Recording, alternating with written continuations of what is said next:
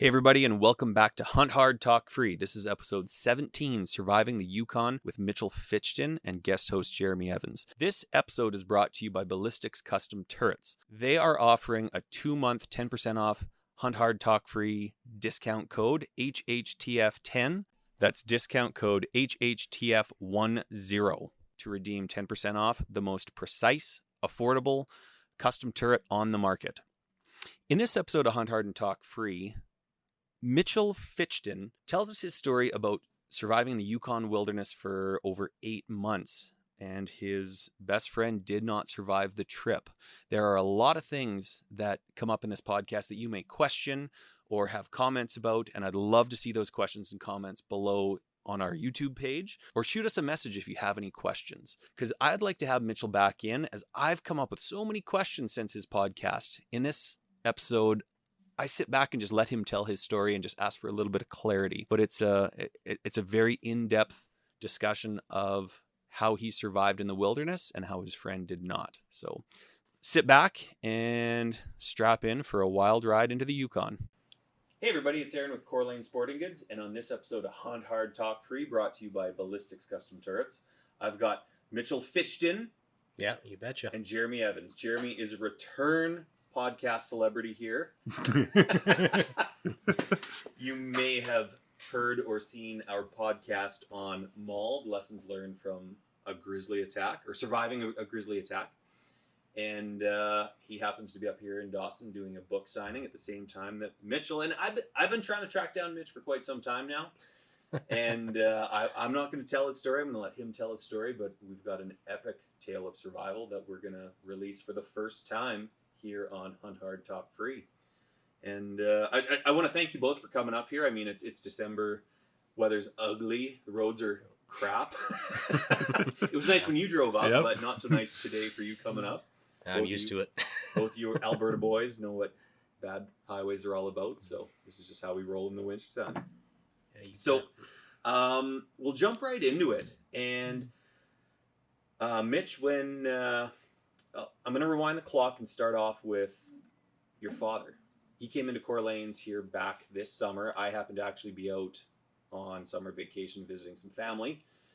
And I got a phone call from Tim. And Tim said, "Aaron, we got to talk." I'm like, "What's up?" He says, "A guy just came in today and I got to tell you a story." And he told me about your father coming into Corlane's. And he said he was on his way up to the Yukon to pick you up. And no big deal. Going to pick up your son. Cool. What's up? He's been in the hospital. Oh, what happened? Well, he was missing for 6 months in the Yukon Wilderness. And I'm gonna stop there. And we were like, we need to hear his story. We'd love to hear it. And I'm gonna stop there, and I'm gonna let you take over. Yeah. Now, before you jump into the actual survival story, tell us a bit about yourself. Well, I'm 28, turning 29 here in a couple weeks. Been an avid outdoorsman basically my whole life. Like, my dad was teaching me to shoot when I was like 6, 7, you know. I've had a lot of experiences over the years, fishing, camping, hunting, but I grew really passionate for the outdoors when I moved back to BC in high school.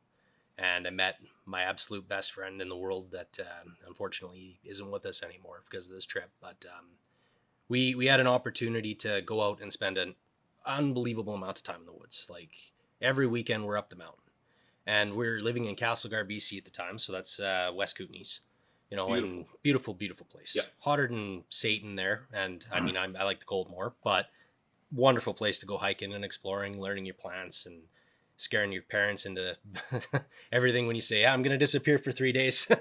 I'll see you later." You know, and they were 16-year-old kid was like, "See you, Mom, gotta go and play in the bush," you know, and chasing bears when you're 16 out in the bush and having a blast and learning about yourself and, you know, what it takes to survive. And I sharpened a lot of skills I didn't know I needed yet. And I learned a lot about myself at the time, you know, and as I started to grow older, you know, I pursued trades and decided that I wanted to be a machinist. So went to college halfway through grade 12, and you know, I was trying to be a bit of a go-getter and chase after my dad, who's a mechanic, you know, so we all kind of have a trades background, and but we're all avid outdoorsmen, you know, and that was one of the big things in my life. And when I was a kid, the reason why I chose the Yukon was because he used to come home with these like magazines of gold prospecting. And for me, I like geology. I like fossils. I love rock. I love everything to do with the outdoors and more. If there's something cool that I can find outside, I'm probably going to be out there looking at it randomly, right? So when it came down to having an opportunity to go out and try prospecting, you don't have that much in Alberta. No. You don't have that much in where I was in BC either. A lot of it's claim, a lot of it's, you don't want to get into trouble. So yeah, I learned how to gold pan, but other than that, didn't really have much of a chance to do these things. So in the back of my mind, it was always a dream to go up to the Yukon and get a claim somewhere. And that had been a dream of mine basically all through my early 20s. I decided that I wanted to go out and get my own mine someday. And it didn't matter how I was going to do it. Even if I had to go spend time in the woods, I didn't realize at the time that I was going to do it the way I did it. But, it was cool. It was really cool. So, I ended up buying pans, metal detectors, sluice boxes. My friend Evan got me into fancy sluice boxes, and we spend a lot of time sorting dirt. I don't really know if anybody actually enjoys that, looking at dirt, but I do it. I garden too, it's fun. But so I ended up having this pandemic roll through, and at the beginning of it, I wasn't impressed with the company I was working for. I was a heavy equipment operator. I was making fantastic money, and I just wasn't happy with where I was. So I said, no, I was actually working at a lumber mill. Oh, okay. I won't name any names or be mean to these guys, but I was moving up pretty quickly. I was almost tapped out with where I was going to be at, and I didn't see a future that allowed me the opportunity to go and pursue my passions and my dreams, right? And one of the things that I started to notice is that I'm getting older and I'm losing the ability to go and hike 30 kilometers in a day, or to do all these stuff that I really wanted to do and had a passion for. It was disappearing out from underneath me, and I was just in the monotony of push button, pick up this, put that down, I hated that. Yeah. So the pandemic really opened my eyes up, and I said, you know what? I don't want to be where I am. I had a friend who I got a job on with the mill. This was Evan here. And he had family up in Whitehorse. So he said, well, I'm going to go up there and I'm going to buy a house in Pharaoh, because his family originally was actually from Pharaoh when the mine was running. So he got up there, and he ended up saving up, I think it was like 20 grand in 8 months. He did an amazing job saving. The guy was like super frugal, like unbelievably frugal. And where was he living at the time? With me, my dad, my brother. And he was he was working at the mill. Yeah, he was working at the mill with me too. They were a sucker for punishment. They'll take anybody. If you're dumb enough to flip a board or push a button, man, you are hired. As long as you'll show up. So unfortunately, we didn't love the job, but it's money. Everybody, you got to get paid. You got to have money. You got to live. Yep. Right. Everybody, I don't have a wife or kids or anything like that. So for me, I was a lot more free than most people. Yep. I've always said, well, until I get to do my dreams, I'm going to kind of hold off on that, because it wouldn't be fair to somebody to say, look, I love you, but I'm going off to the Yukon now. I'm going to go play in the woods for 6 months. I don't think I'll see you for a while. Yeah. That wouldn't be right. So Evan had bought his house up in Pharaoh, and he ended up with a wicked duplex. The thing was like phenomenal shape, unbelievable shape. And he got it for like 20 grand. Oh, wow. And they're selling those things right now for, I think, like down near 200. Like he scored big time. I can't. The Yukon's blown up. Oh, it's unbelievable. It's become quite a destination for a lot of the people. And I bet COVID hasn't helped that, because a lot of people learned to work remotely.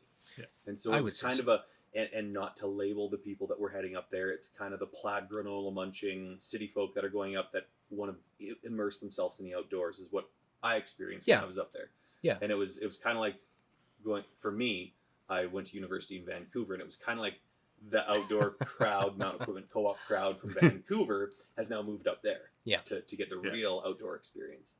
Well, and I mean, I guess in a lot of ways it was. I can say, without a reason of a doubt, I'll give you a great example of this. I got to Pharaoh, I don't even remember. I think it was 2020, probably March at some point in time. And I rolled in.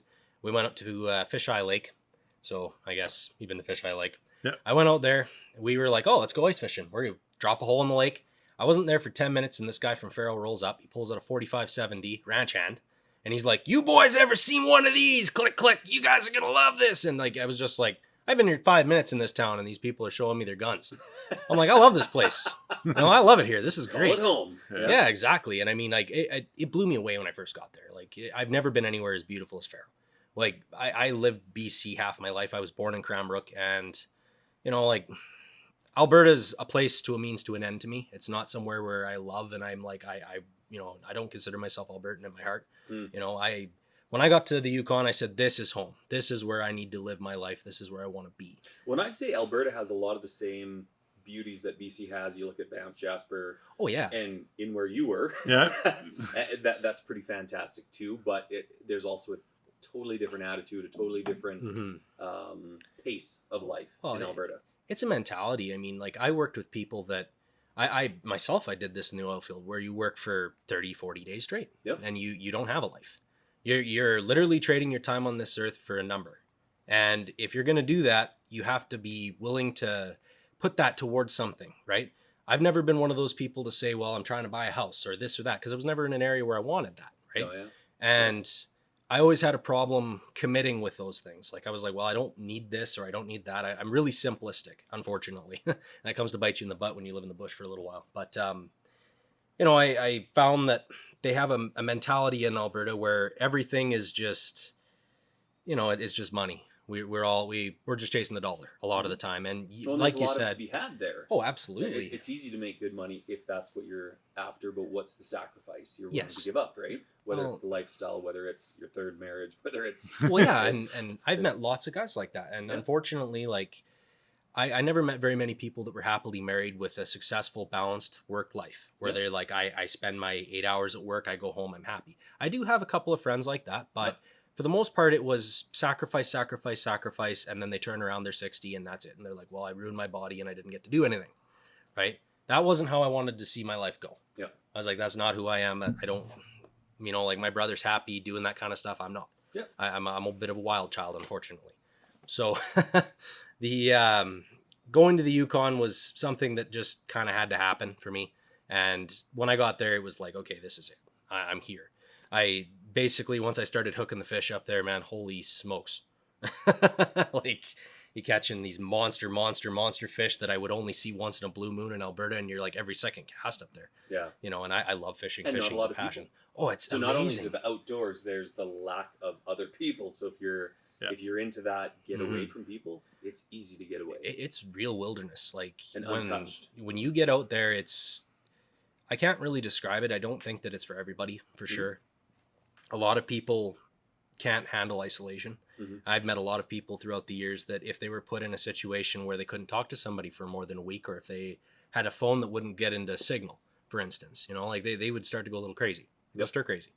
That's never been me, and I'm very blessed in that regard because I'm happy, right? Like I'm perfectly content to be alone, and that really, really saved my butt. Yeah. But, like getting up to the Yukon and getting to enjoy these things, seeing the people there, like that's another thing I got to say, that shout out to the people in Pharaoh, because those guys are amazing people. I've never been to a community that is so grounded. They're all really nice people. I never met anybody there that I was like, that guy needs to be punched in the face. Where in Alberta, you're like, no, you meet a lot of people that you're like, that guy needs to be punched in the face. We're all not that bad. Come on now. Well, no, but I spent over half my life there. I'm probably one of those people that needs to be punched in the face. But, like at the end of the day, I really didn't have any really big complaints about the town, and I saw a lot of things that I just couldn't believe, so many things. Like the mine, of course, was a bit of a disaster. I don't know, anybody that knows anything about Pharaoh knows that they call it Chernobyl there. It's an inside joke because it's a fucking giant mine disaster. Really? Oh yeah. It's a big remediation project. I mean, they're probably going to send me a nasty email for saying that on camera, but at the end of the day, that's how it is, right? Yeah. Like, and they're doing a remediation. They're trying to fix it. The government's putting money towards it. And maybe someday, 50 years from now, it might have flowers growing there, but probably not. Right. Like, it was the biggest lead zinc mine in the world. So there was, at one point in time, there was, I believe, 10,000 people living in Pharaoh. And that was Evans' family lived there. Yep. So his dad grew up in there, and he had the opportunity to see what the town was like when it was booming. And obviously Evan wanted to get back there. There's a little bit of feeling towards that. So, it had some history for him. Yeah. And for me, it was an amazing place that I wanted to be. Yeah. And the whole goal there was to fix up his little duplex, but unfortunately with COVID going around and a lot of paranoia and a lot of being an outsider showing up in the middle of a pandemic, don't do that. Slightly frowned upon. Well, my neighbor, don't get me wrong, I love the man to pieces. He was an amazing person. He helped the police to help coordinate where I went missing. You know, he's an amazing guy. But, you know, first day he comes up and he goes, I'm not shaking your hand. No, nice to meet you. I'm not shaking your hand. He's from Detroit, you know, really, really funny guy, dual citizen. But, you know, like I saw a lot of really cool stuff. I learned how to ski up there. Like, it's so many really cool, interesting stuff. You guys are probably bored to hear that. So we'll get on to what happened and why I ended up going out in the woods for a really long time. So how long had you lived there before? I know what you're about to get into, but how long were you in? Had you been living there? I'd been there for, I believe it was about a year and a half before I took off, I think. And what were you doing for 2021. Work? I actually wasn't. I was on EI. I couldn't find any work. I applied all over the place. Nobody was looking.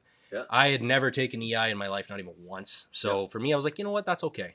For once, I'm going to do that. I'll put out applications and try that. And that's kind of why I was like, hey, you know what? I didn't want to go try prospecting. Why not? Yeah. So saved up, got the gear, did what I wanted to do, and we took off. Now, obviously, it was not as good as that. There's quite a few nasty things that happened right before. So we were planning on getting out. I guess this would have been October of 2021, I believe. Mm-hmm. So I left on October 26th. And on the day before that, there was a shooting in Pharaoh, unfortunately. I won't get too much into the specifics on that, but one of the people that lived across from us that we actually bought a boat off of was shot.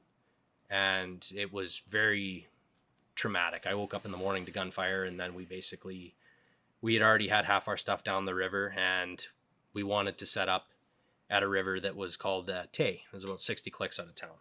So you're headed north. And the plan was, you know, I had a wall tent, I had lots of gear, I had everything that I wanted to go out with. And, you know, I just, when that had happened, all of our planning skills kind of went out the window. I can't never do anything half-cocked is kind of what I live by, that rule. You know, think it through if you're going to do something. But we were so unbelievably just rattled by that. And we ended up leaving with a lot of things that weren't good. And one of those things was that we didn't plan properly in regards to our ability to come back.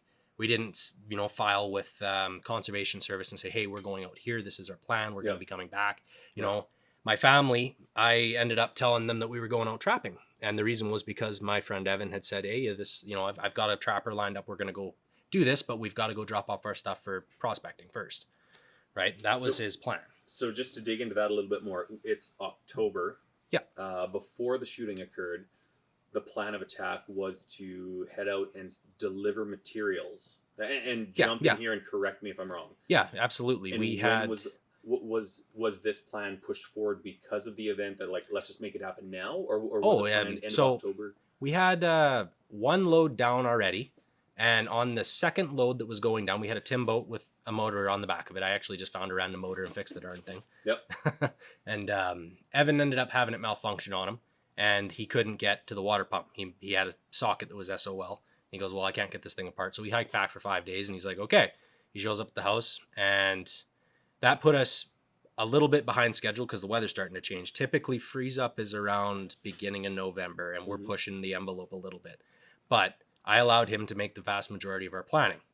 You know, I said, okay, well, it's fine. You know, we're going to go through this. He needed some time to recuperate because he just hiked, 50 kilometers? Oh, wow. Which isn't, for us, it wasn't that big of a deal, but for most people, I guess that's probably crazy.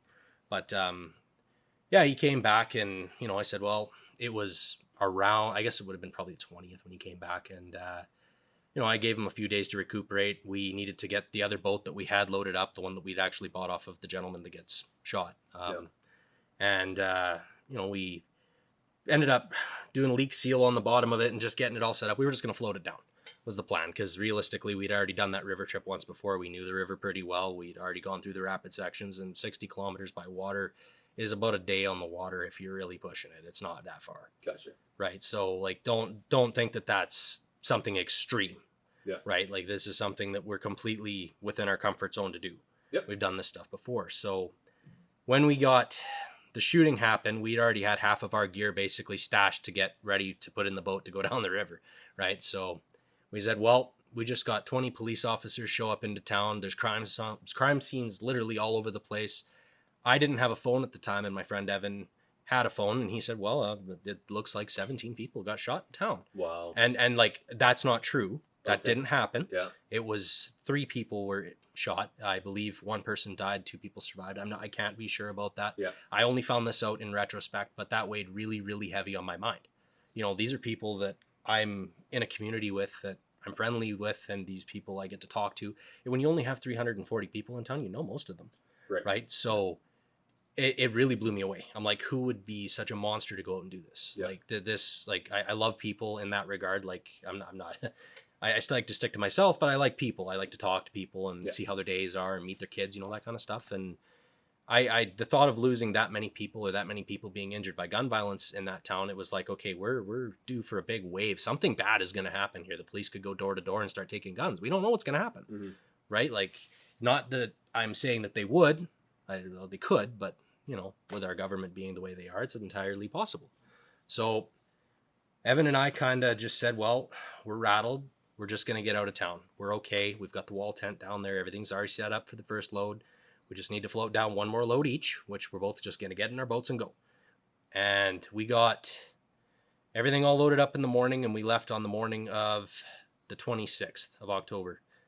And it was probably suboptimal, to say the least. But, I was watching police vehicles going over the bridge in Pharaoh there, and I'm underneath the bridge launching. And I just you get that feeling of just doom, where you're like, what happened to this beautiful little town when this is what I'm seeing here? To go and drive the car around, you got police everywhere. And I mean, don't get me wrong, I'm not trying to demonize the police, but it was a bit chaotic and scary, and I'm not going to deny that. So for me to go down the river, I basically said, we need to get out of here. I don't want to have them just randomly stop us and be like, what are you guys doing? What's your plan? This, that. Oh, you can't do that. We're very free loving, but we're to ourselves, right? And we weren't doing anything illegal. Don't get me wrong. We were not going out there with the plan of poaching or doing anything horrible like that. This was just supposed to be a getaway. And then when we came back, we'd find out what really happened in town once the things settled out. How long were you planning on going for? Probably close to about a month and a half, but we didn't have any hard or fast rules. I had 3.5 months worth of food already saved up, ready to go. I had all the winter gear already saved up, ready to go. The wall tent was already set up, ready to go. We've got wood, chainsaw, gasoline, the whole 9 yards. Basically, the only thing missing was a bottle of scotch and a chair to sit in. Yeah. We were laughing. this was supposed to be an amazing winter. Yeah. We really would have been. You're planning, so you left in late October, you're planning to be out there a month. How would you guys get? We were going to hike it back. We had snowshoes. We were planning on hiking it back. I actually have quite a bit of experience winter camping. Okay. So for me, it's not, I know that sounds a little crazy, but we would have done that. I'll get into this. Do you have a little pup tent as well, or how? I like to use a tarp. Okay. Yeah, I'll get into this in a little bit, because this is fun. I did a lot of tramping around, so I'll explain how I did that, because I carry basically nothing when I camp. We're talking nothing. I might have 6 pounds on me. Okay. So I don't even carry the gun most of the time. But so yeah, we left on the 26th, and it was probably 7 o'clock in the morning. Sun's coming up. So there's a nice cabin 10 kilometers outside of town. We stayed at that cabin, I want to say, for 2 days. I think it was 2 days. Don't get me wrong, this was a while ago now, but and we just basically, we were both a pack-a-day smokers, so we had our last cigarettes as a as a smile out there, and we're sitting at this nice table, and we're just kind of on one hand of the thing, we're both kind of talking to each other this is some scary shit that just happened in town. Yeah. And who do you think it was that got shot? Who is doing the shooting? It's running through your mind, and we're both kind of wound up by that. But at the same time, we're like, okay, but we're free now. We're not going to get arrested randomly for just being there. No one's going to kick in my front door and take my flintlock. Yeah. Not classified as a firearm. Not technically a firearm, but try and explain that to the police sometimes. And I didn't want to have the drama. So we exit the situation. We were planning on coming back, and there was some pieces missing for sure. A lot of that was probably more of Evan and I did not go through one another's gear. Now that is obviously, for some people, they would do a large list for the whole group, and they'd say, okay, well, this is what we're going to do. And, you carry this so I don't have to, and I carry this so you don't have to. That's not how we operate. You are self-sufficient 100% of the time when we go out. Yeah. If you carry all your own gear and you're responsible for it, that way, if something goes wrong, you are capable of taking care of yourself. Have your own skills, have your own abilities. Don't depend on your partner to carry the thing that might fail, so you both don't have one. Right? Yeah. One is none. So when we went out, we basically always took care of ourselves. And with Evan, he had a bit of a diet problem. He had allergies to a lot of things. I couldn't cook for him because I cook with wheat. He can't eat wheat. It'll lay him up for a week. You know, he was allergic to soy. He was allergic to milk, eggs, you know, these kinds of things. Yeah. It was extensive. So it was really hard for me to share something with him. So it was always better for me to say, okay, do your own thing. It's all right. Yeah. You know, you do your own thing. I'll do my own thing. If you need a chunk of rope or whatever, I'll got your back. But, and that's kind of tough thinking about anytime I've been in the bush with somebody else, it's easier if one person cooks. Yeah. Yeah. Usually. So the fact that you each have to cook your own meals is kind of crazy. That's a lot of work. Yeah. A lot of work. Yeah. A lot of pots and pans, a lot of little fires. Unless it was straight white rice, man, you couldn't feed them. Yeah. And unfortunately, as I get further into the story and you start to see as things got really desperate, that really sucked. Yeah. That was dangerous. That was bad for Evan. And I had a lot of sympathy for him in that regard. So, but obviously we'll get to that here in a bit. So we were self-sufficient in that regard. We always tried to decide, carry your own tent. We're not sleeping two men in a tent other than the wall tent that I bought was big enough for two people. That was the only exception to that. Yeah. But so why was that? Well, that's because I bought the darn thing. No, he didn't want it. Staying in your own Outside of tent. that, staying in your own. That's sharing warmth in a two-man kind of thing. He didn't want to do that. He liked his little pup tent. I liked my bigger tent. You know, I always believed in carrying extra. My family, as we grew up, my dad always said, basically, bring extra. Have more than you need. Yeah. Evan was I won't say that he grew up super poor or anything like that. I won't demonize his family or anything like that. But he had this very frugal mentality. He's the kind of guy that can save up 20 grand in 8 months. The kind of guy that can buy a house in the Yukon and make it work. You know, he's very articulate with his abilities. But he also made a lot of really dumbass errors, like bringing one pair of snow boots. Oh, yeah.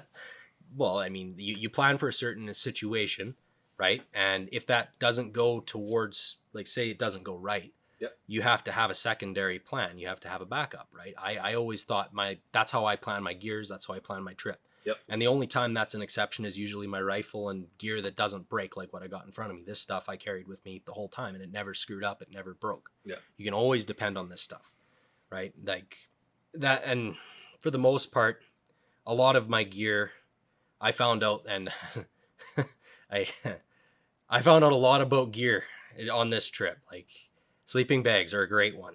Mm-hmm. I hate those new synthetic bags. They're terrible. Nothing like sleeping in a shopping bag full of feathers when you're standing near a fire. That sucks. That stuff melts. You'll be tuck tape. Yeah. You are tuck tape. That sucks. Yeah. Makes sense. So gear, like I always have had better luck with gear that don't break.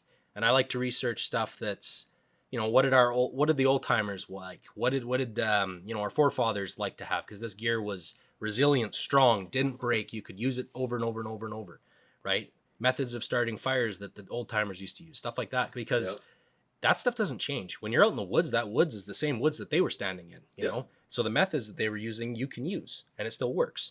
A lot of people rely on this new gear.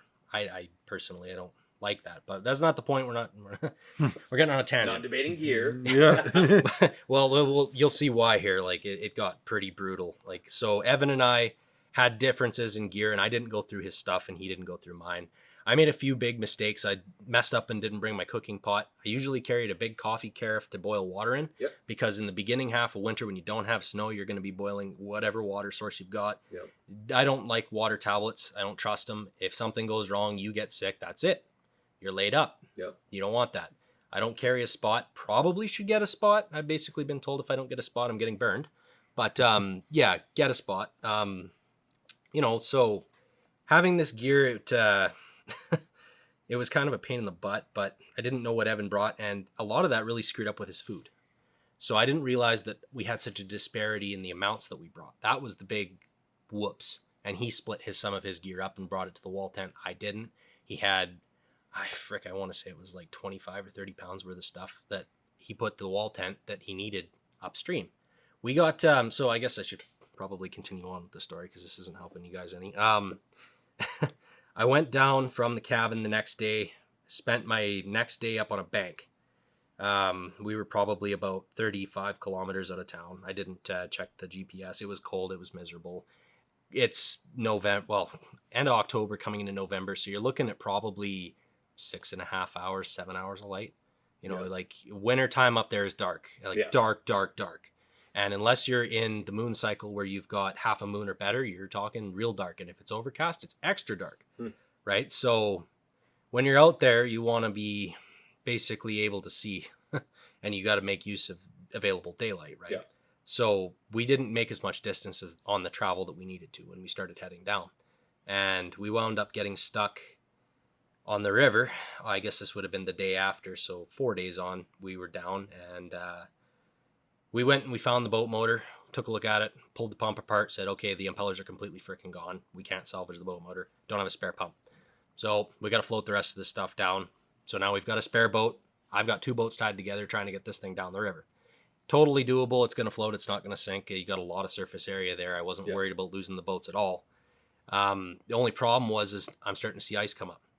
And I guess it would have been night 4. The temperature dropped probably close to 15 degrees in one night. Like it went fast. And all of a sudden I'm seeing ice come up on the river. And, you know, at first it was like little chunks the size of a coffee cup. And you're like, okay, well, you can paddle through that. Yeah. All this the next day, you've got chunks the size of this counter. Well, now you're in danger. You can't maneuver your boats through that at all, right? And when I got past Anvil Creek, so this is where I ended up creating a supply cache because we pulled out. We couldn't go any further. We were around the corner was our first set of rapids.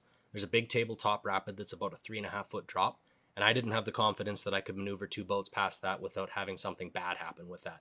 You've got moving water, you've got rapids, you've got big chunks of ice, and you're in a boat that's made out of fiberglass.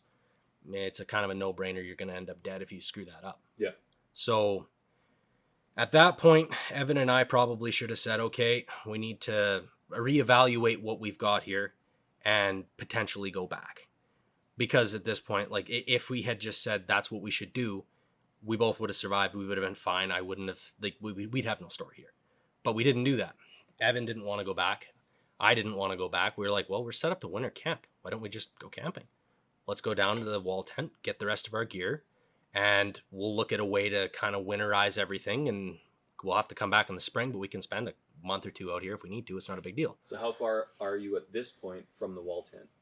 25 kilometers north would be the wall tent. That's where the confluence to Tay is. Yeah. And you're 45 kilometers back to Pharaoh. Oh, okay. So when you're standing in that, you're always closer to the wall tent, but there's not a lot of stuff there. So, you know, most of our gear was there, with the exception being all the important winter gear, like my sleeping bag that's, you know, heavily winter rated, my winter boots, my ski pants, you know, like I think my 22 is down there and a couple other things, you know, and I'm like, well, kind of would have liked to have that stuff with me, especially the wall tent, but there's no way I can get from where I am. My food supply was 25 kilometers from where I needed to go. Yeah. Right. And we're stuck there. So now it's a matter of, well, what do we do? Right. For some people, that's going to become the moment of survival situation where you're like, okay, it's getting cold. I don't have my winter sleeping bag. I don't have my winter boots. It's snowing. You know, I don't have the gear that I need anymore. And my plan is done. I now have to fly by the seat of my pants from now on, or I'm dead kind of deal. Obviously, with correct bushcraft, if you know what you're doing, you can kind of weather the storm a little bit. But if you get a good minus 40 snap, you're screwed, dead. Yeah. Right? There's no way around this. So what we wound up doing was we tried to wait it out on the river for about 3-4 days to see if it was going to warm up any. If it warmed up any, we were hoping we could just keep pushing through and it would be fine. And, you know, we're sitting... So Anvil Creek comes out and we're about a click down from that. There's a nice island there and a big open area. You know, we're kind of just sitting there. We've got a fire going. We're drinking coffee and sitting around and just waiting for the river and see what's going to happen. If it freezes anymore, it's going to freeze anyway. So there's nothing you can do about it. Right? Like what are you going to do? So we're like, well, I'm got to see what's going to happen. 4 days goes by. It gets colder. We're like, okay, now we're obviously going to have to hike to the wall tent. So 25 kilometers one way. It's not really a big thing. What I packed with me, I had my 65-liter pack, carried that K-bar, that super tool. What else? Basically a tarp. Actually 2 tarps, 2 6x8 tarps, a blanket, and a sleeping bag. So what I do with the blanket, lay it hot dog style. You fold it open, put your sleeping bag inside of that, use the blanket as an ability to keep the snow and crap off the top of your head. You also want to be breathing rewarmed air. You don't want to, like, when it starts to get cold, it's dangerous to breathe the air, right? Minus 30, minus 40, it gets bad. Yep. And of course, I'll get into what we ended up having to do mid-December when it actually was minus 50 and it was dangerous, really dangerous. But so we needed to go down. Evan, this is a good one. Evan tells me, he goes, so it's 2 days one way, 2 days the other, 2 days back. I'm like, I think about it, and I'm like, 25K, he's probably wrong. I'm like, he's probably closer to 6 days is what I'm thinking. It ended up taking us closer to 9 days of hiking. So 4 days down, that wasn't too bad. Other than I made a pretty dumbass move. I had a pair of snow boots that were ankle cut Baffins. You know, they're nothing fancy, but like that's not the problem. The problem was that they were fatigued and they were falling apart. After the first day of walking, my boots are coming apart. They're delaminating. Now, I always carry duct tape. Even if it's just a little bit of duct tape, it could save your butt. Yep. And I'm like, well, my shoes are now 20% duct tape. Day 1, 20% duct tape. And I'm like, all right, we made it past the first set of rapids. We go up a bank and we're sleeping up on top of the bank. Basically all I did is you run your ridge line, you run your tarp to keep your cover above your head. You run your secondary tarp underneath you. Yep. You weave yourself a bed out of boughs. You need about 3 feet of boughs in order to give yourself a little bit of insulation from the ground. The ground's not quite frozen yet, but it's going to get there pretty soon. Yeah. So keep yourself off the ground, keep yourself warm. And with that method of keeping the blanket over top of your head, you're going to keep a lot more insulation inside your sleeping bag and you'll stay warm. Because my bag was only rated for like minus 13 and the one I was after was like minus 27. Well, and had you been set up on the ice cold ground, it'll suck the heat out of you. Absolutely. Right? Because that frozen ground pulls the heat. Well, that's not the worst part of that. The worst part of that is it'll get you wet. Yeah. You'll actually condensate. That'll freaking kill you. And I'll talk all about that in a little bit because that sucked. Try having like 7, 8 blank. Yeah, I just had everything in the kitchen sink to try and stay warm at minus 50, man. And yeah, that blew. But anyway, so I'm going down. It's now, well, the night of the first night of 1. I remember the only reason I really remember this is because it was the most beautiful northern lights I've ever seen in my whole life. Yep. Electric blue. Like it's low. Like sometimes especially in November, you get those really great, vibrant colors for the lights. And it was just so low. And I remember not sleeping a wink that night because it was just like laying there and just watching it dance and come down. And, oh, you're just like, well, and like I'm not worried about bears. I'm not worried about cougars well, obviously there's not really any mountain lion up there that I've ever seen, but I'm not really worried about the animals. I didn't bring my gun or anything. I'm just like, oh, this is great. You're not seeing anything. I'm not seeing chickens. I'm not seeing... Jeremy might disagree with you. Well, on the man, I don't know. Well, but like, honestly, at that point, like I used to avidly carry bear mace with me, like all the time. This particular trip, it was frozen. You're not going to be carrying around a can of frozen bear mace. No. I have no freaking idea if it even works. I think it's powderized. It might work. I don't know. It does spray at minus 42. I've had some, and it does spray. It does. It does spray, yeah. Okay. It doesn't ice. What did you have to mace at minus 42, though? I just, since the attack, I carry around bear spray with me. And you try it at all different temperatures just for... I got lots of expired stuff. Oh yeah, me too. I've got like... That's right, polar bears. That's a great point, actually. That's a great point. Yeah. Well, no, but I've never... It does work. I mean, I've like tested and sprayed, play with it, so... Absolutely. I've got a couple cans of expired stuff because I've never even tested the damn stuff. I figure that when the time comes, I'll either get it out and work it or I won't. I really hope that I do. But we'll get to my bear encounter at the end of this because that was nuts. But anyway, so... the first night of 1, I remember that I brought food-wise, I had chili peanuts, like lime and chili peanuts. I had a bag of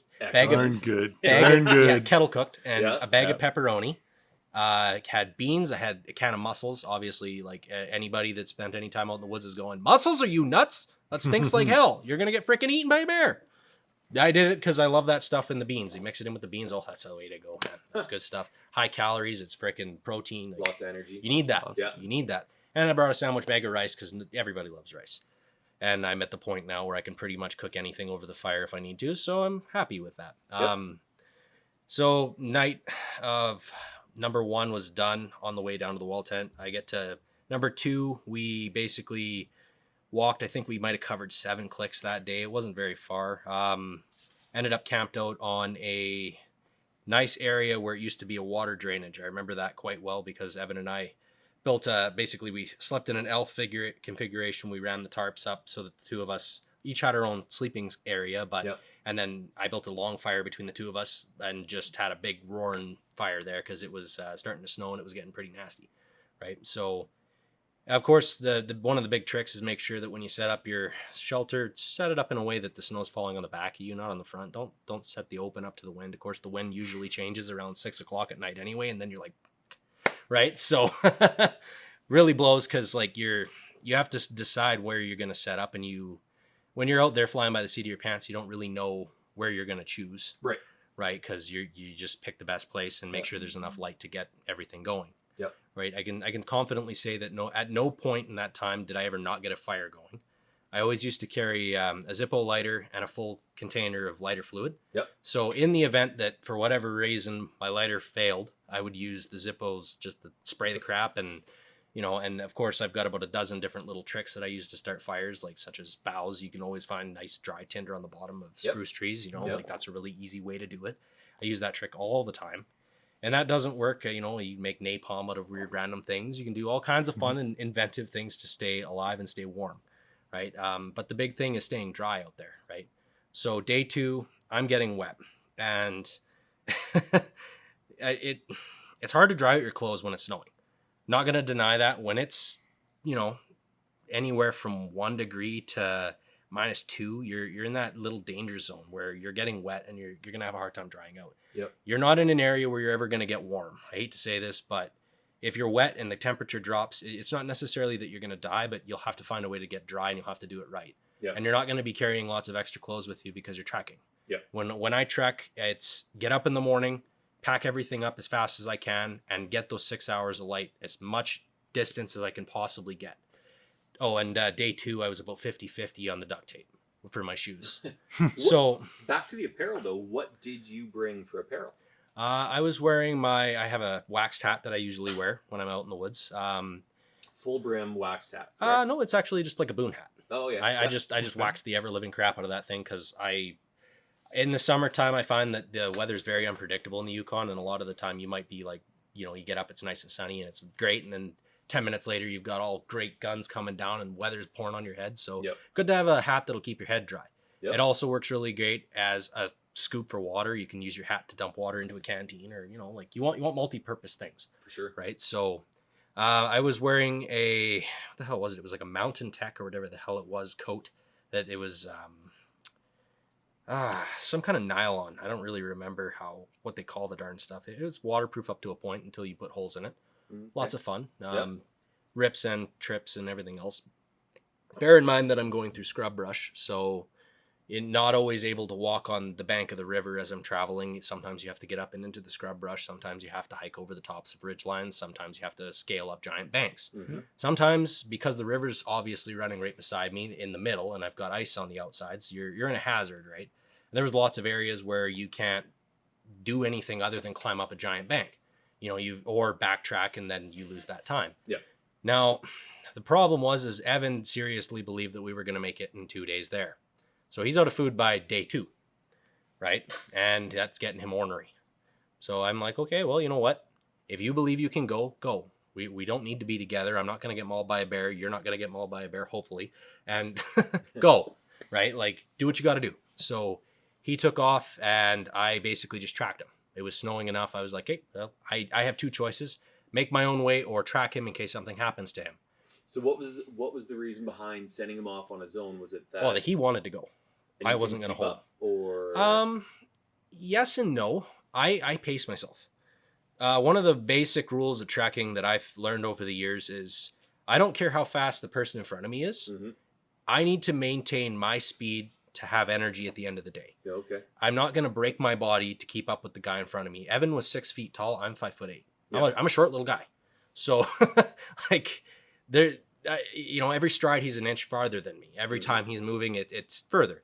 He's longer legged than I am. He's, in better shape. So, well, I'd like to say that. I don't know. We had different stuff. I was stronger in the upper body. He was definitely stronger in his legs. But so he's at this point where he wants to get to the tent. I said, go ahead.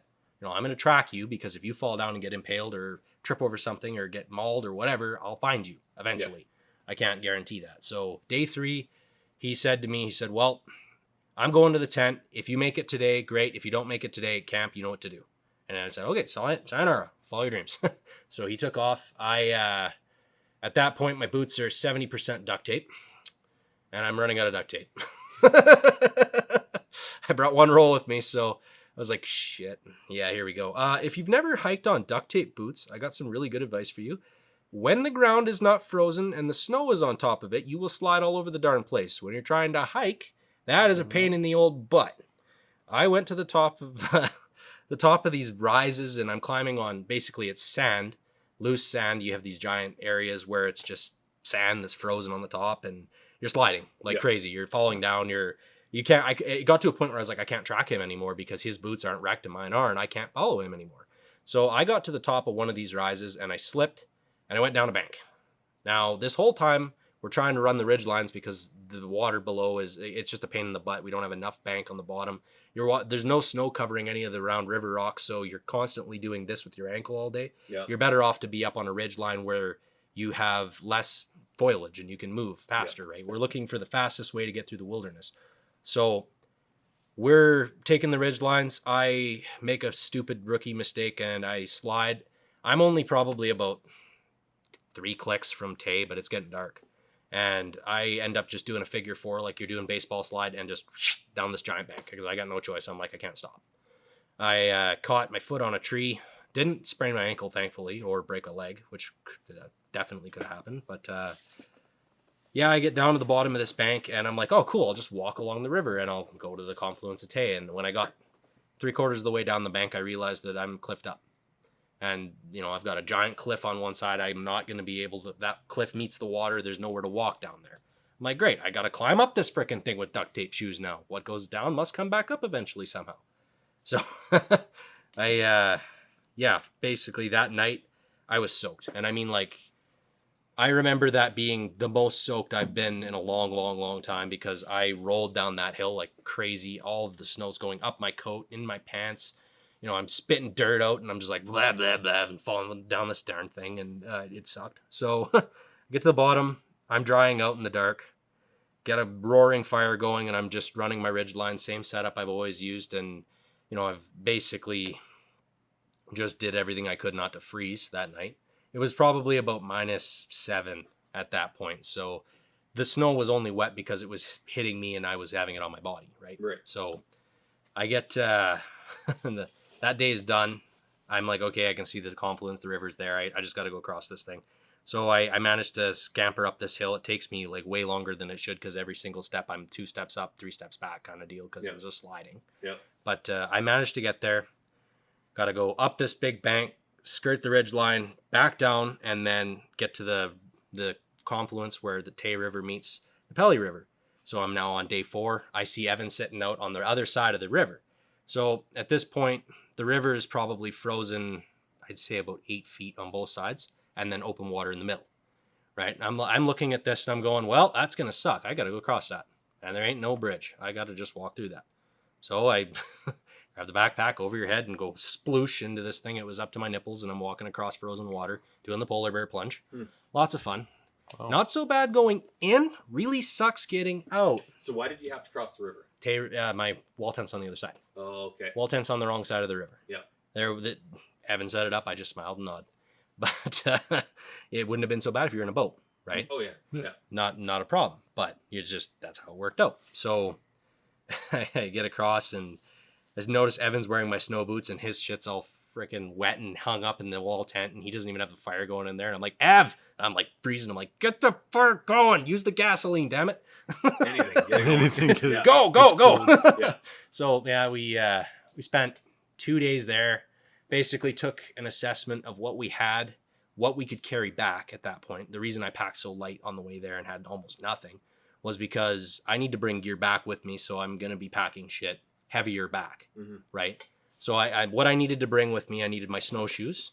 I needed my ski pants. I needed my parka coat. I had a fancy duck wash, freaking, what do they call it? Duck lined? I guess, I don't know, feathers. Doesn't matter, they're feathers. Down. Down. Let's call it down. Brain's not working today. So, I had a big bunch of crap that had to go back. I've got this, my bag is just stuffed right to the balls. I've got an axe in my left hand, and I'm like, okay, we spent 2 days at the tent there. We're like, now we got to hike it back.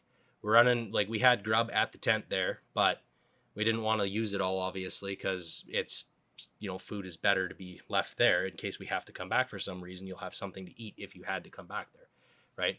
At that point, we're basically just doing what it took to stay alive, right? Like, you needed this gear. I needed my heavy sleeping bag. I needed my boots because it was getting bad, right? So, and then this is a funny freaking thing. So I had to go back across that same frozen river. But the difference is this time I can't get wet because I don't want my ski pants. I don't want all that stuff wet. Yeah. So I stripped right down, buck-ass naked. Yeah. Grabbed my backpack, up and over my head. I told Ev, I said, well, where do you think's the most shallow spot? And he looks and he goes, right there. And of course, you've got, so right before the river is going to freeze over solid, you've got this, it looks like a massive slush on the bottom of the river, right? You've probably seen that before where it slushes up on the bottom of the river. Yeah. So I had to get across that slush and I had to go to the other side of this thing. And of course, I've got no boots on, no socks on, no shoes on, no pants on, no underwear on. And I'm like, yeehaw. I don't think I saw my balls for 2 days. I'm not kidding. Like, that was brutal. I let out a sound that hit soprano when I hit that water, boy. Holy smokes. And I'm not going to start a fire on the other side because when I get to the other side, I'm standing on a rock bank. So I'm not going to walk around trying to gather up stuff. It's a waste of time, right? Yeah. Get your gear on, get out of that situation. Yep. So, well, why did you have to go back across? So the food, all of my food was at the cache at Anvil Creek. Like, that was the big problem. I had to get my winter gear, but I didn't have food at that tent. I couldn't carry enough food with me to that tent to use that tent as a shelter. That tent became useless to me when I didn't get the food there. I couldn't get that stuff. I had 3.5 months worth of food sitting in the bush under a tarp. I'm like at a point where I need a shelter. That's upstream. I have no way of facilitating that. I don't have a skid. The river's not frozen. I can't go down, right? So, so the food cache was dropped before or after? Like, was that in the first go around, or was that went down with us? Okay, that went down with us. And how come you didn't bring it all the way to the camp? We couldn't get down there. We got frozen on the river. Oh, okay, right. Gotcha. So I know that this is gonna, like, trust me. And I'm not trying to pick apart the story in any way. I'm just trying to get a full understanding. For clarity, right? Yeah, absolutely. Yeah. Well, don't feel bad. I had detectives, I had police, I had conservation. I pulled this story. I honestly, in the ICU, when I was trying to tell this story, it was like I almost needed a freaking whiteboard, and I asked for one. I really did ask for one. I was like, "Okay, there's only 3 spots, man." But like, at the end of the day, I get it. So I needed to go back. We're now on day 1. I've got 1 sandwich bag of rice. I'm out of pepperoni. I'm out of the fancy peanuts, which really sucks because those go so great together. But I have to go back, and all my food's upstream. I figure, looking at what we did, I was like, well, it's probably going to be 4 days back. It took me 4 days down. It's going to be 4 days back. This is an 8-day trip. I packed for 4 days worth of food. Mm-hmm. So we're kind of going to have to go hungry for a few days here, unless I shoot something or do something about this situation, right? So Evan took my 22 out. He blasted a couple of squirrels with it. I have eaten more than my fair share and hate them. Mm-hmm. But it's terrible. I've had squirrel and it's terrible. You know what? Like, I can make, honestly, I've eaten porcupine, I've eaten bear, I ate like just about everything. I still can't make squirrel taste good. Yeah. I've tried everything. I think, like, honestly, the secret was pressure cooking for everything, but like, I can't make a squirrel taste good. And I watched those duck hunting guys down in the States, duck, whatever duck they are. Dynasty. Yeah. Yep. And they're like, oh yeah, shooting squirrels. And all I'm thinking is like, okay, I've done that. Squirrel brains make you smarter. Yeah, not really. Not really. Yeah. But so anyway, like, I get across this thing, and what I noticed right off the bat is that I cut the crap out of my legs. The ice is just cutting me up, like, gnarly. I'm bleeding all over the place. And my legs are tingling because it took longer to get out. You step up onto the ice, you break into the ice, you step up onto the ice, you break into the ice, all the way to the shore until you've got something to stand on. And you're cutting your shins up, your ankles up, you know, your legs are just, it's bad. And then my legs were tingly for the rest of the day and I could barely use the darn things, which really sucks when you got to climb a mountain. And you got to climb a mountain because you're running out of food. Yeah. You're like, well, what are my choices here? You know, you have to keep moving. You don't have a choice. So what I ended up doing was Evan and I just basically said, okay, go. We're just going. I said, you pick a path. He was always excellent as a pathfinder. The guy should have been a scout in the army because he was freaking amazing at it. And then, of course, he'd turn around and say, well, Mitch, you always pick the absolute worst line. Because, like, if there's a nasty-ass place to walk, you always pick that one. I'm like, well, no, but he might have been right. Who knows? Anyway, the point was that I said, you pick the line, I'll track you and go. I said, there's enough snow. I'm not going to lose you. Just go. We're not snowshoeing yet, but we've still got snow up to our knees at that point in the gullies. So, and it's probably... We were hovering around freezing at that point, so we've got wet, heavy snow, and it's really shitty because it just gets all over you and it melts, and then you're wet. Yeah. And my absolute favorite game in the entire world is when you touch a tree and it drops giant wet clumps of snow down your neck. Absolute best thing in the whole world, especially when you got to hike for 4 days straight. So yeah, that was really, really, really fun because I had to stop probably about 4 times that day to start a little emergency fire to dry out. My gloves are soaked. Everything is soaked, and I'm just like, well. I knew that I wasn't about to die at any point. Like, I didn't feel like I was like, this is a life-threatening situation. Mm-hmm. It's just an inconvenience, right? But it only becomes a life-threatening situation if you don't do something about it right away when these problems come up. You have to dry out. You don't have a luxury. Like, if you wait till it's dark and you can't gather firewood anymore, the next day you're going to have a solid block to put on. Yep. Your clothing is going to be frozen solid. You don't have an option. So dry out when you can, even if it's just wringing out your clothes. The insulative qualities of your clothing are a lot better when they're not freaking wet. So I guess night number 1, we wound up camping somewhere on the top of a blind. It was like just spruce everywhere. We basically just slept under spruce trees and hung up, and it wasn't bad that night. Like, we dried out, everything was fine. Next day we headed out again. You know, bright and early. It's always the same routine. You get up, you pack your stuff up as fast as you can. You try and burn through the light as quickly as you can. You're trekking, right? The goal is to make distance, as much distance as you can. Yeah. Because you're out of food, obviously. So we kept going. That night, where did we end up camping for night number 3? We wound up camping in a really weird windblown spot. And I remember that quite well because it ripped the ever-living crap out of Evan's gear.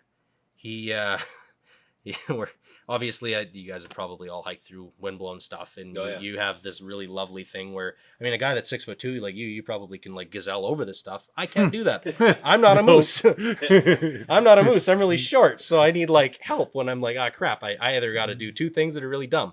At least I have my snow boots on, so no more duct tape. I could like at least walk on these logs, but you got 2 choices: walk on top of the deadfall, or try and clamber over the deadfall all day. Yeah, and walking on top has got merits. Clambering over, it's got merits. You're going to pick one or the other. Eventually, you're going to get tired of doing both. Yep. There's no way around it. Yeah. Right? So I ended up basically stuck on the top of this deadfall area. I told Evan, I said, like, because on our way down, we noticed that there wasn't enough area on the river itself to actually walk, and it was really hard to walk on the round rocks. It was just messing up our ankles and stuff because these things are not easy to walk on until there's enough snow to give you that cushion, right? Yeah.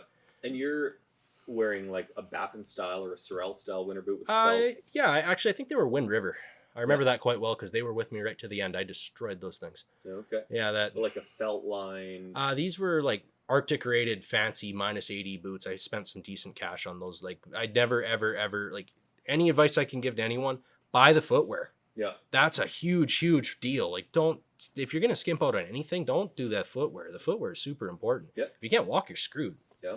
Right. I totally agree. With in that regard, I basically camped in this giant windfall. We ran out of food that night. Like, we were like, hey, well, we're going hungry tonight. Let's have some spruce tea and some Labrador tea, right? You just mix Labrador tea and spruce together and a little bit, and you get some kind of a sweet, weird, nasty, tangy drink. Better than just water. Well, yeah, I don't know. It's a little bit of flavor. I drank a lot of that. Yeah. But I'm alive today because I drank a lot of. There's a lot of vitamin C in that, and it's helpful. It's helpful. Helps to clean you out a little bit. I think it's good for your urinary tract too, if memory serves. It's been a while since I've actually cracked open my edibles book, but I remember that I could eat it, and that's all that matters. Is it the needles or the bark or the wood? Or just what I usually do, tear them up. Well, obviously you don't want to eat the needles, right? So what I would normally do is I'd find a nice area where it's nice and green. Yep. Split that back, and I'd take a piece of branch with the needles still attached to it. I drop that in the cup. You usually need about 2 of those. I always carried a military issue canteen cup with a military issue canteen. Yep. I think that was from like Desert Storm. That thing kicked ass. If you're on the go and you need to melt some snow, that's the way to do it. You have a tiny little container. You can heat it up, melt the snow, drink the snow. You get a liter of water in you. You're good to go. Yeah. You don't have. There's no screwing around, and it boils quickly. So you're not going to be sitting there feeding a fire for 10 minutes, right? Yeah. Like your goal is to get moving if you need to move. Yeah. So I always carried that, and it was also my teacup, which unfortunately the RCMP didn't bring back. Otherwise, I'd be sitting like right there because I carried that with me everywhere. Got you through it. Well, that was the go-to, man. Like military issue gear is the way to go. If you want like solid gear, that stuff does not break. But anyway, I mean, obviously I'm in the gun store. I should like endorse more stuff. No, we're not here to push product. No. But no, like, you know, so that night goes by. Evan and I were, it's probably about -12. You know, we're doing the same routine every day. You cut your bow bed, you get your bow bed set up, you lay your tarp over top, you hang your next tarp up.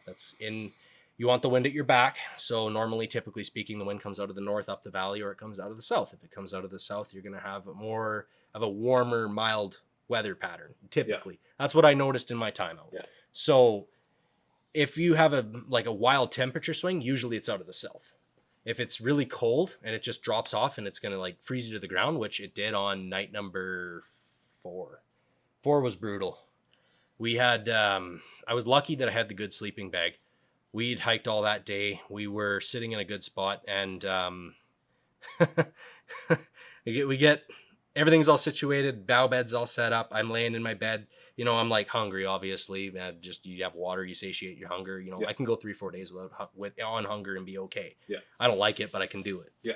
So I'll never forget this. You know, you're sitting in this thing, and you're just like freezing your freaking butt off in the middle of the night.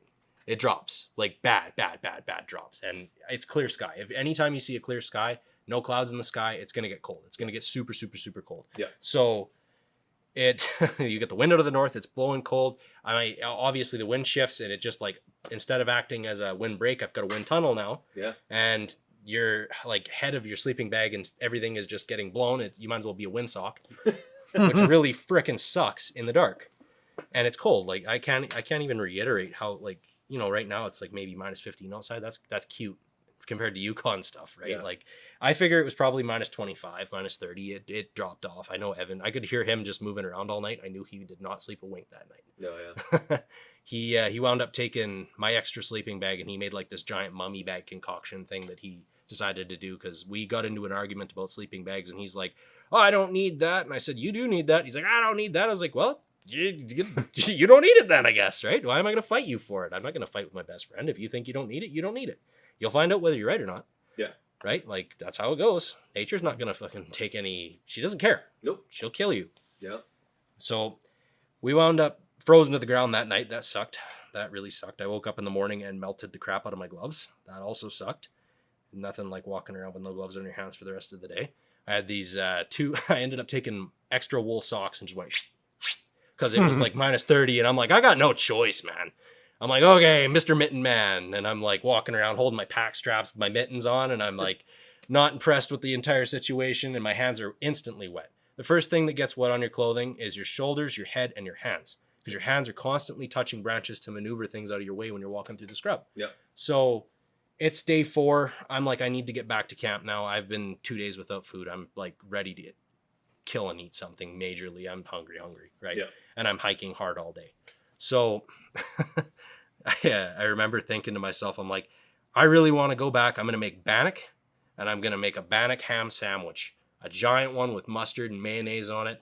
It's going to be just killer. And I'm thinking about that. Yeah. Oh yeah. You know, like, and I used to mix my bannock. I'd cut it in with corn flour. I love cooking. It's kind of a freaking guilty pleasure. I love cooking. So I'm like, I'm going to cut it in, and I'm going to do it in my big fry pan over the fire. It's going to be awesome. And, you know, that kept me going during the day. And I see Evan like lagging behind. So normally he's in front of me, but he's got like way too much crap on him this time. And I managed to pass him and I felt good about that. I mean, like, obviously he's not going to die. We're taking care of one another, but it felt good to get ahead of the guy that's always ahead of you once in a while. How far apart were you guys hiking? Typically speaking, we're not more than like a kilometer. Oh, okay. Maybe. Yep. We're not, depending on the situation. That particular day, day 4, I actually tailed him for the majority of the night. And then when we got about 1.5 kilometers away from camp, it was already like pitch black. We had to walk around this big, long, spiraling S-bend, and we're on the top of this big bank, right? And it's dark, but we've got probably about a quarter moon, so that would mean that it's November 11th-ish, going by the moon. So I'm like, okay, we've got to figure out kind of what we're going to do. I'm just like, I don't want to leave him behind, but at the same time, he's not going to die. I'm going to go and start a fire. I'm going to get ahead of him, go start a fire, and get us a big-ass thing of coffee going because we need some Joe in our lives. Yeah. So I get there and, minus 15. I always carried a flashlight in my pocket during that one. I used to carry this like badass rechargeable LED flashlight. Thing worked great for the first half of winter until it froze solid. That was wonderful. But I get into camp and I'm sitting down. I drag out the bow saw, get out the axe, start cutting, get a decent fire going. And, Evan's probably about a half an hour behind me. He's not that far, maybe 500 meters to 1 kilometer, if that, right? Yep. But I'm sitting there and all of a sudden I just hear, oh, oh. I'm like, oh, for fuck's sakes, there's a cow. We're still like tail end of the rut. I'm like, oh no, this is bad. This is bad. So I obviously I'm not going to shoot her. I didn't buy tags. I wasn't planning on shooting her. I have food. I just want her away from me because moose kill more people in the Yukon than bears do. Yeah. They're dangerous. They're dangerous animals. They're huge. Right? So Evan comes in and we're sitting there and he's just like kind of sitting there and I wanted to see if he'd notice and he just all of a sudden he just hears rah, rah, and he turns around and the cow is probably 200 feet from us. She's just down a bank and I'm like, well, we'll leave her alone. Normally they can smell you, but the problem is she's all horned up. If you make a noise up there in the dark, I don't know why it is, but they end up nocturnal for some reason up there. I found a lot of times that was the most activity was during the night for the moose. Okay. So she came into camp the next morning, and I remember Evan like slapping on my tent in a panic. And he's like, "There's a cow moose standing right outside the tent." I'm like, "So what? It's a cow moose. Yeah. Tell it to screw off." Yeah. And he's like, "Oh, but grab your gun." I'm like, "We're not going to shoot that thing. Leave it alone. We don't shoot cows in the Yukon anyway. You shoot bulls." Yeah. He's like, "No." I'm like, "I'm not poaching that thing." Right. And that really pissed him off. And again, like I said, I didn't realize how little of meat he'd brought. Right. Oh, okay. So I could see his argument in that if roles were reversed and he was put in front of a CO and said, "Are you in a survival situation?" I think he would have said yes at that point. He probably felt that he was, but he never obviously we didn't have this conversation, but he never said to me, "Mitch, look, I'm really hungry right now and I need that meat. Can you hunt that moose?" If he had said that to me, I probably would have done it because I would have stood up. Like I went to the CO and I told him everything I did. And like I'm not a poacher. I don't believe in that. I believe in the conservation effort and what they stand for. Yeah. But at the same time, we were in life and death situations here. Obviously, at that point, I still had food. But like I said, he has a lot of food allergies. I didn't know what he had left. And anyway, the cow's there. I let her get away. I was like, "I'm not shooting this damn cow. Go away." So I just basically took the 50 out and I just shot at the bank and I scared her off. And I saw a wolf it was around that time too. Usually every time you see moose, you see wolves somewhere around the area. They're normally indicators of one another. Mm-hmm. So that went fairly well. At that point, so now I've got my winter gear back and I have to kind of figure out what I'm going to do in terms of shelter. We're in kind of a pinch right now. It's minus 11, minus 12. The only reason I know this is because I nailed a thermometer to a tree. That was my tree thermometer. So I'd go over in the morning, I'd check the thermometer, I'd go, okay, it feels like minus 20, but it's actually minus 11. By about 4 weeks, it started to get to a point where I'd say, well, it feels like minus 4, but it's minus 15, minus 20. It switches, you get acclimatized to it, and then you start to be able to handle the cold weather better. Right, I very lucky in that regard. Like I was to a point where I was in the Yukon and I could like wear a t-shirt and go outside of minus 15 and I was fine for a while. Yeah. Right. But so we needed the shelter, and what I ended up doing was I found a fish camp. There was an old fish camp that was up nearby, And I'm like, well, we have a giant tarp and we have a barrel that's kicking around. We have found a giant waste bin that was made out of steel. We've got tin shears. We got a wood stove, man. All we got to do is cut her up, make it fit.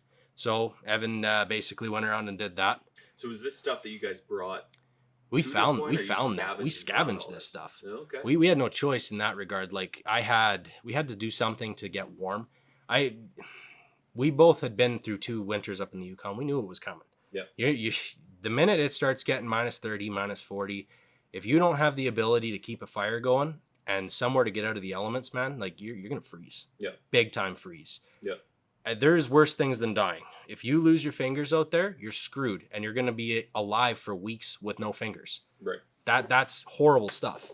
You lose your nose, you lose your eyebrows, it's all on the table. We know what happens when you mess these things up, so it's important to take the time and plan these things. So when Evan and I sat down and discussed it, I said, well, this is what I found. So we went and we looked through all these old things. We found everything we needed to make a wood stove. Evan used his tin shears and he cut up a bunch of stuff, and he actually did a really good job. He was a carpenter, so he's really good at building random stuff, right? Yeah. So he really impressed me. He took his pickaxe out. He dug out this, he built a big teepee, dug out this thing, had a big wood stove in there, and we could cook. It, not like literally cook, but we were cooking, staying warm. Yeah. But that took about probably 5-6 days. I won't go like day by day because there was like 244 of them, and it's going to get really, really, really long if I do that. So at that point, there wasn't a lot of activity either. We basically, till December, it was gather firewood, kind of just winter camp, hang out. We weren't really thinking like, oh, we need to get out of here. We were considering, like, the big thing was waiting for the river to freeze. We wanted the river to freeze because we were thinking of crossing the river and going and exploring the other side.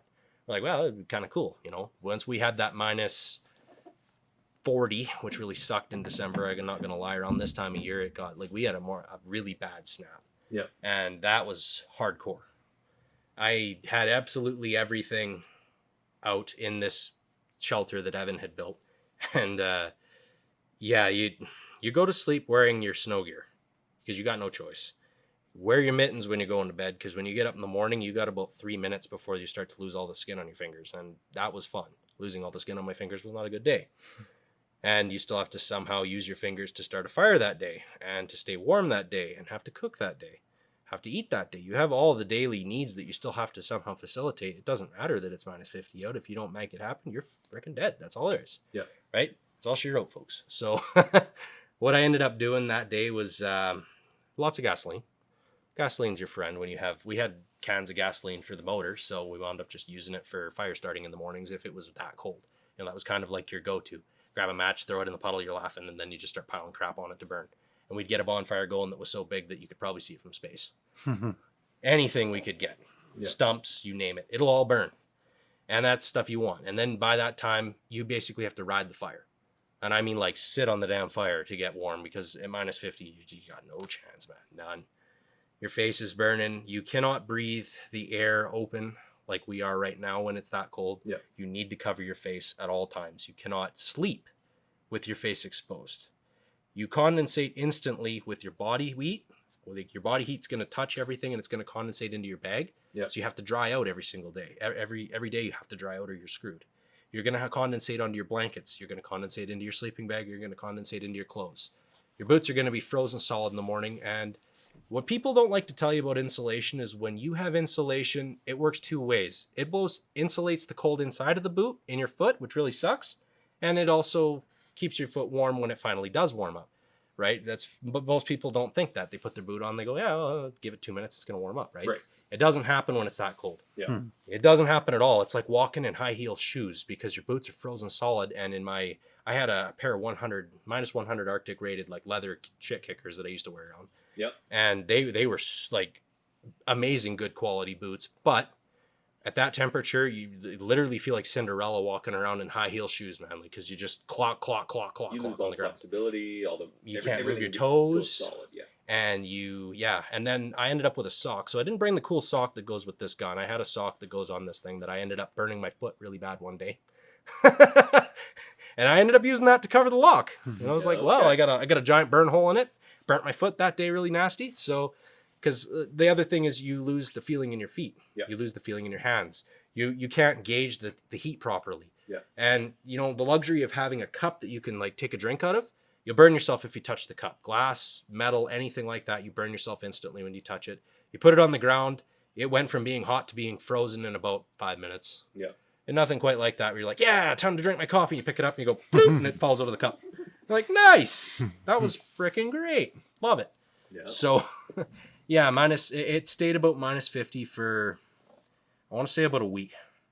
It was brutal. Like, absolutely freaking brutal. Like, and anything over minus 30, you start to really get into this danger zone, right? Yeah. Like anything minus 20 and around that area, like there's things I can do, but you're not going to instantly burn. Yep. I can breathe the air. You know, I'm not in deep trouble. You know, a lot of risks I can mitigate. I can hike comfortably in minus 20 and, you know, you unzip and you can air out and dry out. Yeah. But when you start to get, you know, minus 50, minus, you know, really bad, it's dangerous. So anyway, without boring you guys too much about how much the cold sucks. We live in northern Canada. We understand. Yeah. Well, yeah, you know, like exactly, right? But, you know, these were just daily things of my life. Yeah. Right? These were just a fact of life. At that point, there was no way I was just going to hike out. Yeah. When you get to anywhere below minus 30, you're a fool if you think you're going to do trekking. Yeah. It's dangerous. Like you're out of your mind, right? Everything breaks. That's the other thing. Like, so we're talking about gear, and I kind of had a little quip about how I don't like certain kinds of gear. Yeah. The first time I had my brand new fancy Mountain Tech sleeping bag, you know, it was really nice, and Evan like splurged for me. It was a gift for, I don't even remember what day, but he's like, I got you a fancy sleeping bag. It came in a box. It was like this big. Yep. And it ended up being like this triple XL giant sleeping bag that would like fit you probably super comfortable. It was like giant. And I'm like tiny. I'm like, no, I like my mummy bags tight. I don't like them giant, right? This thing got wet, really, really wet. And I hung it over the fire, and I'm like trying to like mitigate. At that point, I didn't have a line or anything set up properly. And I totally watched the bottom half of that sleeping bag right around my foot area. It like, imagine a plastic bag just crinkling away, and the feathers just poked out. I'm like, that's a $600 bag. Are you kidding me? I had some very interesting words with nature that day, and I offended her quite badly. But it sucked. That was brutal. I grabbed tuck tape, and ye old tuck tape saved the day. I was like, yeah, all right, we're laughing. I had that tuck tape right onto the end. When I got out of that thing, like everything was said and done, that sleeping bag went right in the lugger. I was like, yeah, garbage. Never again. Never buying that crap again. But it's always a sacrifice, though. Do you want the weight, or do you want the... I can get buff, man, but I can't just make that work. Like you really can't make that come back. You can't bring that back. Where if you have the old school wool style sleeping bag, canvas and wool, it doesn't you can't kill those. Yeah, they're stupid proof, man. Like that's the best part. The only thing is, like, obviously they're harder to dry out. Yeah. Right. That's the only thing. But yeah, I would rather singe it and still have it than singe it and watch a giant hole happen. And now I'm like, well, I'm screwed. Yeah. Right. Now I'm screwed. And this is like top of the line, supposed to be hydrophobic and all this stuff. And, you know, I'm just like, no, this is not good. Yeah. Like I would never, ever tell anybody that is into serious off the grid kind of stuff. Like, don't do that. Or have a seriously good plan for drying it out. Right. If you're in like my wall tent would have been fine. I could have hung it up over the main pole beam and it would have been fine. I could have dried it out. But on the move, it was useless. I might as well have been sleeping in a shopping bag full of feathers. Yeah. So, you know, and we were probably towards the end of December. You know, at that point I had started setting snares for rabbit to get Evan an opportunity for some meat because he finally came to me and he's like, I'm running out of meat. I brought tons, so I was feeding him like crazy. There's nothing like an absolutely frozen right to the center fish snack. Those will just get you going. So at this point, you're still not, like, you're not at your wall tent. No. This is all just living in your tarp. We don't have an option to go back to the wall tent anymore because we can't bring that food with us down there. I've still got probably close to, I'd say, a good 60 kilograms of food that would have to go down there. And so you're living at the food cache. Yeah. With tarps and sleeping bags. Oh yeah, it was an absolute mess. It was awesome. It was just a cluster. It was bad. It was bad. Let's just be brutally honest. It was bad. So the river freezes up. I sacrificed myself to decide to go over and test the ice and go across and find the path to get over there. We sat down one night. It was probably getting close to around this time of year. Yep. And we pull out the map and we're like, okay, there's a big lake that's just up and over the top of this mountain here. So that would have been looking to the southwest. I'm like, all we have to do at this point is go up and over this mountain and hike for another 7 clicks, and we're probably going to find something on this on the lake. No guarantees, obviously, but we picked a day when it was warm enough that you could do it.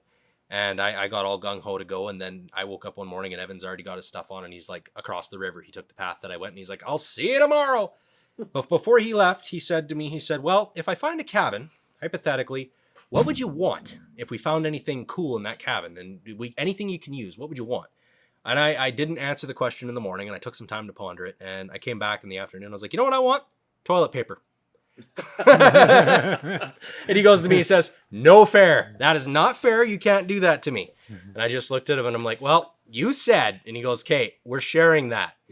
And so anyway, he buggers off, and I was there for about a day and a half myself. I was going to track him and go up the mountain, but I said, you know what, like, I'll just stay here, collect firewood, get everything kind of, a little bit ahead if we can. Trust him to find it if he's going to find it, because he's good at that. Yep. Like, he's very good at that. So he comes back. It's the day before Christmas, and he's got a gunny sack over his shoulder. Big gunny sack. And I'm like, what the frick? He left with a backpack. He comes back with this big gunny sack. Like, what the hell's going on here?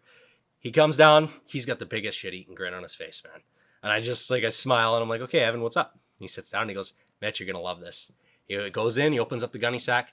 He pulls out like 5 boxes of turtles, and he whips them at me. I haven't had candy or food or anything like that in a while. Yeah. And he's like, oh, and by the way, he pulls out a 4-pack of Kit Kat bars and throws it at me. He pulls out a 4-pack of Mr. Biggs and throws it at me. And I'm like, I love you. You are my freaking hero. And then he's like, oh, and by the way, and he opens it up, and there's a 4-pack of toilet paper. I'm like, I went to him, and I'm like, no freaking way. I'm like, where is this cabin? Was it single ply or double ply? Oh no, it was like Purex freaking like the good shit, man. It was good.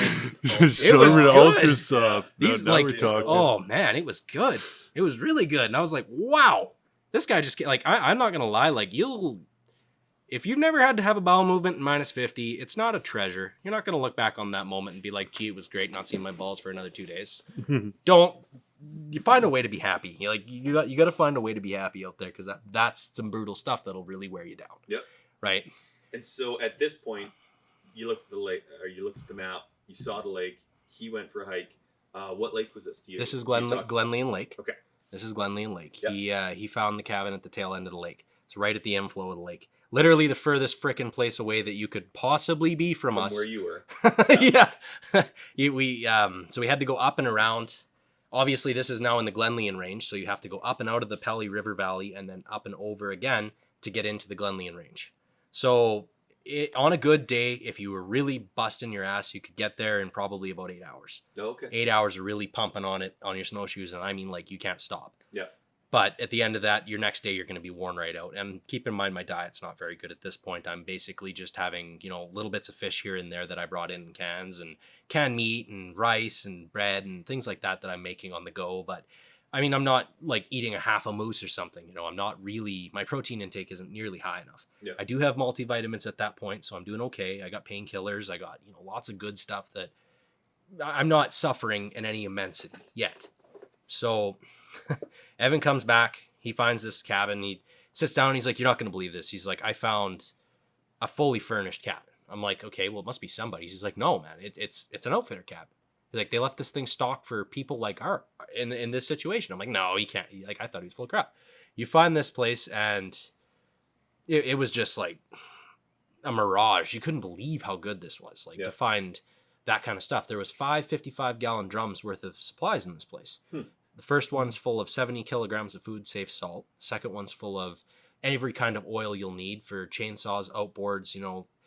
They had gear for running your wood stove, like extra Ys, extra elbows, extra stovepipe. Every fastener that was ever used to build that thing that was extra and laying around was in the next one over. They had an entire container full of, basically it was full of food and random stuff. This is where this gets really funny. So I'm like, all right, well, it's Christmas Day. I just ate like 2 boxes of turtles. I'm feeling pretty good.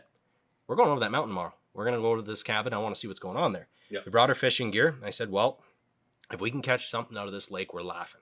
I said, if we've got a food source, we can ride out the whole winter if we needed to. Yep. Like right then and there, I'm thinking, you want to find a food source that's reliable, right? Obviously, I botched not shooting a moose at that point in time. If I could go back and do it again, I definitely would have, because I didn't realize you can't look a gift horse in the mouth. Yeah. At that point, like I had gone a really long time without food, and I didn't realize how important it was to take every opportunity that you're going to get. We'll shoot the next one. No big deal. Yeah, we'll There'll see be the another next- moose. Yeah. I saw We're 5. in the Yukon. There's so many moose. I saw 5 cows. Yeah. So like it really did feel like that. Yeah. The first time I pulled that gun out of its scabbard, no shit, I put my boots on, grabbed that gun, pulled it out of its scabbard. I grabbed my powder pen, put it over my neck, got a couple preloads. I went for a walk for 20 minutes and I ran into a cow and 2 calves.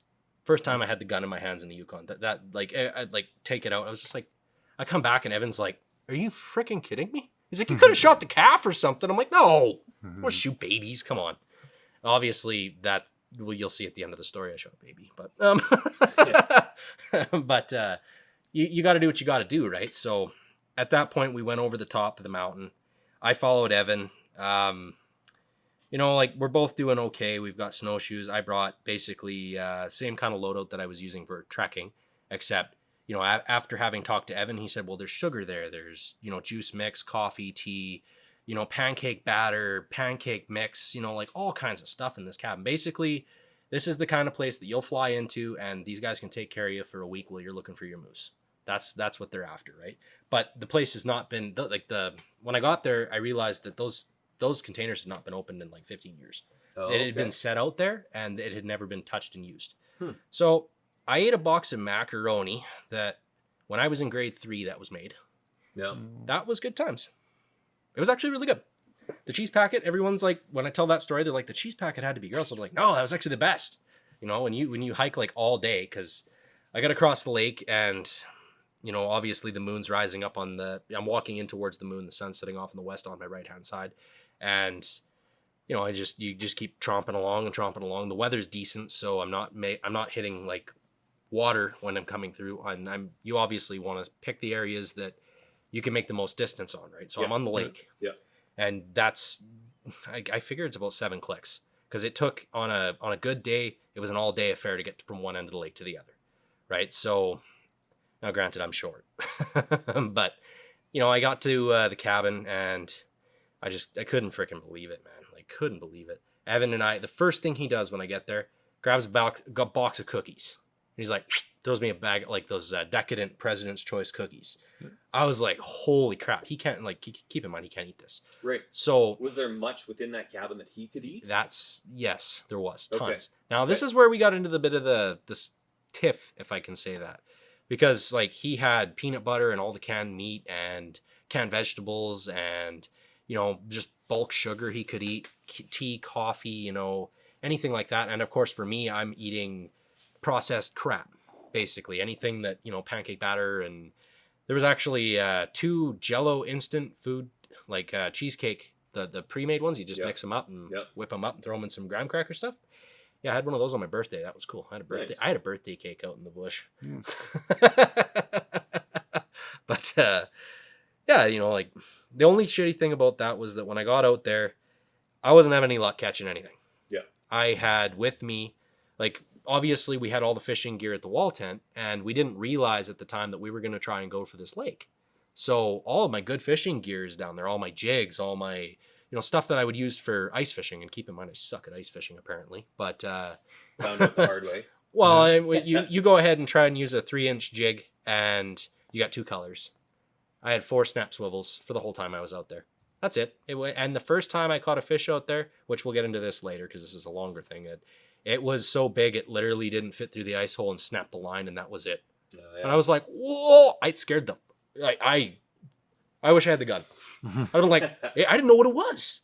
It really didn't. I had never seen a lake trout like that before. Yeah. I didn't even know that they got to be 50, 60 pounds. Yeah. It wasn't until I found the reg book in the cabin that I'm like, oh, they actually can grow up to 1.5 meters. Yeah. I'm like, well, that's a big fish. Yeah. I'm used to catching, pike that are over that, but not trout. Not trout. I've never caught a lake trout like that. I caught lots of ones that are like 28 inches, but nothing like that. Yeah. But anyway, so I'm at the cabin. with Evan, and the two of us are basically just, shooting the shit like old friends, talking about prospecting, this and that. Like, we're not worried about anything at that point. We're not like, oh, we're dying or this or that. We got a wood stove. The two of us are working together to keep the thing fed, and we're just basically kicking back like old friends, enjoying coffee and talking about good times. And, at that point, it kind of felt like we were going to be okay.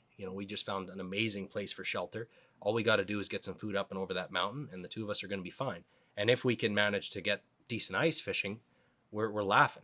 Yeah. Then we can look to facilitate the ability to leave. So that's the next thing you want to do. If you can get enough food ahead that you can hike for 10 days with it, you're laughing.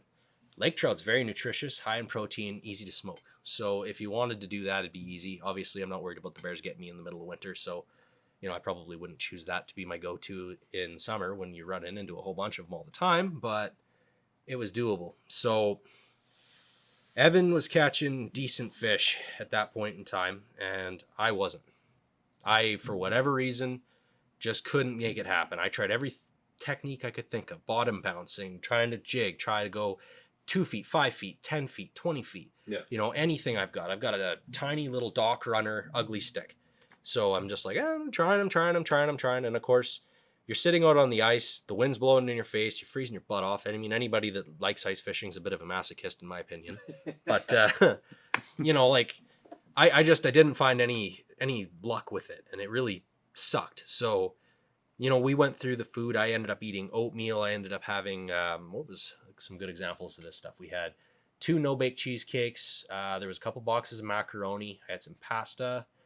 I had 2 boxes of Aunt Jemima instant pancake mix, and keep in mind all this stuff was made in 2012, so it's pretty old. Yeah. And it tastes like oil from the barrel, which is really gross. But they sealed it really well, so at least I know it's not moldy, right?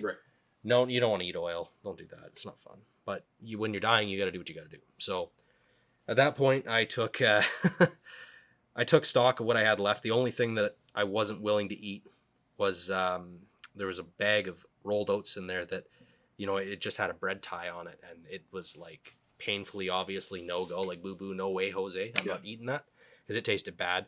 Turns out Evan could eat oats. Ask me how I found out. I felt bad for him. He's like, I was laid up for 2 days. I was like, you silly boy. I wasn't going to touch that with a 10-foot pole. He's like, I got to eat it. But I also have to touch on the fact that he had a voracious appetite. He was very, Evan, because of his food allergies, went through a period of time where he lost a lot of his body weight. Obviously not as bad as you guys saw me with the pictures of how bad it was for me, but it was really bad. He couldn't figure out what he was allergic to. And when he tried to get medical help, they couldn't help him. They give him a bunch of tests, and they said, oh, we don't know.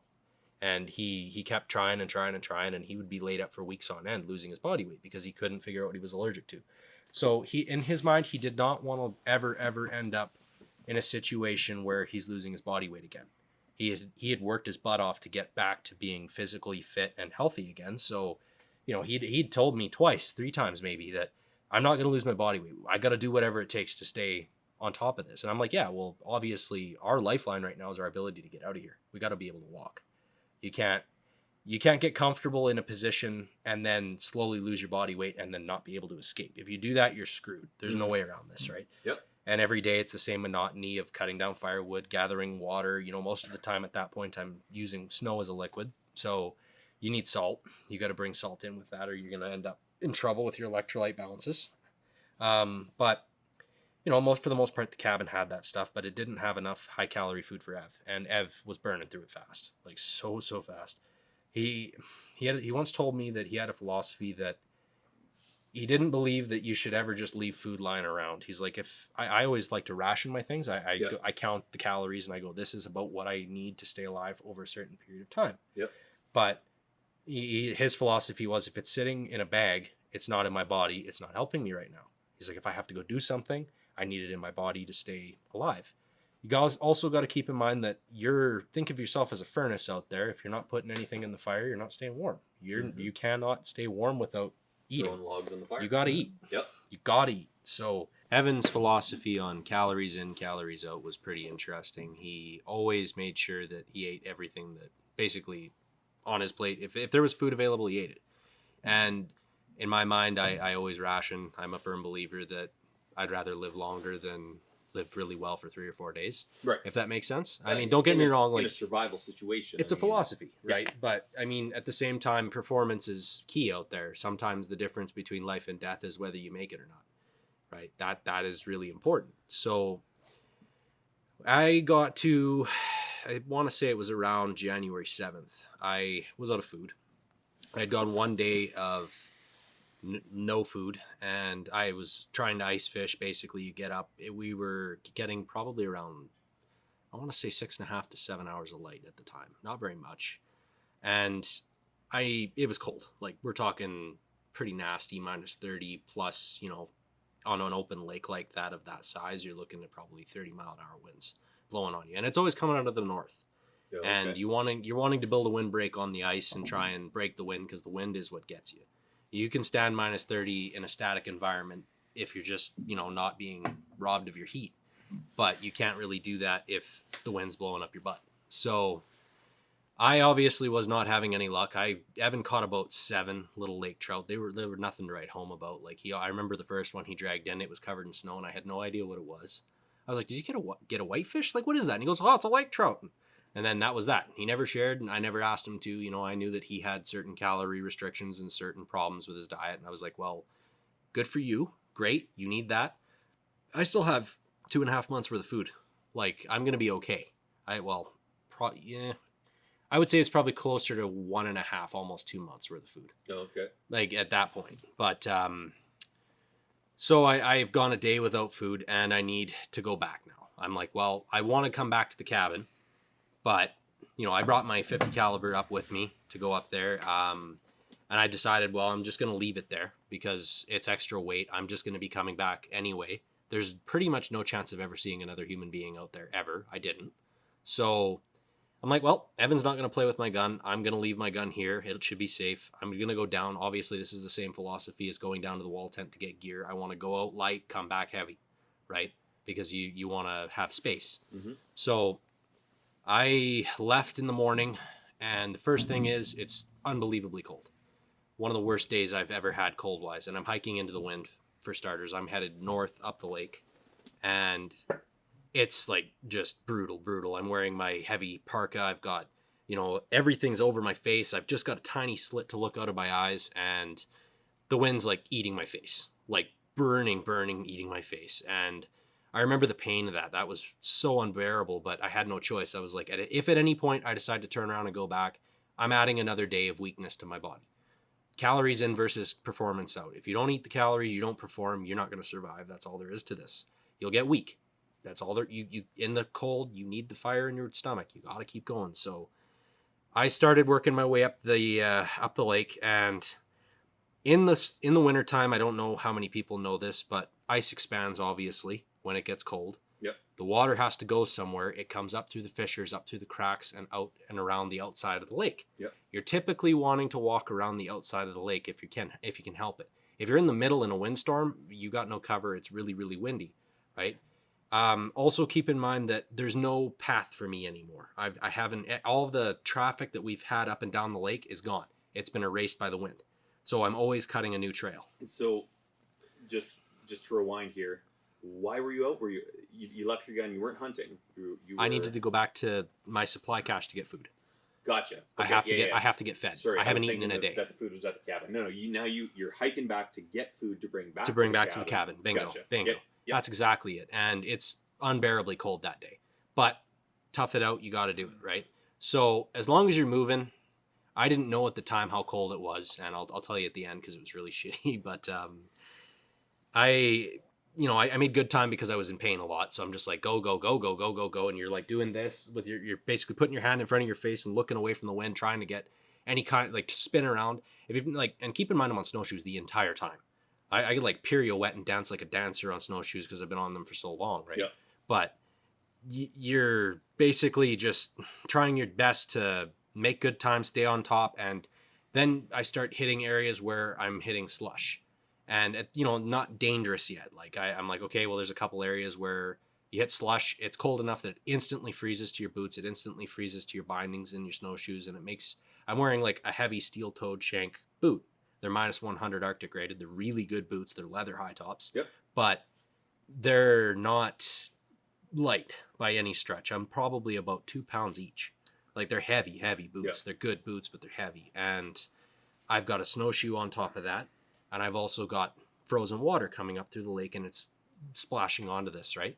So I get to the tail end of the lake where the outflow is, and the outflow is moving fast enough that it never freezes there. You just have steam blowing up off of this, and it's really cool to see because all the trees are just crystallized and giant chunks of ice are hanging off of them, and it's really neat. But you can't walk there. You're gonna you'll fall in, you'll be screwed. Yeah. So I got across to the tail end of the lake. My goal obviously is the mountain ends, and I'm able to go towards the east and skirt the outside of the mountain to come back around.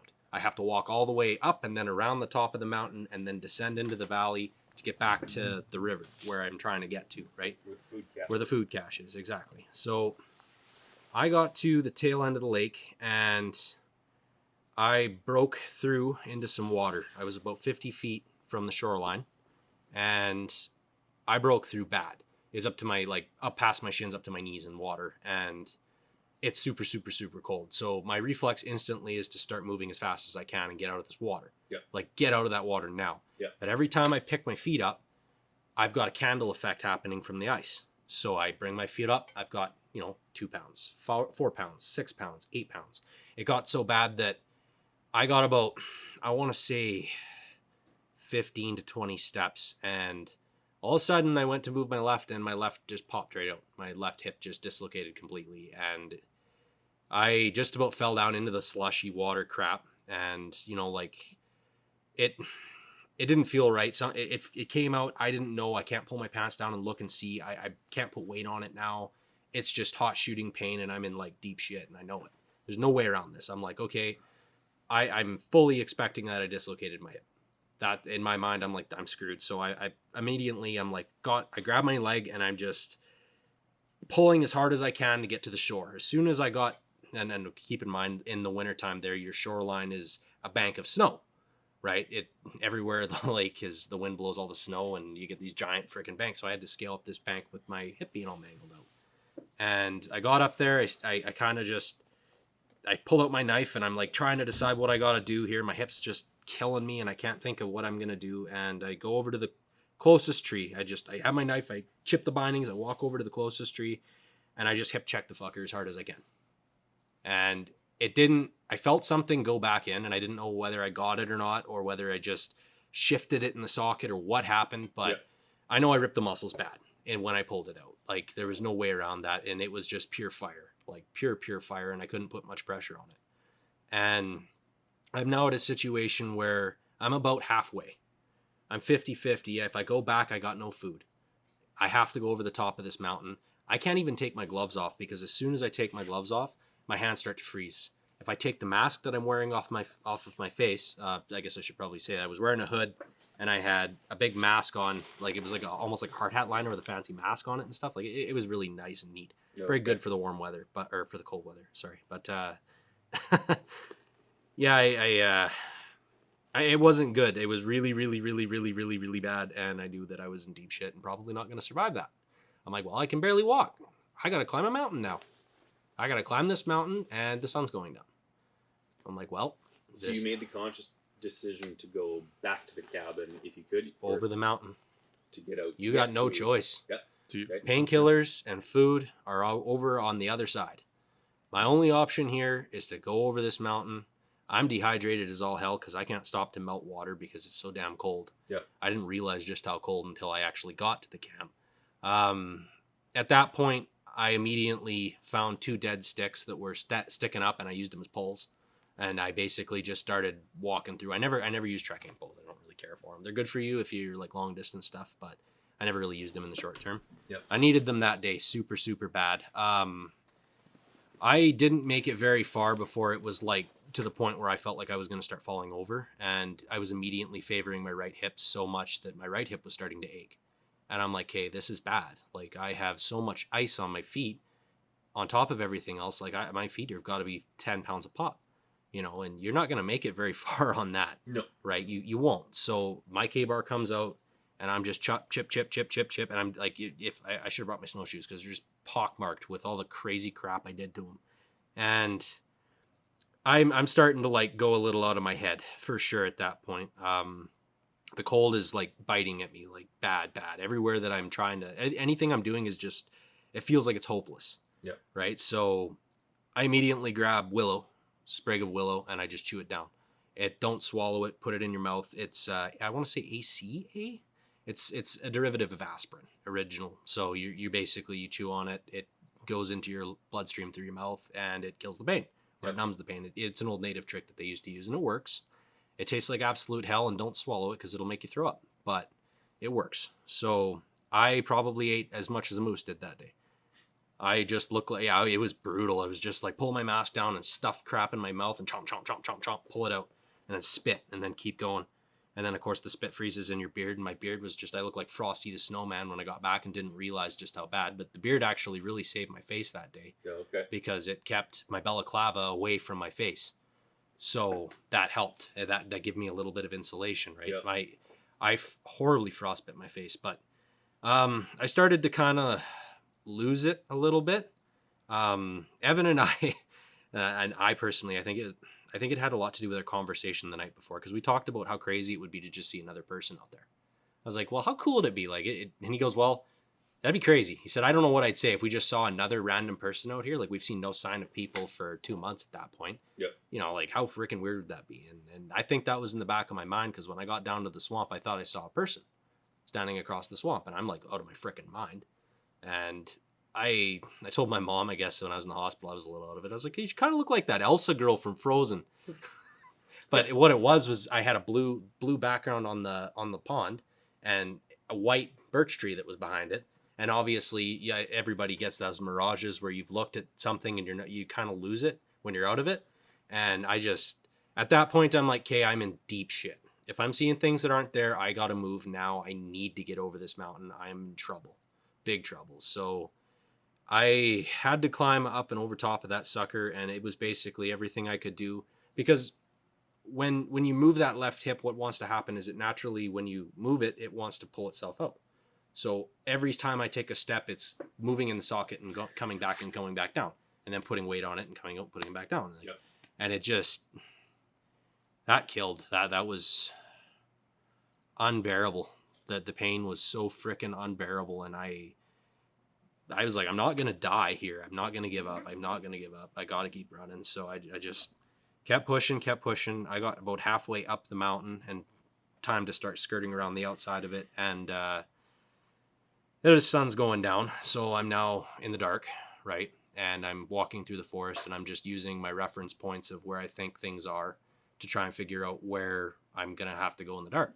I'm in the forest in the dark, and it's, well, to tell you, it was minus 47 that night. So with a wind that was coming in so hard that it was just beating me down. Like, I literally could just open. I remember spreading my arms wide open, leaning into the wind, and being able to stand up. It was like nuts. Worst pain ever, man. Like, that was so bad. I kind of feel like a weenie saying that in front of Jeremy, but like, like, it was so bad. Like, my hip was so horribly swollen. Like, it just, I couldn't even freaking bear it. And like, every time I'm taking a step, it wants to pull it out and put it back in, and pull it out and put it back in. And I'm trying to climb up this freaking mountain, and it's dark, and I'm kind of like not sure how the hell I'm going to do. I know I have to get across the river, and I have to start a fire. Yep. I know that I'm not going to have this easy in the dark. I got a flashlight in my pocket. I pull it out. I click the button. And you've experienced frozen batteries before. You get a little tiny bit of light and then it disappears. And you're like, cool. Oh, I guess I'm screwed now. Yeah. Where's the trail? There isn't one. I'm making my own, I guess. I have no idea where I'm going. I just have to make this happen.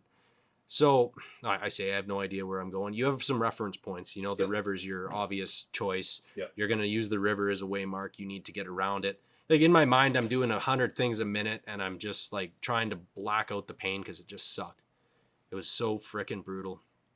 And then I thought that going up was going to be hard, but going down was way worse, because when you like go down, that's not fun. You trip, you fall, you hurt yourself, you try and get up, you fall again. You're in snow that's over your head. Yeah. So I'm in the top of a mountain, and that year was a fantastic year for snow. We had like 6 feet on the tops of these peaks. So like one of the first things I got told in the hospital is like one of these guys comes up to me and he goes, "How did you survive out there?" He's like, "The freaking snow swamped all my sleds. All my friends were out sledding. We couldn't even get going. It was so crazy." I'm like, "Well, you do it. You got to do it. You got no choice." But anyway, I hiked and hiked and hiked and kept going. I walked through the forest. Obviously, I don't know how much experience many people have on shoes, but when you're on shoes, any open area doesn't have any compaction to the snow. So when you step into it, you're going to sink instantly. Okay. And then your goal on shoes is to try and get back on top, right? Yeah. Because you want to stay on top of the snow. Otherwise, you're taking your hip that's all janked out and you're slamming your knee into the snow to try and bring it back up, right? But you can't get on top. Anywhere where the snow has fallen off of a tree, it creates a little bit of compaction and you have a higher you'll be statistically more likely to stay on top. So you always want to stick in an area where you've seen the trees lose their snow, right? So walking in a forest is a good idea. It's a good spot. Being out in any open clearings and stuff like that is always a nightmare.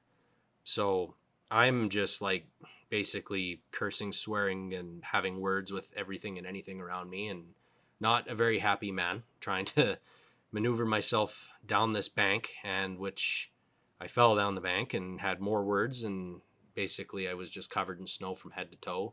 My coat actually broke. It froze solid, and then the fabric just broke. It wasn't good. I managed to get across and down, like over the mountain, down, and then across the valley, across the river. And then at that point, I was lucky enough that the moon was out and I kind of could make a little bit out. In the forest, you can't see a freaking thing, but when you're in any clear area or, on the river, you can at least see.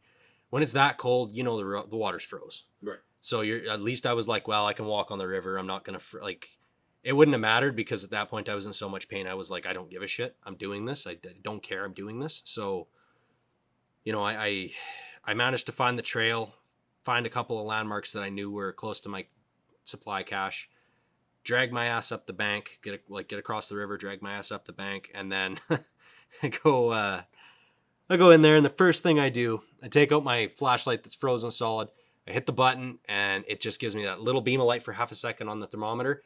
And I see that it's minus 47. And I'm like, fuck. And I just start laughing, right? Because it was comical. To me, it was like, well, you made it. You did it. Like, holy crap, you didn't give up. Yeah. Like, you grit your teeth and you just keep going. But, like, good God, like, that sucked. And then, I obviously it's not over. I've got to go get my axe and I've got to go get my bow saw. I've got to go cut down some wood.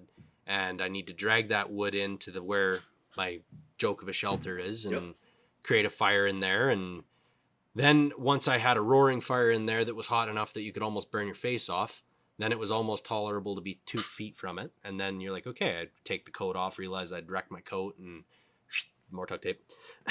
You can't go buy another one at this point. No. More duct tape. Oh, I had lots of coats, but nothing like that. That thing was downfill and it was really warm, really, really good. But yeah, that sucked. On that day, I was wearing 3 layers.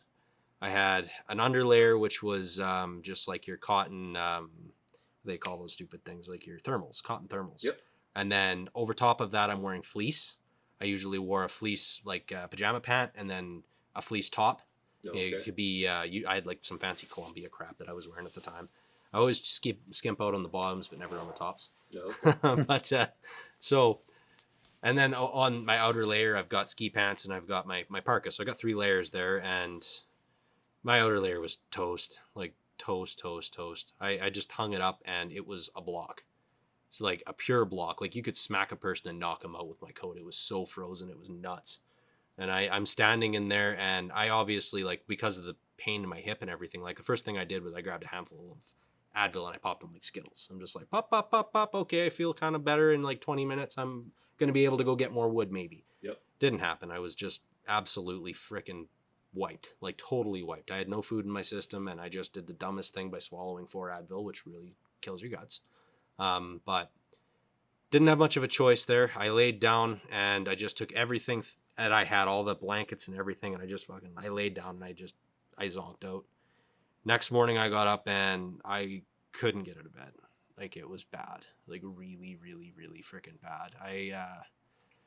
I managed to get out of bed towards the end of the day, and it had probably warmed up about 10 degrees at that point, but it was still like minus 37. So I didn't get a fire going.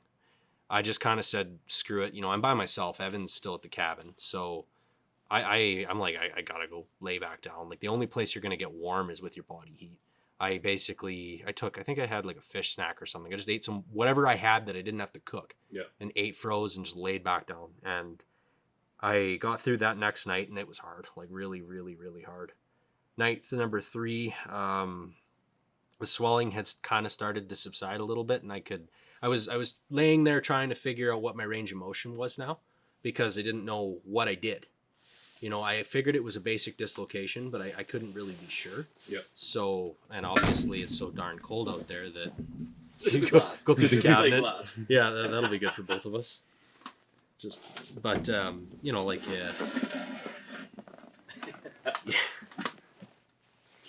it was nasty. I had to get up on the 3rd day and limp around. Luckily for me, I had enough tracks around. There'd only been about 6 inches of fresh powder on my old tracks, so I still had some compaction to some of the trails that I had already built around my camp. So I could just follow those around with no snowshoes on. My snowshoes were so, like, just to have that extra weight on my left was too much. I couldn't even handle it. I sound like a freaking weenie, but... So was the goal at this point to be able to head back soon, or was it just, kick back and relax and see what the hip does? I knew that I injured myself, and I also knew that the golden rule is if you hurt yourself bad enough that you lose your mobility, you're going to have to stay in one place and make an assessment. And I didn't know how bad. Evan had medical training, and I had like basic first aid, right? So I knew that I'd done some damage, but I couldn't really tell whether it was going to be like, okay, is this something that I might need surgery for, or am I just being a weenie and it's going to be wearing off in a couple of weeks, or, whatever. So I basically, I had the food there. I wasn't in any danger of starving anymore. I'm basically, the hardest part of that was getting firewood. Yep. Because it's still cold. I'm still having to move around every day. You like I said at the beginning, you have to have this basic pyramid of needs. You have your water, your food, your shelter, your heat, drying your clothes out every night. Really hard to dry your bedding out when you've got so much of it, and every night when you can't have that, you can't breathe the cold air in the cabin, or in the, I guess it wasn't really a cabin, it was a teepee, a wigwam, whatever you want to call it. Yeah. Little tarp shelter. You can't breathe that air. So you're going to wind up with your blankets just soaked. There's nothing around this, right? You're using your sleeping bag as your main way to stay warm, and then everything else is just basically fluff. Yeah. But there wasn't much else I could really do. Day 4, I basically just sat around. It wasn't till day 7 that Evan showed up. And, so we're now, I guess, January 17th or 16th when Evan rolled in. And he rolls in, and it got unbelievably warm. We had, when weather came in from the south, and everything melted. We hit like 1 degree above. We went from minus 47 to 1 degree above. When you get a temperature swing like that out there, the weather goes psycho. Like, I saw trees snap and go flying. I saw the wind came by so freaking hard. It was just unreal, right? Because you have such a differential in pressure change, right? Yeah. So it was like batten down the hatches and stay away from anything that's going to fall on your head. I had a really bad close call when I was out with my banged up hip. I took a risk on a tree. I ended up cutting one down, and I knew the top was rotten, and it almost spiked me into the ground. I actually caught the top of it with my right hand, and I deflected it kind of like a karate block, and it just like cut through the top of the coat that I was wearing, and like it was bad. I had about a 20-foot section break off the top, and it just pencil dived me. Wow. It was so close. It should have just went right through my shoulder. And yep. I just managed to get it away. So, I was doing absolutely everything I could to just try and mitigate the pain. And then when Evan showed up on day 7, I had told him what had happened and what it was. And he goes, well, you're going to be about probably at least 6 weeks before this is going to be fully healed and you can walk again properly without pain. It was his guess. I mean, he's not a doctor, but he was about right, actually, believe it or not. So we at that point, we had a big problem on our hands. I'm injured now. Yeah. And I can't hike. There's no way I can make it to the wall tent. And trying to get back over that mountain to get to the cabin is going to be like a 3 or 4 day affair now. It's not going to be an 8-hour day. It's going to be a lot more. And I'm looking at my food supply and I'm going, well, I have 6 weeks of food. That's it. I might be able to get to a point where I can hike out of there, but what am I going to do? Right. And keep in mind, when I say I have 6 weeks worth of food, at that point, I've already eaten all the good shit. Everything's the Twinkies are gone. Well, like, but you know what? Like you crave those high calorie foods right off the hop. Yeah. You know, you crave the sugar. You want that sugar in your tea. You want, like Swedish berries. Well, yeah, Swedish berries. Like, oh man, like the turtles were gone. They were freaking gone. Mr. Biggs, those were gone. I managed to hide a Kit Kat bar for myself. I was like, I'm gonna put this somewhere and forget about it. Yeah, that lasted until I like freaking came back. I was like, goodbye. Nope. Right down my gullet. No way around it. You could not. No, you think you can hide anything from yourself when you're in those situations? No, not a chance. But what do you do, right? Like at that point, I really didn't know what that would have been the moment if I had a spot that I would have pushed the button. Yeah. Right off the bat. I would have been like, hey, this is it. This is where, and this is what I told the CO2. I said, this is the moment when I knew I was no longer out here for fun. This is an unsalvageable situation. I am now injured. There's nothing left for me to do. And you have 6 weeks of food at the shelter that you're at now. That's it. That's all of the food left, except Evan figured that he had about a month's worth of food at the wall tent that he left behind. So this is where me and Evan get split up. You had brought all your food from the wall tent to this location. There was only probably about 4 days worth of food at the wall tent that I had stocked up there. I don't normally try and leave stuff like that behind because animals love that stuff. Yeah. You know, even dried foods, like I've had mice and stuff like that, they'll get into it. Yep. So I had to make a decision. At this point, I found out like Evan was running low. And I didn't realize it at that point, and this is where I say that Evan ate the oats and he suffered for it because he was laid up for 2 days up at that cabin by himself. And that was during those really cold days. Yep. He ate the oats. It didn't agree with him. And, he paid the price for it. And we were both suffering pretty bad. He came down after the week and, we made our discussions. And that was the last good time that I had with him. It was really hard because, I didn't know that was going to be the last time I'd ever see him again. That was it. Like, I can't even describe that because I remember the last conversation we had too. Like we spent a week together just drinking coffee and I shared all my supplies with him. And, I went from having a month and 6 weeks worth of food or a month and a half down to I think I had a week. So why did he come out? Why did he come back? He wasn't catching anything anymore is what I think happened. He had to move because he had ran out of food. He left the cabin because you were gone and he'd run out of food. Yeah. And so he came back. Gotcha. So, and obviously if there was anything to hunt, we would have hunted it, but there wasn't anything to hunt either. We hadn't seen any game at that point in 4 weeks. So from end of November, that moose that it came through the camp, that was basically the last thing we saw. Oh, okay. And that was a big deal because I didn't even see tracks. No sign of wolf, no sign of moose, no sign of anything. I figured they were up in the alpine where there was more sun. Oh, okay. And they were probably snacking on the willow up high is what I figured they were doing. But I couldn't get up there to figure it out because I was too mangled. So I wound up with Evan just, we basically just, shoot the shit. We were trying to really get our minds off of what was going to happen here because it was pretty obvious that one of us we were not going to get out of this. Like I told Ev, I said, well, you're the only able-bodied guy left. Like you got to survive. You got to leave. I'm going to give you what I got. I gave him, we had a lot of lentils. Nobody likes lentils. We had a lot of lentils, but they're high in calories. They're 320 calories per quarter cup. Yeah, okay. They're stupidly good for food wise. Yeah. A cup of lentil soup will keep you full for a couple hours, right? So I gave Evan basically all of the lentils, anything that he could eat of my supplies I shared and gave to him because he was just out and he didn't bother to tell me what was going on at that point up to this. We failed to communicate somehow. I don't know why he just waited until that moment. He was such a smart guy, but sometimes I wonder what he was thinking. Yeah. And that was just a fail on both of our parts. I should have been look, we got to consolidate, figure out what we're doing and get out of here. we had the chance to pull the pin a lot of times. We could have left as many times as we wanted, but up to that point. But once I was injured, it was like, hey, now we're in shit. So Evans making the decision to go back to the wall tent is what he's decided he's going to do. I told him, I said, look, I can't afford to keep feeding you. I said, I am running out of food myself. Like, I love you like a brother, but I've got maybe 2 weeks worth of food for myself. I said, it's going to take you a full week to get down to the wall tent and come back. So you have to make a decision on what you're going to do. You have to, like, I wasn't trying to force him into a life or death situation. And keep in mind, it's 1 degree outside.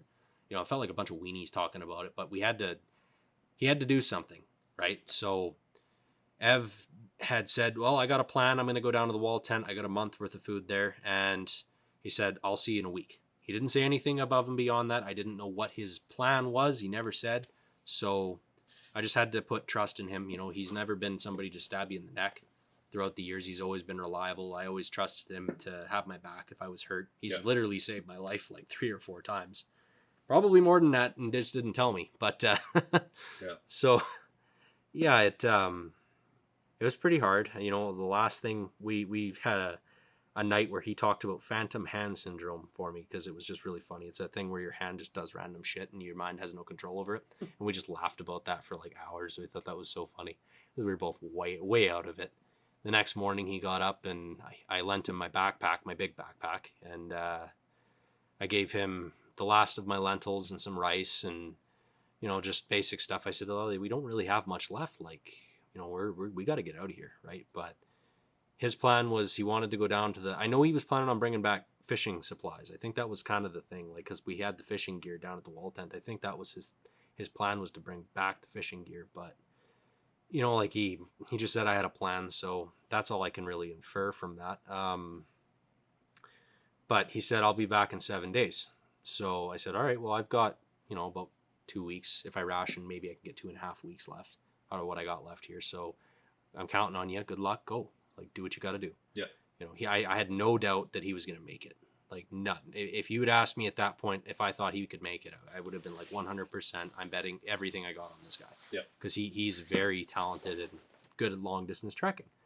But, you know, day 1, I'm just basically, you know, maintaining, just laying around, trying to keep the weight off my hip. I get firewood, lay around, just try to keep the weight off and don't think about what's going on, because shit's really fucked up.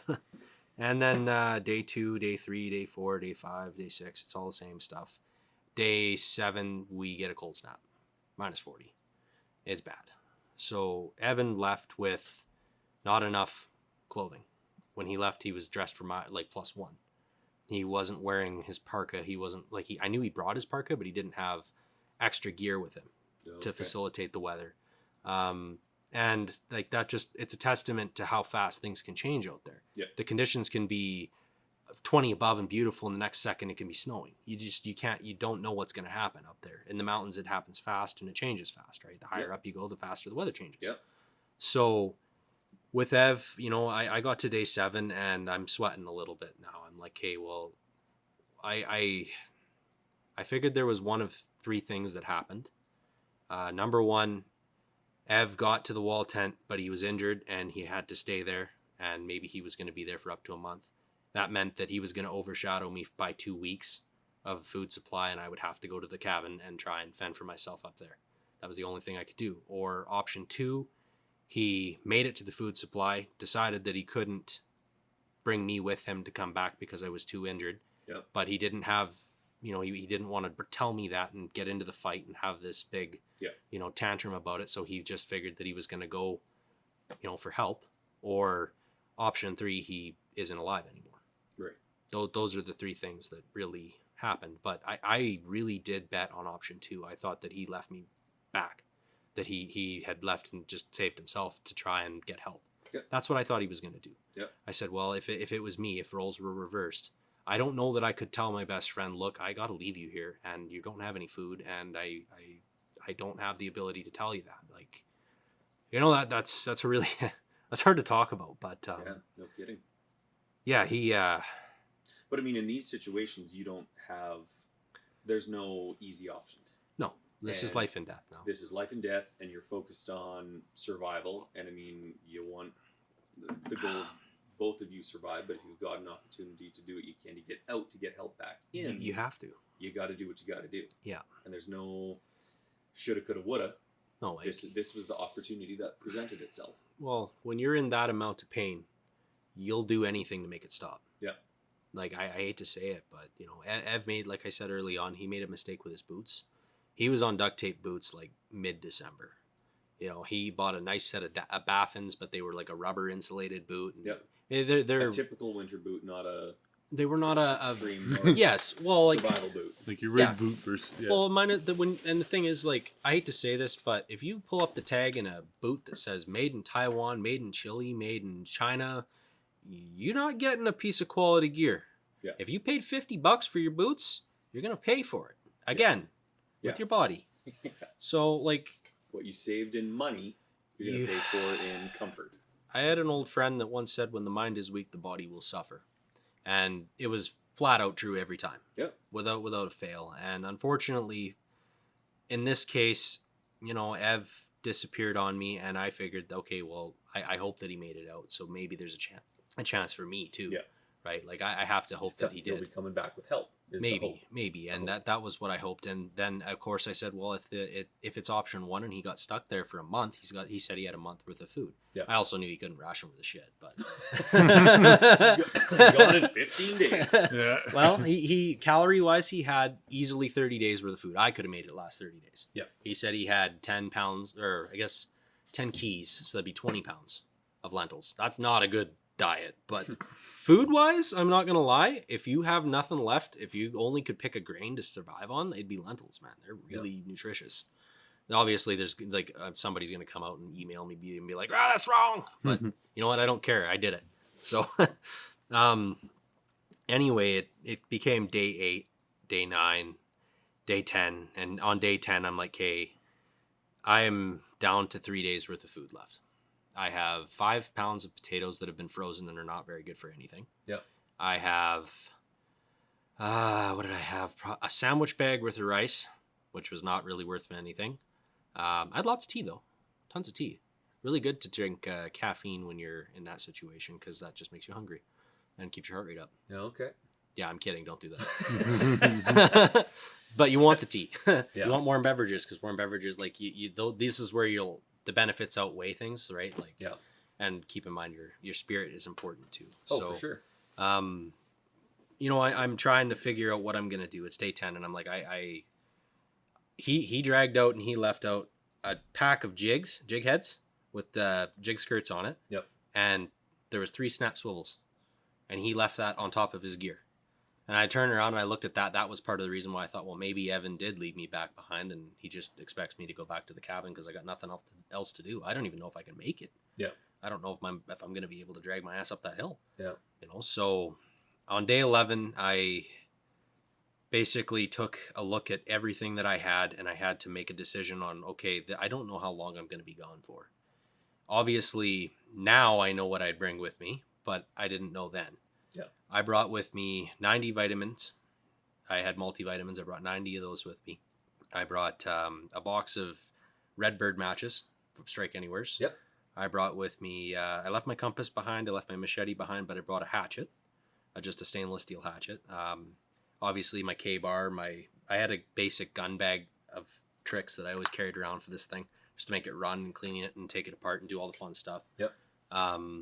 Obviously, Evan ran off with my big and decent backpack, so now I've got to carry a duffel bag, which is not really all that much fun when you got to go over a mountain, because you're wearing a backpack and then you have a duffel bag that you have to strap over top of that to try and carry everything, right? Yep. Not fun. I had a dry sack with my 2 blankets that I was carrying and my sleeping bag, and I had that tiny little bit of food, so it ended up working out to, I stretched it to 5 days is what I wound up doing, but it was all I could do. Oh, beans. I forgot about beans. Everyone loves beans. Right? White Navy beans. I had half a bag of those left. Okay. So basically, it was a spit in the face for food. I had nothing. I was like, well, I'm screwed. So I hauled ass to get back up that thing. And when I say hauled ass, I mean literally I had to grab my ass and pull it because it hurt and it was not fun. I had to go up the side of this mountain, and you know, it's like, as I remember this, I tried to make it fun because like you're really, your spirits are fucking crushed. Pardon my French, but that's all this is. Like, I didn't know if I'd ever see my friend again. I'm alone now, and there's no end in sight at all. Nobody's coming for me. I'm probably not going to walk out of this. And as far as I know, there's no food left at that cabin. I'm walking up there with the hope that I can maybe catch a fish, but I'm going to lose all my body weight before I even have that as an option. Like, I pretty much at that point, I could see the light at the end of the tunnel, and I knew it wasn't going to be nice. It was going to be a train. Yeah. More than likely. So I crawled up the side of the mountain. I decided that I wasn't going to go around the mountain this time, but rather I would go right over straight up over the top. I was like, straightest point is, like, if you're trying to go anywhere, the straightest point is a line. Yep. Just one straight line. Don't make a bunch of zigzags. I got to climb a mountain anyway. I might as well just go right over the frickin' top. So that's what I did. I picked a straight line southwest, and I just walked right up and over top of this thing. And a lot of this is like damn near 80 degrees. Like, what you do on snowshoes is you zigzag and you start cutting and you start cutting and you zigzag your way up to the top. And I did absolutely everything I could to just, I'd get 3 steps, stop, have to take a breather, 3 steps, stop, have to take a breather. And it was just pain, more pain, more pain. And I'm eating Advil like Skittles, man. And I didn't bring nearly enough of that, which was really dumb of my part. But, I brought what I thought I could carry, and I had basically a max load for my little stuff that I had. Yep. So I get to the top of the mountain, and sun's going down. I need to cross, like, I kind of know which direction the lake's going to be. So this is funny. Oh, I forgot to mention I brought my parachute hammock. I was like, you know what? I'm going to hammock this. This is going to be good. Well, I hate to say it, but like, a parachute hammock's actually not bad for winter camping. You have a problem with the compression under your back. You're going to compress all of your insulation, and obviously shopping bag full of feathers. Lots of fun when you compress your insulation. Yep. I think it was only -20, right? But I say that and most people are like, you're insane. You're insane. But so I set up the hammock. I take out my hatchet, chop down trees. My lazy ass doesn't want to dig out my pit. I'm in 6 feet of snow at the top of a mountain. I don't want to take my snowshoe off and dig a pit and then fall on the wrong leg while I'm standing on one snowshoe, right? I didn't bring a shovel. Yeah. And so I'm thinking to myself, oh, I'll just start this fire and I'll just have it melt the pit. Yeah. Well, it kind of worked, but it didn't really kind of work. So it put the fire out like more than anything. It smoked like a banshee. It didn't work with a crap, and you're just never going to get any heat out of this thing. Your goal is to dry out, and you're not doing it at all. And you got nowhere to sit that's not in snow other than this hammock that I'm like, yeah, hammock. So set up my guy line for the top. I put out my my tarp to, make a break so that I've got cover over the sides of my hammock. I lay in the I like ease into the hammock. I'm like, oh yeah, this is great. And then I spin around and I go to plunk in the thing, and I just go right through it. And it grabs my leg and it just janks it up in the air, and I fall into this pit that I just burned a hole in. And I'm like, my leg is wrapped up in this hammock and its freaking snowshoe, and I'm letting out every curse that I know pretty much to the world. And I'm like not impressed with the fact that I just wrecked my hammock, and I'm going to have to come up with a new way. Because like, honestly, at that point I had been struggling to start a fire and struggling to get my camp set up. And I was like this close to being able to just lay down and get some freaking rest, because I knew I was going to have a rough day the next day. Yep. I'm like, well, I got to get some rest. So this is really good. So I grab my, I pull the guy line down. I lower the guy line on the same trees. So it's now I've got the tent kind of set up. It's not really a tent. It's more like a same idea that I was using before, where you're just running. Basically, it's an A-frame without the A, a half A-frame, if you will. And I set it up, everything's all good. I'm on the cusp of this giant burned out snow section, right? And I'm thinking, oh, this will be fine. I'm kind of like, the light from the fire's warm. Like, I can see everything. I'm getting warm over here. We're going to be fine. I lay down in that thing. I roll up. I get all set up, and I'm like, oh, this is good. I take out one big deep breath. The fucking snow gives out underneath me, and I roll right into the fire. And I'm like, fucking run. I'm like, sound like freaking Daffy Duck getting lit on fire, and I'm pissed off as all hell. So that was lots of fun. I fell in the fire after that. Then had to take my snowshoe. I just grabbed my tarp, rolled up in it, fucking flopped as far away from the giant pit that I made as I could. Burnt my socks. It was a rough night. And of course my leg's not working for the crap. So Next day gets bad because I've aggravated the injury that I have, and now I have to hike again, and I have the hard part because I'm gonna have to go across the lake, and the lake is tedious. It's like the worst. That day I sorry, this is like really, really, really brutal. So I spent about 4 hours in the bush, and when I finally got to the beginning of the lake, like I had to cross a couple little ponds, and I'm basically taking 3 steps, take a break, taking 3 steps, take a break, and like I'm just like trying not to make this any worse than I have to, because I don't want this injury to be even worse than it already is. Yep. I'm not even worried about starving to death right now. I'm trying to figure out how I'm gonna walk. Right. So I get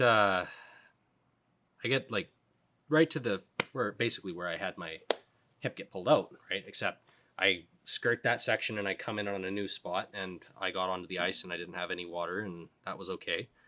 But I have to go all the way up this lake now, and it's dark again. Like the sun's gone down again, and I'm now walking into the sunset and the moon's coming up, and it's really beautiful. Like this was probably the most beautiful night I've ever seen in my whole life. Like it was so gorgeous. And kind of macabre that it was like so painful and so beautiful. Yeah. So I could only like I remember that I walked 100 feet, and then I had to sit down and take a rest on my bag, and like I was just in so much pain. And obviously, when you favor one side, the other side starts to ache too. Yep. Right. So I'm just like done. Like I'm so done, and I'm not even 3 kilometers into this. Like I've got another fucking probably 5 to go, and I can see there's a big island on this lake, and I'm standing next to the island, which means that I'm like basically a third of the way. And when you're walking towards something in the distance in the dark, it seems like it takes absolutely forever for you to reach it, because you can't really gauge the distance anymore. Right. So I've got the moon coming in, and it's like I've got clouds coming over my head, the moon's poking through, and it's lighting up the snow around me, and I'm seeing like big nice blue patches and shit dancing around. And I'm basically like just in screaming pain and agony, and I'm just walk, stop, walk, stop. Sit down on the bag. And the trick for me was count to 150, stop, count to 100, stop, count to 50, stop, take a break, count to 150, stop, count to 100, stop. And try and get my mind off of that. As long as I was counting and I was trying to figure it out, it was okay. But like, if I just focused on, oh wow, that really hurts, it it was kind of self-serving, if that makes any sense. Like it's brutal, right? Like you're playing mental games, and it's one of the freaking hardest things, because you are your own damn worst enemy, man. Like your mind knows what's right and what's wrong, and it tells you. And if you're just ignoring it because you have to, like at no point could I just be like, oh, I'm just going to camp here on the side of the thing. Like there wasn't an option. Yeah. I got no way to cook, and I didn't cook anything the night before. I just basically made a fire and went to bed. I had a little bit of water, but I fell into my canteen cup in the fire, which was great. It was melting, so I got the water on me. I didn't get it in me, but I got it on me.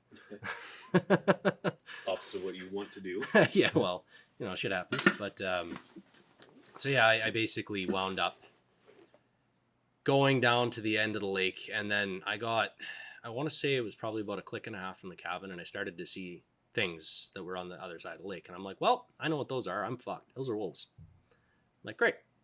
What do you do? I don't have my gun. I got a K-bar. Nobody, like, you don't just be like, yeah, let's fight off a bunch of wolves with a K-bar, like, yeah, on a bum hip. Like, let's not do that if we don't have to. Thankfully, they did not come right up to me and pursue me. I mean, I've seen videos of guys, like, sitting in packs of wolves, and sometimes they're just nice, and I don't believe that shit, personally. Like, the timber wolves I saw were freaking huge, especially in the Yukon. Like, they're monster-sized dogs. I've seen this movie, and it was Liam Neeson in it. Yeah, we're not going there. Yeah, great. Oh frick, man, that was brutal. So yeah, it was a picture perfect moment for sure, because like when I saw the wolves, I really like, and granted I wasn't close enough to make a positive ID and be like, yes, that is a timber wolf. I just saw the shapes and the shadows and how they were moving, and I was like, well, that's a wolf. And I don't really doubt myself when it comes to stuff like that, so it probably was. And I know that there was a moose on the tail end of the lake, so it would make sense, right? Like if all the signs add up, that's probably what it is. But I managed to get to the cabin after some serious humming and hawing, and that was like the hardest day other than trying to make it back. So now I'm in at the cabin, and I've decided, like, I've got to fish. I'm putting Evan out of my mind on the back burner. I'm trying my best not to think about what's going on with my buddy. And I'm like, it doesn't matter anymore. I'm going to die if I don't act. Yeah. Do something to save your own damn life or you're going to die. Like, you're a fool for being here in the first place. You should have walked out of here when you had your chance. You stuck around, now you're going to pay for it big time. And I knew that, right? But I had to do something, and I was like, well, it's going to be fishing.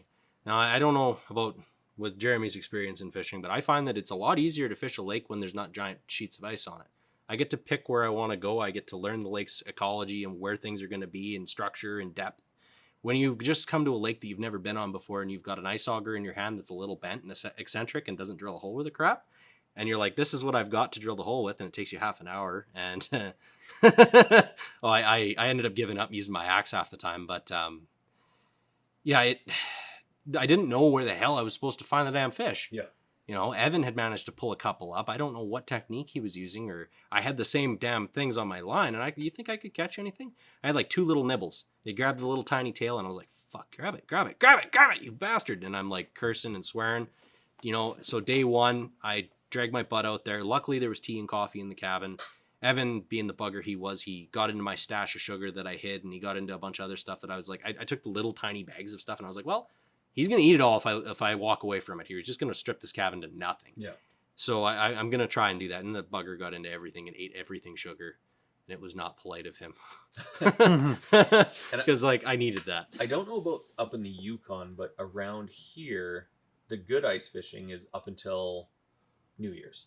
After that, it just dies right out. Now, I'm not sure what your experiences are with ice fishing in all the places you've been, or if you've been up in the Yukon, and I don't know if you've experienced the same thing. And I'm only speaking on lakes right around here, but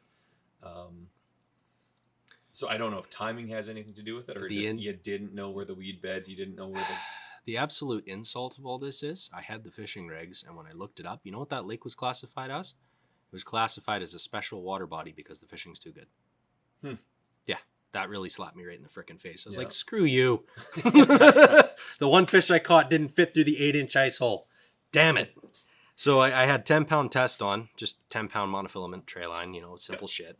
You know, my first big catch on that lake, well, only big catch on the lake, I should say, it ran till it like took it right out of the line. Yeah. It was about day 6. And I hadn't eaten. I hook onto something big. Biggest fish I've ever caught. It took me a solid 20 minutes to land it.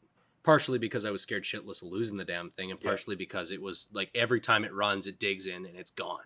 And I'm like, anytime you ice fish, you obviously know you're like putting a strain on your line, and it's like having to jank around, and you don't want to screw this up any more than you have to. On the edge of the ice. When you're using a single hook, a single barbed hook, right? Yeah. Like, and I'm hooked onto something that's I guess it was probably around 30 pounds. It had to be, because after I find like what my technique was, I had my glove and I just kept grabbing the bailer, and you know, I tried to slow down, losing my line with the bailer with my hand. Because trying to grab the drag, it was just like too much, not enough, too much, not enough, too much, not enough. And as soon as it started to grab it, I was like, okay, if it snaps the line, I'm fucked. Like, this could be 4 days worth of food. I might have like 25, 30 pounds of fish here. Yeah. You know, this could be a game-changing thing, and I can't afford to lose this. Yeah. But I managed to land that fucker. I got him up, and I got him up to the hole. And I've never been scared in my life like that. I was less scared when a bear charged me. That scared the crap out of me. I'd never seen a fish like that before. That thing came up to the hole, and its head didn't fit in the hole. I just saw 2 eyes the size of golf balls when I pulled it up. It was the biggest fish I've ever seen, for sure, no questions. And I've caught some monster pike, like monster pike. That, I literally, I could have nightmares about that. That was scary shit. It snapped the line when I got its jaw out of the water. That's how heavy this fish was. It broke the damn line. I didn't have time to get my hand into its mouth. I couldn't even get its head out of the water enough to catch it. And I watched that thing take my my number, I guess that was number 4 snap swivel, and just go bloop, bloop, bloop, and disappear with the fucking jig head. I'm like, ah! And now, granted, I found 30-pound test in the cabin, and I thought that was just some horse shit. Because it's like, overkill. I was like, you'll never need that. Right? Who needs that? You guess who went into the cabin and went and restrung his line like right after that?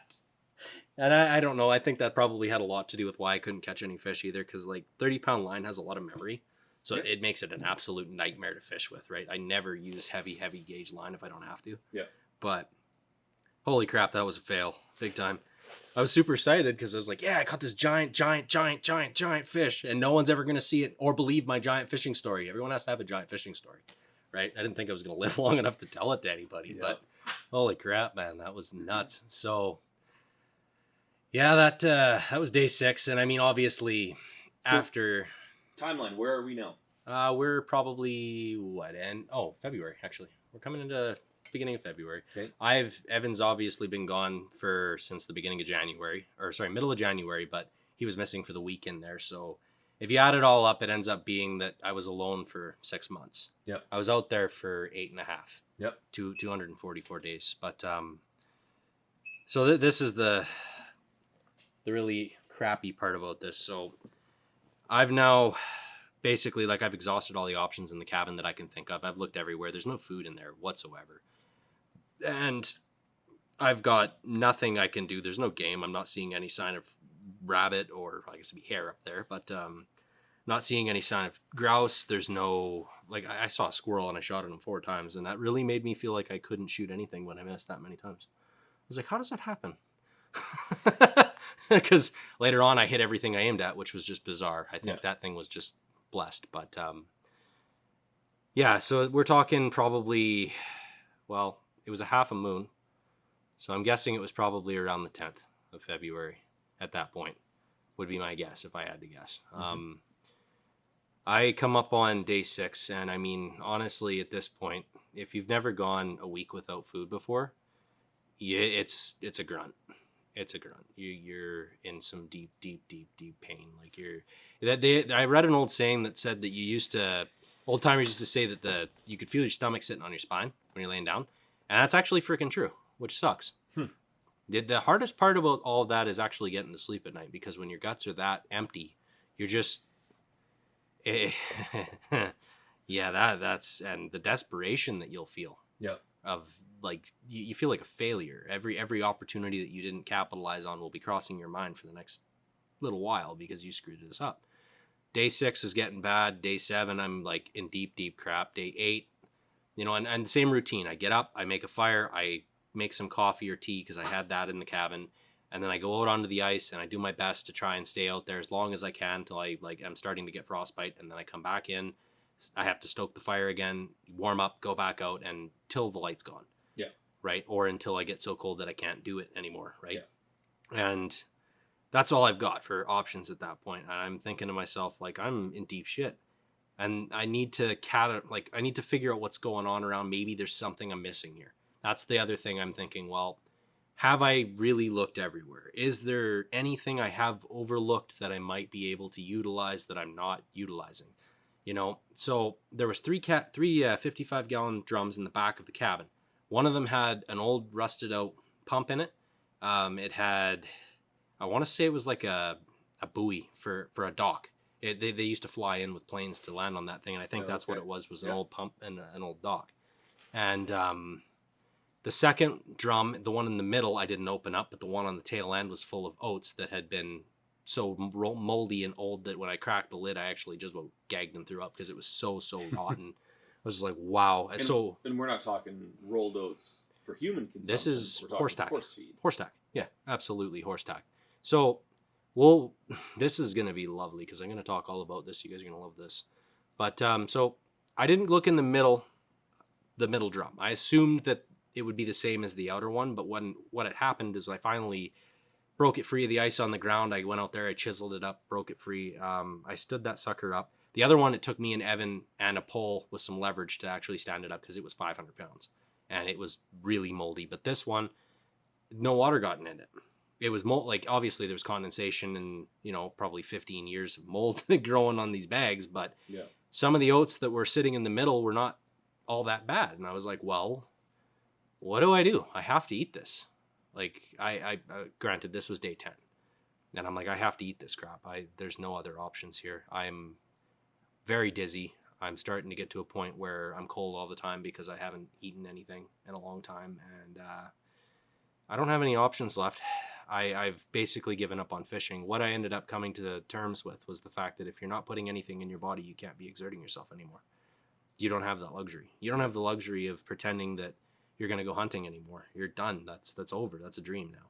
Unless an animal walks in front of the cabin, you're done. You're not going to shoot it. Right. You're not going hiking for the day. And my hip is still freaking mangled and not healed. Yeah. So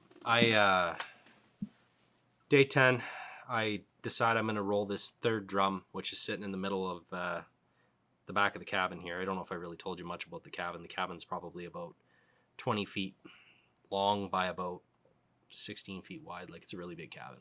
Enough that you could easily, comfortably fit 6 guys in there, for sure. Okay. Like, it's a big place. There's a big table at it, a nice bench. There's, cans of white gas in there, an old lantern, an old stove that didn't work with a crap. Evan made a firebomb and put it outside, which was really funny.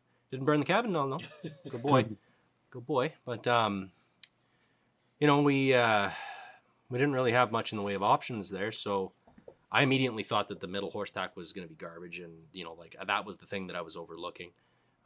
Then, of course, when I finally did try and consume it, I came to the realization that this stuff is hard as a frickin' rock.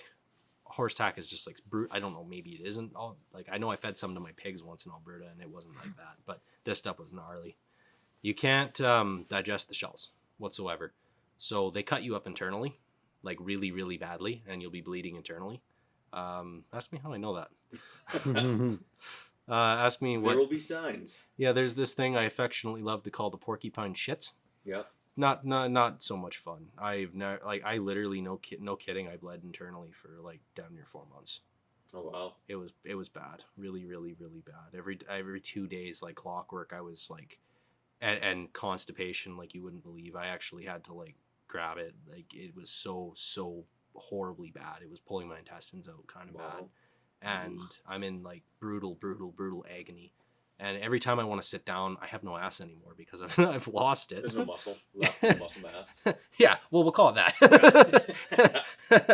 But that's the reality, right? So when it came time to eat the oats, I was actually pretty happy with anything. I got to say that I couldn't really come up with, like, it took me another 4 days to come up with the theory on how I was going to eat the oats. I boiled them. The shells are still there. They're still undigestible. And I've got a frickin' mess in a pot. And it tastes like mold, and it's not palatable. There's nothing I can do with it. I can't filter it. I can't screen it. I can't press it. I can't roll it. I can't do anything with this. Yeah. So boiling's out.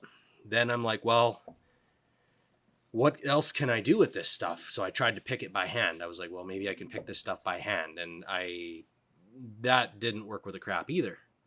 And I'm like trying everything I can. And no matter what I did, I could never actually get an actual full meal out of it. Never, ever. It was always like, the best way I looked at this was, imagine eating spits to stay alive. Yep. That's what I did for 6 months. There was no choice. When they got, I don't know if I showed you guys. You did show me your my hands fingers were worn right to the bone on my thumb and my middle finger, like right to the bone. They were gone. What I ended up doing was, on day 14, I came to the conclusion that if I take a baking pan, put the oats in the baking pan, put that on the stove, bake the ever-living crap out of these things, and just keep stirring them around until they're like super, almost on the verge of being black, but like really golden brown, like one of the stalks on the rifles there. Yeah. Then the shells end up being kind of more brittle, and I can work the oats free, right? Okay. And once I can get the oats free, I can kind of eat them. I'm like, well, maybe this is something. Maybe I'm onto something here. So what I ended up coming up with is I built a shaker. I crushed it with a pestle and mortar, built a shaker, and like, keep in mind, when I say pestle and mortar, I found a metal cup and I freaking cut a giant willow stave that was about 2 inches. Yeah. And I was like, crunch for hours. We're talking like 8 hours a day of me sitting there grinding this crap. And the idea was, if I could break up the shells enough, I could like sift them out with a bunch of mosquito screen that was kicking around. Then I would have something, right? Half of something. And then I had to pan it, like gold pan it. Yep. Put this crap in there and blow on it, and the husks would come off the top, and you'd be left with just the oats in the bottom. Oh, okay. That was that, but it took me 4 days to figure out how I was going to eat this crap, because it just kept killing me internally every time I tried to eat them. Yep. And when you're that hungry, your urge is to grab a handful of these things and shove them down your throat, and you have to resist that urge the entire time. No matter how hungry I got, if I did that, if I grabbed a handful and put them in my mouth, I was bleeding so badly the next day that it was like, put a piece of paper towel or something on your ass because you're bleeding like bad. Yeah. It was not good. So horrific. Yeah, good times. I'm sure your viewers will love that. But that's part of what I had to do. Like that. And of course, the other thing is you don't really know. Like I had 3 different kinds of mold growing on these oats, so I had to sterilize. So once I got them crushed up, screened out, husks blown out, then I boiled them in a pot till I had like a kind of a mush. Then I took that mush and I threw it in a cast iron pan with some oil and fried it until it was crispy. And then a little bit of seasoning salt and a little bit of chili powder because that was in the cabin. And yeah, that's March. Yum, yum. Well, that's not as bad. Oatcakes. Oatcakes, buddy. Better than just gruel. Well, it was fucking horrible. But I tell you, you want those oatcakes. Yeah. You want them. Yeah. And you needed to find a way to eat them. And it took me a long time to get there. But by that point, I had lost 14 days worth of food. So I'm on a backlog. Yeah. And there's absolutely no way I'm going to catch up. Yeah. Now, at that point, my mind is going, Mitch, you need to figure out a way to make like 100 oatcakes, put them in a backpack, and get the hell out of Dodge. That's what you need to do. No matter how hard I worked, no matter what I came up with, whether it was using an axe, using the ball that was in the cabin, trying to build like a fancy pestle and mortar machine, stomping on the things, nothing I could think of, could I actually physically, mechanically separate these oats from their shells with enough volume that I could get more than 3 oatcakes for myself in a day. And that was working 8 hours solid. I'm talking like most of the time I'm burning the midnight oil, and I mean that quite literally with the lantern. Yeah. And it's dark all the time. I'm just basically doing everything I can to digest these damn oats. Yeah. And I'm praying to the Lord, like, please don't let this shit kill me, because if I can't digest this, I'm gonna die. Yeah. There's nothing left. Yeah. You know, I want to go out and I want to fish. I want to eat a freaking lake trout like you wouldn't believe. I dreamt about liver like all damn day. But no, you didn't get one. Too bad. So basically that was all of February and most of March. So, well, let's talk about some good things that were going on in the cabins, because like I don't want this to sound like it was just absolute epitome of my life and that I was wanting to shoot myself all the time, even though there was definitely days where that gun was looking really nice.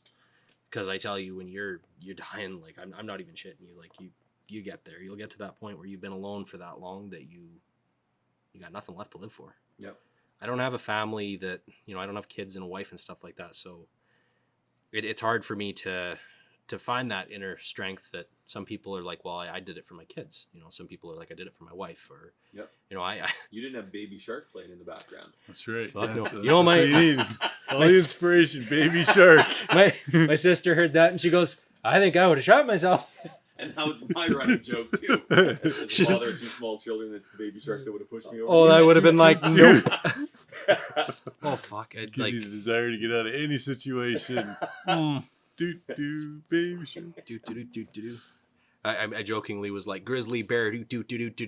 Gets me bad, do. Run real fast, do. Can't get away, do. And everyone was like, that's not funny. I was like, yeah, he's not going to find that funny when I do that. But I thought I'd bring that up. No, like, I couldn't. Honestly, like, I'll try and bring up some of the nice things. So, obviously, it got to a point where I had kind of stabilized. I had figured out a routine that was enough to make me stay alive. Right. I was never satisfied with the food that I was getting. Yeah. Never, ever was I full. Yeah. I was always hungry. And there was nights of pure desperation where my body is telling me like warning signs, like I'll basically imagine your car has crashed and all the fucking lights on the dash are going off and you're just like, run, get out of here. You wanted to get out of there so bad. Some nights you were so desperate that you'd do anything.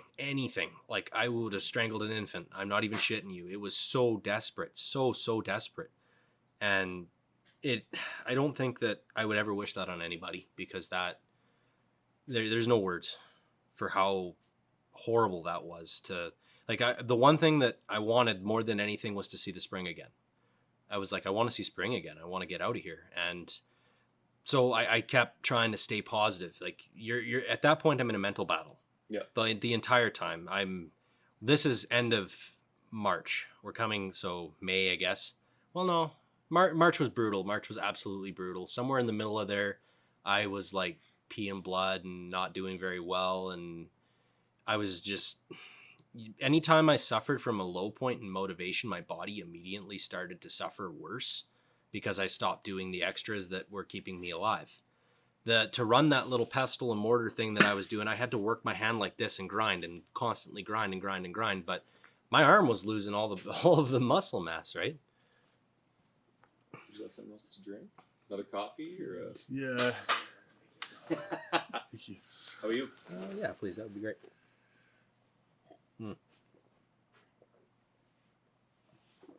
I'm talking about being hungry. Sorry.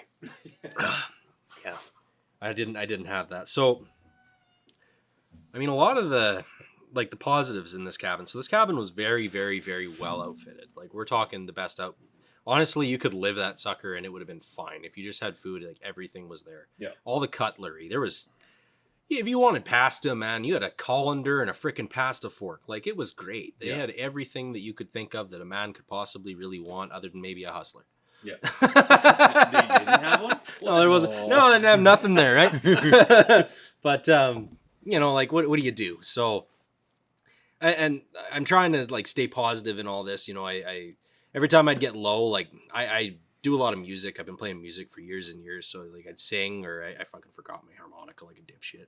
So I would have been playing harmonica or finding some way to stay positive. Sometimes I just, like, make up a song on the spot and just start singing. And of course, you're doing monotony all the time, the same kind of work every day. You know, I go out with my axe, I chop down a tree, I drag that tree in. Every day I have to go farther because I keep chopping down the ones that are close because I'm a lazy mother. Right? So, because being lazy keeps you alive. So you got to choose. Burn in the extra energy to go get the wood. I mean, well, yeah, and then of course you've been casually ignoring the ones that are a little too big for you to handle. Yep. And then when you start to get really, really messed in the head, you're like, you know what? Fuck you. I'm doing this. And I take out that giant tree and I'm like, wait a minute. That was a dumbass mistake. Now I'm carrying logs that are like this big. Yeah. Which, there's two kinds of things. You get longer burn time off of a longer log, but you got to saw for 10 minutes to get it to cut. So it's make your choice, right? Yep. Make your battles. Obviously, some days I did not do as good as others, and there was a lot of really, really, really cold days. March was pretty brutal. I had set up myself a bed in there that was really nice. First time I'd actually slept on a nice bed in like months. There was an old foamy that was sitting in there. Yep. I had brought up my, I had a sleeping mat that I usually carried with me on like cases like that. So I ended up making like this really fluffy bed. And I was, you know, I had the foamy all folded up and everything. And I had a pillow out of a chunk of foamy. And, you know, I was laying in that thing and I was thinking to myself a lot, like, this is really good. You know, I'm comfortable here. I've finally found a way to stop thinking about the bad all the time and to find a way to be comfortable being alone and being in the dark. And I can't say enough about how many times, like, it was just so horribly dark. I had a tree come down one time in a windstorm and hit the cabin so hard it shook it. It scared the crap right out of me. You know, there were so many things out there. Like, you never saw any animals, but you always heard birds. You always heard little things here and there. Like, and it was always the same too. I don't know if I told you guys about Freddy, the squirrel. Freddy's a dick. I wanted to kill him very badly. I came up with multiple methods and mean, horrible ways. I took an old fish net and I made one of those little, like, catch loops out of a snare wire. And he was hanging out behind at the back of the cabin, and that little snare wire come up and I just got it almost over his head, and then the fricker moved. That was the closest I got to killing Freddy, and he didn't like that. Well, and Freddy was, because I don't think we discussed now, that was discussed over supper. Oh, yeah, I guess I should talk about Freddy. Freddy is the squirrel that I actually made the stupid mistake of praying to the Lord to come and wake me up during the daytime, because I'm run down by the end of March. Like, we're talking, my body is bad. I'm seeing my hip bones. I'm seeing all of my ribs. My pelvis is horribly sunk in. My face is sunk in. I don't have a mirror that's really working all that well. The police officer, when he found me, said, well, don't you know that the Disney princesses just stared in the water? I was like, you frickin', all right, fine. Didn't think of that. But, you know, like, I just knew that from my point of view, how bad my body was getting. My legs were like, and you felt it every time you swung an axe or picked up a chunk of wood or run your saw or have to walk and get water. I really saw it in getting water, because every time I had to get water, I started out with snow, and then when the lake started to open up, I started carrying, they had one of those 20-liter cans, and I used to fill the can up, but I could never, like, when I started, I could fill it up, and then I started having to put 15 liters and then 10 liters, and then like 8 liters, and then eventually it was just too much for me to even pick it up anymore. Right. That was when my heart was really starting to go. I could probably talk about March all day. Oh, I guess I should bring up the books. So there was some books in the cabin for me to read. Really, really awesome, actually. So the first one was, what was it called? Golden Spurs by Anne Courteur. And I used that one for Firestarter because it was dog poop. It was a love novel about Shanghai and my dog. And I was like, fuck you. This is fire starting crap. Second one was a Signet double novel. That one was about Westerns. I read it and I was like, well, at least it's about Westerns. And then I didn't burn that one, but I didn't read it again. It was Firestarter if you needed it. It was backup. Yeah. But there was one book in the cabin. It was James A. Missioner, The Covenant. And that book was easily one of the best books I've ever read. And I've read thousands and thousands of novels over the years. I love reading. And it was just amazing. Oddly enough, it's about hunting with flintlocks in Africa. And I was like, oh, I got one of those. It made me so horribly jealous when they're like, and then the springbok and all the different tribes of Africa and the millions of different gazelles and animals. And I'm like, screw you, flip the page, screw you. It's like, I haven't seen nothing.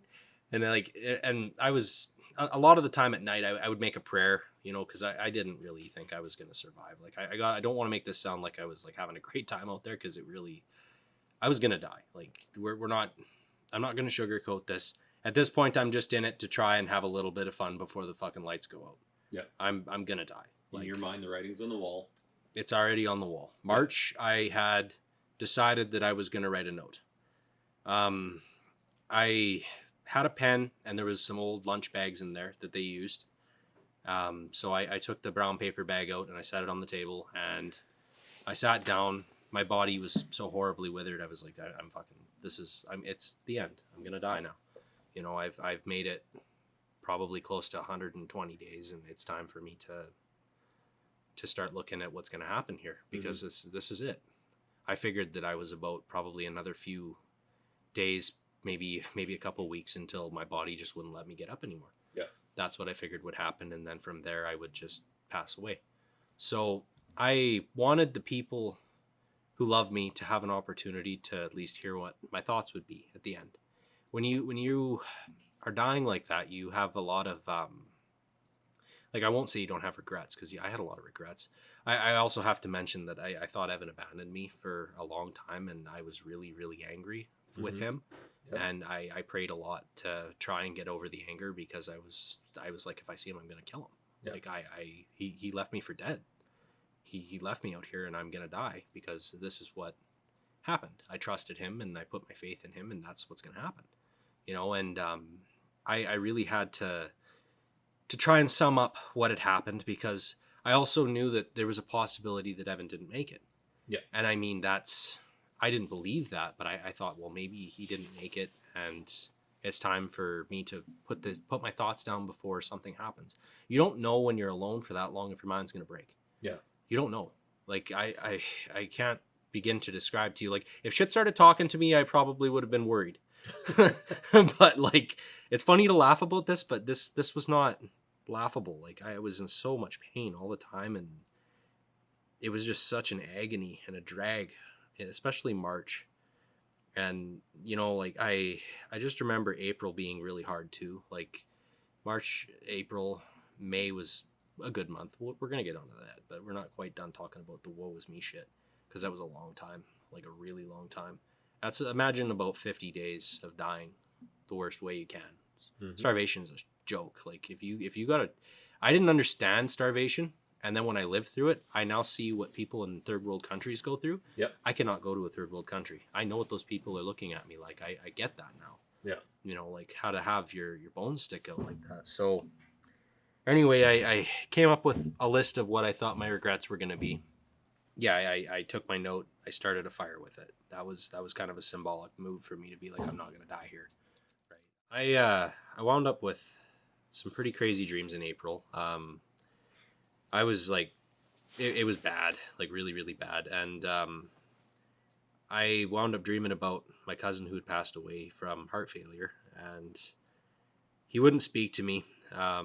in the dream. It was super realistic. I was having some really realistic and vivid dreams out there, and he was in the front of my grandmother's old house, and my whole family was in the backyard, and he was sitting by a fire by himself, and I walked up to him, and he wouldn't talk to me. I just looked at him, and he just had a look on his face, and then I went and I looked. I ended up walking away from him into the backyard, and then I woke up with like to my family, and I think a lot of that is like symbolic. Maybe my mind was telling me that it's you need to choose to live, right? Like a lot of that is choosing to live. Like when you're out there in that situation that I was in, you're defeated mentally, and then you're dead. That's how it goes. If you defeat yourself mentally, if you do not stay strong in your mind, you will lose. You will give up. You will die. Every single day was a battle, no matter what. Mm-hmm. So you have to stay alive long enough to see spring. That was my goal. I mean, I get really emotional and I tear up all the time when I think about how badly I wanted spring. Spring was like there's no emotion like that strong. How badly I wanted to see the birds come back and the plants pop up and the lake thaw out. And the symbolism is uncanny when we talk about that, because spring brings life. Yeah. Right? Across the board, spring brings life. Yeah. Well, and after facing that much pain all winter and being cold all the time, and like I was all the time I was cold. I had lost all my body weight. I couldn't regulate my body temperature with the shit anymore. The only time I was ever warm was when I had a fire going. Yeah. The rest of the time I was bitterly cold. Anytime it was really cold at night, I wound up finding myself sleeping during the daytime when it was warmer. Yep. So I would be awake all night. And a trick that I was using for staying out of my own head was I was like, I'm going to write a novel in my mind. I'm just going to tell myself a freaking story. So I came up with some kung fu bullshit story about whatever. And it's just on and on and on for like 10 days straight. I told myself a story. Yep. And that was how I kept myself away from the negativity that was chewing me alive, because it was eating me alive. Like I didn't want to die, and I have a rifle. Obviously, I can shoot myself. Like, if I really want out, I can get out. But I was like, no, I'm not going to do that. I can't I could never face my family if I had done that. And I know, obviously, you're dead, but, right. Like, I could never have faced them knowing that. So I managed to get through that portion of it. I did a lot of praying, a lot of talking with the Lord, a lot of, like, I never begged him, and that's the really messed up thing. I just thanked him every night for giving me the strength to get up in the morning, to get out, do my thing, stay alive another day. Thank you for letting my body handle the oats again. I'm basically pooping out blood every day. Like, my stool is just black from blood, right? Yep. Like, and it's bad. But did you go into the bush a religious man? No. I went to Catholic school when I was a kid, and I've read about 5 different Bibles. I do believe in a higher power, but I never found which one. I can't be like, I'm a Catholic or a Christian or this, right, or that. I probably would say Christian, but the point in this is that I came to terms with the fact that I was going to die. So April was basically like another chapter of just desperation and begging for my life to continue. And every day you're losing, like, quarter pound. I'm eating multivitamins, and by the end of coming into May, I'm out of multivitamins. Like, I'm done. I'm drinking spruce needle tea with Labrador if I can, Labrador tea if I can find it, and I'm just eating oats. At that point, I have given up on making oat cake anymore. I'm out of oil. I'm out of any spices other than what was the last one I had? Lemon pepper, and I had salt, and that was it. So May comes around, and we're mid-May. I've spent like weeks basically just going from outside, start a fire, get some water, melted, and then go back to bed after I've drank, and just passing my time in bed because I'm like, I'm getting to the end here, and I'm too weak to even walk around anymore. No energy to. I don't have the energy. And this is like day in, day out. Every day I wake up, the sun touches the same spot on the wall. I feel like I'm in prison. Yeah. I really do feel like I'm locked in hell, and I can't get out. And there's no one to talk to, and there's nobody to listen. And I want to quit, but I can't. So, but every day I'm just humbled to be there because I'm in the most beautiful place I've ever seen in my whole life. And if I had food and my body was in a good condition, that's where I'd want to be. Yeah. That's the crazy thing. Like, I'm like, that's where I want to be. I keep telling my dad, I want to go back there. And he's like, you're out of your mind. Like, you suffered for how long there and you want to go back? It's like, yeah, that was the place, man. That was where your heart was. And I felt like I left that behind when I had to leave. Yeah. And I wasn't ready to leave yet, but I had to. So. And Jeremy, I'd say you kind of had similar connections to the area, wanting to go back and wanting to conquer that again, and just getting that relief that I can do it. Yep. You know, it's like a medal you win running a race or something. For me, it was I survived that, and I want to go back, and you know, that's a token or a trophy on my wall now. And do you still go back in there as well? I do. You still hunt and fish and just get out back there? Yeah, I've been back to the actual scene 3 times on the first year, third, and the 5th year reunion, right back to the scene. Okay. Oh wow. Yeah. Yeah. And the plan is to go back there, correct? So Evan's family wants to go back, and they're planning on putting a plaque at the cabin for his commemoration. Obviously, that's not where he passed away. I know where he passed away, but that for them, that's important. I mean, obviously, when you lose a son, I can't. My heart goes out to them. I can't even imagine what it must have felt like to get that news, because you're not getting a body. You didn't get an opportunity to say goodbye. I had to go and talk with the family and be like, look, I want to answer you guys' questions. Evan was my best friend for 14 years. So I want to answer your questions. And, you know, like a lot of, without getting too much into that side of things, I just wanted them to know that I don't believe he suffered. I think he passed away in his sleep. I think exposure got him, and he passed away in his sleep. I think it would have been peaceful. I don't believe that he suffered, you know, so I want that to be a thing that people can at least take solace in that. Because when you hear what I'm talking about right now, that is torture. Yeah. If you want to read about torture, I'll probably go to Afghanistan and do waterboarding over what I went through. Like, it was that intense. It was that horrible, suffering that long. Like, but anyway, frick it. We're going. So May's a good month for Mitch. Mitch has a good month in May.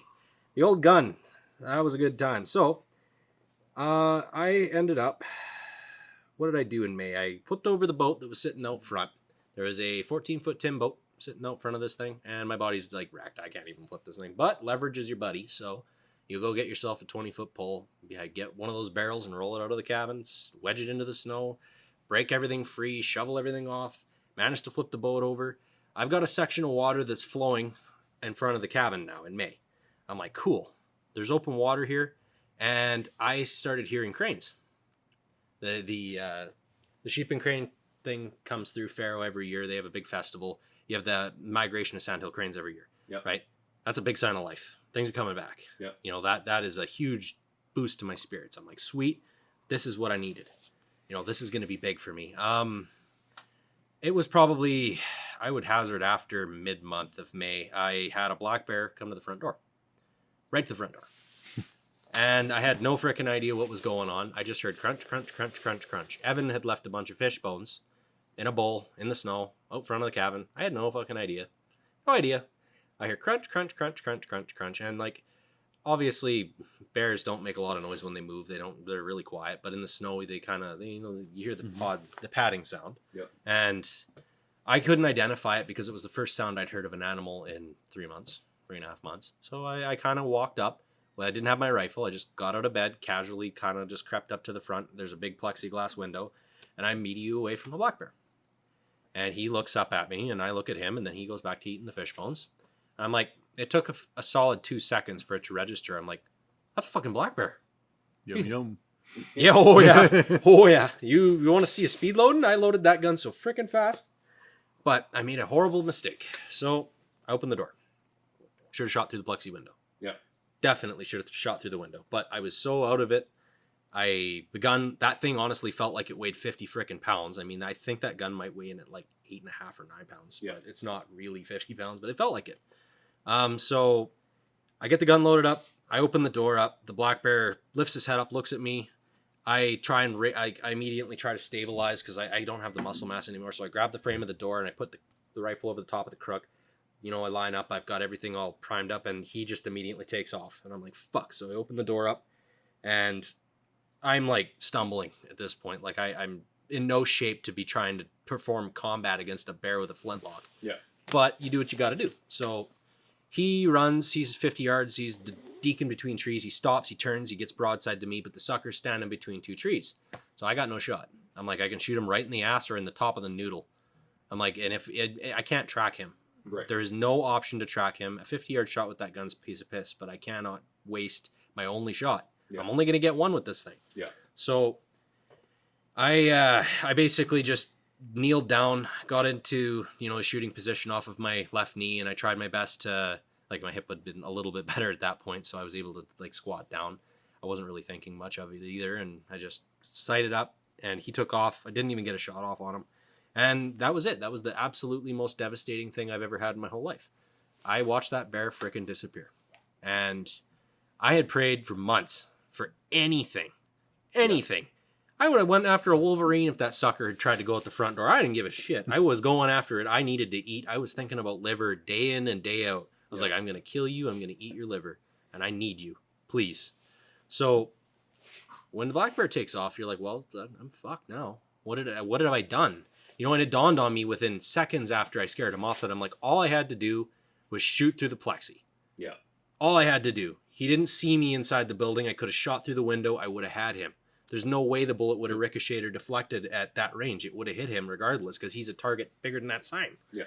So those moments suck. Like I had one at the very end of my experience where basically I had the gate. I could walk around the gate on either side or crawl underneath, and I did the dumb thing, I guess I wouldn't call your idea dumb about not shooting through the window, but I decided, well, I'm gonna take the easy way out and crawl underneath, and it's one of those things you just just about didn't make it out because of that decision. Just because of that, right? Absolutely. And the dread that you feel after what you've done, and you feel like an idiot because you're like, I just passed up the biggest shot at meat. Yeah. That is 200 pounds of meat. I'm going to eat every freaking bit of that animal, and it's over. Yeah.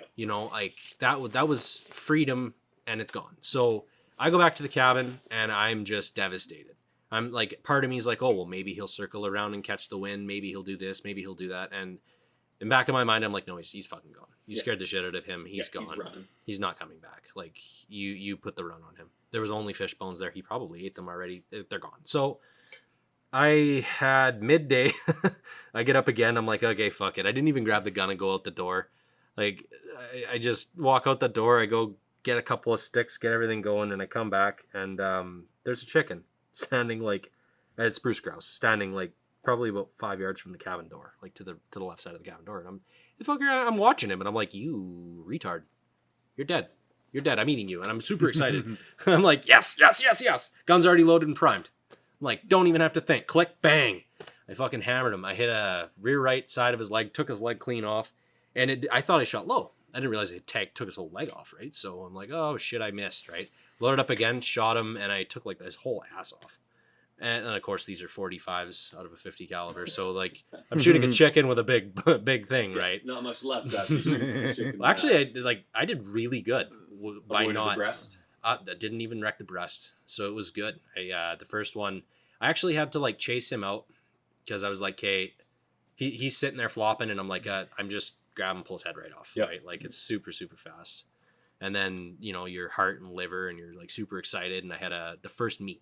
It was the first meat I'd eaten in, oh geez, it had to be 3 months. The taste of meat again, to have that flavor hit your face. You wouldn't waste an ounce of it. I'd eat the feathers at that point.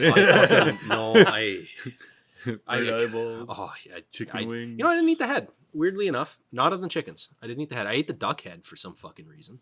That was stupid because I saw some shit crawl out of his nostril that would make most men be like, I don't know, but I ate him anyway. So day one, I got a spruce grouse. I'm stoked. Obviously, there's a little thing that I don't know, many people probably don't realize this, but when you get the first meat and you're that fucking run down, the only thing you can think of after that is you want more. Yep. And that unbelievable feeling of being like, I freaking need more now. I need more. I'm like, I would have done anything for another grouse. And lo and behold, the next day when I got up out of bed, in the same spot where I frickin' hammered the first one, there was a second one standing there. So I got a tom the next day, and he's all plumed out, and I'm like, to me, it's like, what the hell's going on here, right? Like, I lost a bear, but then in the same day I saw a grouse, and I just went 3 months without seeing anything at all.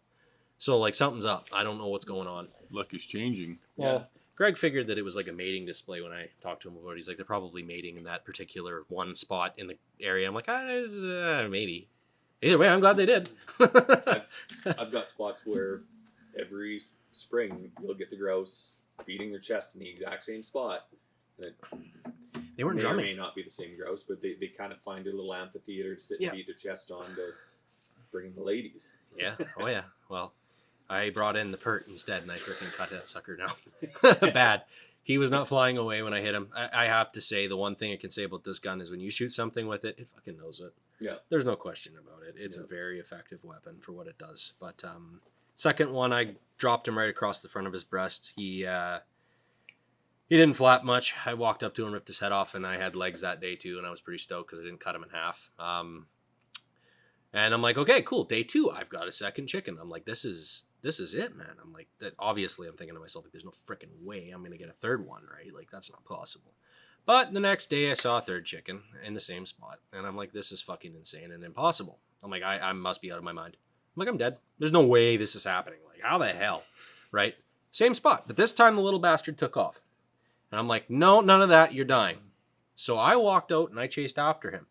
And I got, again, keep in mind, when I say chased after him, I mean stumbled like a weird drunk person that looks like a skeleton wandering out in the bush with a weird gun. Yeah. But, I went after him, and he flies off. And I'm like, oh, for fuck's sakes, I'm done. Like, that sucks. That sucks so bad.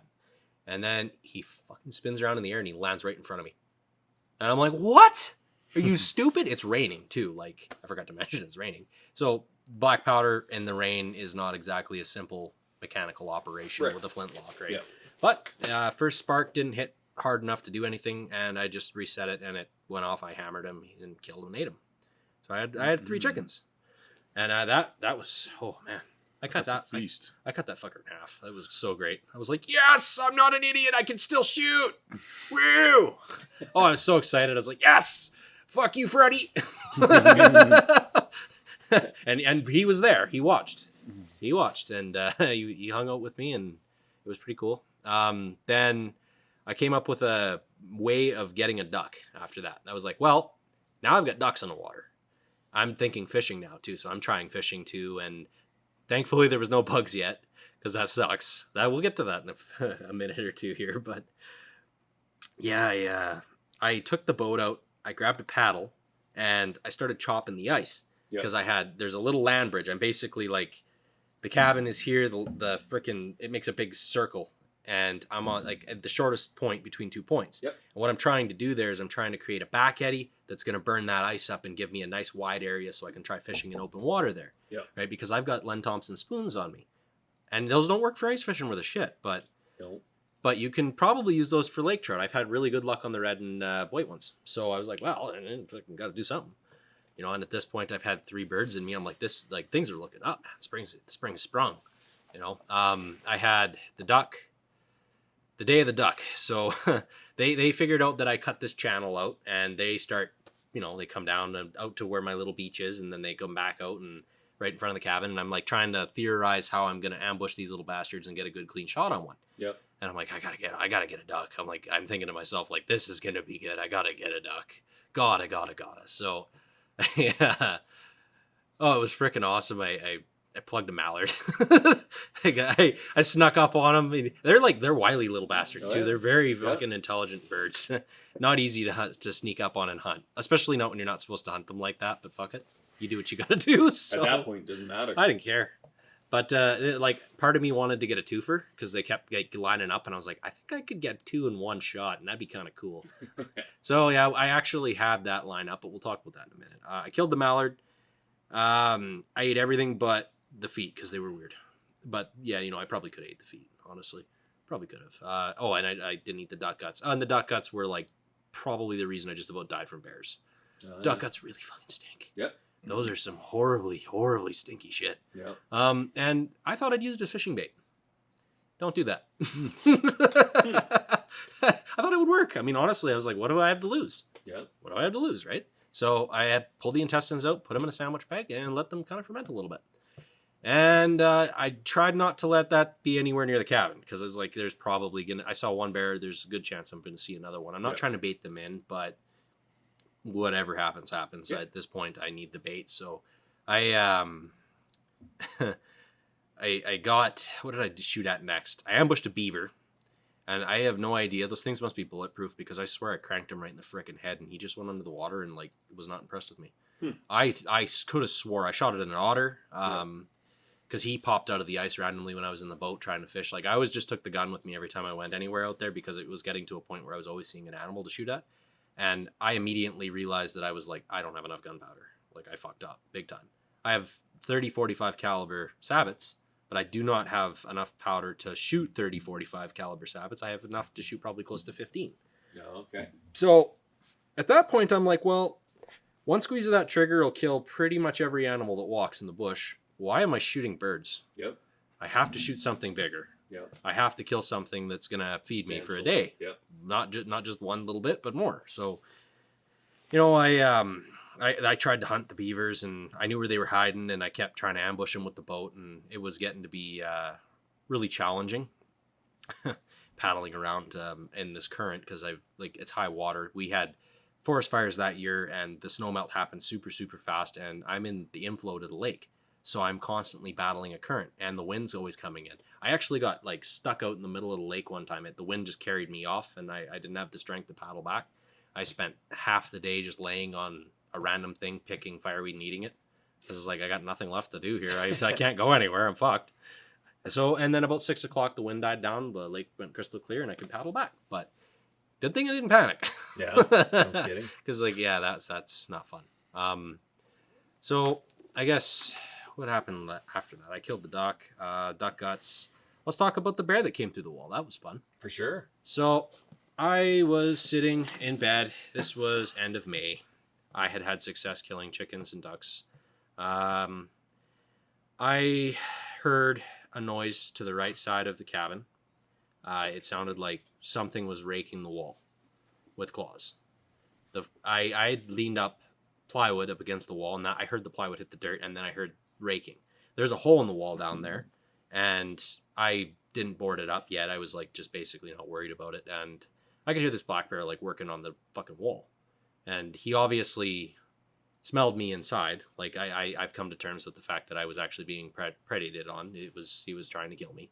So I didn't have time to really think about it. I grabbed the gun. I loaded the gun. I walked right outside with my rifle, and I ended up like he stopped as soon as he heard my feet hit the floor. I exited the door. The door swings out towards the right side of the cabin. So he came out at the same time as me and we were like me to you away. And I shot him offhand. So I killed my first bear offhand without aiming. Oh, yeah. I just went like this and just fucking went bang and shot him. I didn't even think because I was like, he's going to fucking jump me. I got no chance. So I hammered him.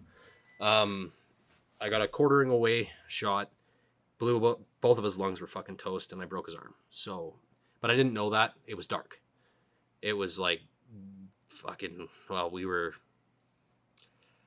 was end of May, so we're talking probably like almost equinox conditions, I think. So we're almost equal amounts of day and night. Okay. But night, when I say night up there, obviously you know that it's twilight, right? Yep. For the most part. So it wasn't like pitch black, but it was dark enough that I wasn't able to really see far enough. Yep. And I'm like, I didn't feel comfortable pursuing this bear in the dark. I was like, I'm not strong enough to fight a bear. Yeah. I can't do that. So I've heard that's a thing. Not being strong enough to fight a bear. Well, I know that, right? Like even with my gun in my hand, like it doesn't mean anything, and that thing could just not go off and fucking leave me dead. Yep, that can happen. So I went back inside, threw another 50 grains of 2F down the bore with another 45 caliber sabot on top, reprimed, walked outside. And he had spun around and was basically staring right at me, but he was about 25 yards from me. And I shot him again. I'm just like, fucking... But this time I took my time, I aimed, I got a really good shot on him. Yep. And he was dead probably like 5 seconds after that. He just literally went for 20 feet and curled up in, of course, they always die in the worst fucking spots. Oh, for sure. They never die anywhere convenient. Bear always does that. Nastiest bush ever, a swamp, a slough. Yeah. Oh, in this case, it was like deadfall. He crawled over and into this pile of deadfall where I had 3 trees and a big triangle. And I'm like, oh, great. I've just got to climb over this giant tree. And it's a good thing my legs don't work. And I forgot to mention, my heart's failing at this point. So I'm suffering from pulmonary edema. Yeah. My legs were swollen and my scrotum was like this big. Yeah. I'm not shitting you. Like, it was bad. So I had huge balls when I did this. Like, massive Grapefruit balls. balls. You need big balls to take on a bear, that's for sure. Yeah, but yeah, that's okay because I had to do it 2 more times with 2 more bears. So I guess I kind of missed on the first one in the morning. I actually scared off. I'm pretty sure it was the same bear. I meant to get a shot on him, but I left duck guts in the boat, and I heard like a fucking ruckus down there, and I came out and he was in the boat, and I'm like, fuck, like I don't have a clean shot. I'm gonna put a hole in the boat. Good thing I didn't because the cops needed that to get me out. But so I couldn't get a clean shot on him, and he took off and ran up the lake. And like, I'm pretty sure this is the same bear. I think that he had just kind of got used to the idea of there being another animal. And I mean, obviously, winter is such a hard time of year. Yep. Anything life wise, like if you have an opportunity to predate, you're going to take it. Yep. I did, so why wouldn't they, right? Yep. So then second one I just told you about, I shot him, and I waited about 4 hours. I gotta say, this was the best damn day of my life. I'm like, yes. I fucking hammered him. He is dead as shit. I'm eating tonight. This is gonna be great. I'm having a feast, and I'm thinking like bear ribs, or just like stupid shit, right? Like, obviously I'm eating tenderloins, but point is, like, it's like, no. I actually started with his liver and his heart first, but I didn't get that opportunity first because when I went over to investigate, I didn't bring my 50 caliber with me because I thought he was alone, right? I saw a solitary black bear, so I thought, well, that's it. I went over. It had been about 4 hours. He had rigor clearly set in. I didn't make a gut shot, thank the Lord, because that's a big fucking bullet to make a gut shot with. But he was just kind of curled up, really cute. He was probably 1.5 years. Like, I felt kind of guilty. He was maybe still weaning off with mom, like traveling together. Yep. And but he was definitely big enough that he could have killed me for sure. He weighed more than I did by a lot. I couldn't roll him. I tried to pick him up and drag him back to the cabin, and I couldn't move him. So I'm like, okay, there's quarter bags in the cabin. I'm gonna get a tarp. I'm gonna try and I'm in a moss ground, so there's water absolutely everywhere. This fucker's died in the worst spot I can think of, and I have no real recourse. I'm just gonna have to get dirty. Start getting them apart and harvest them. So I didn't really get that opportunity because when I climbed over the top of the log and I got about 15 paces, all of a sudden this big giant brown bear ran full speed at me.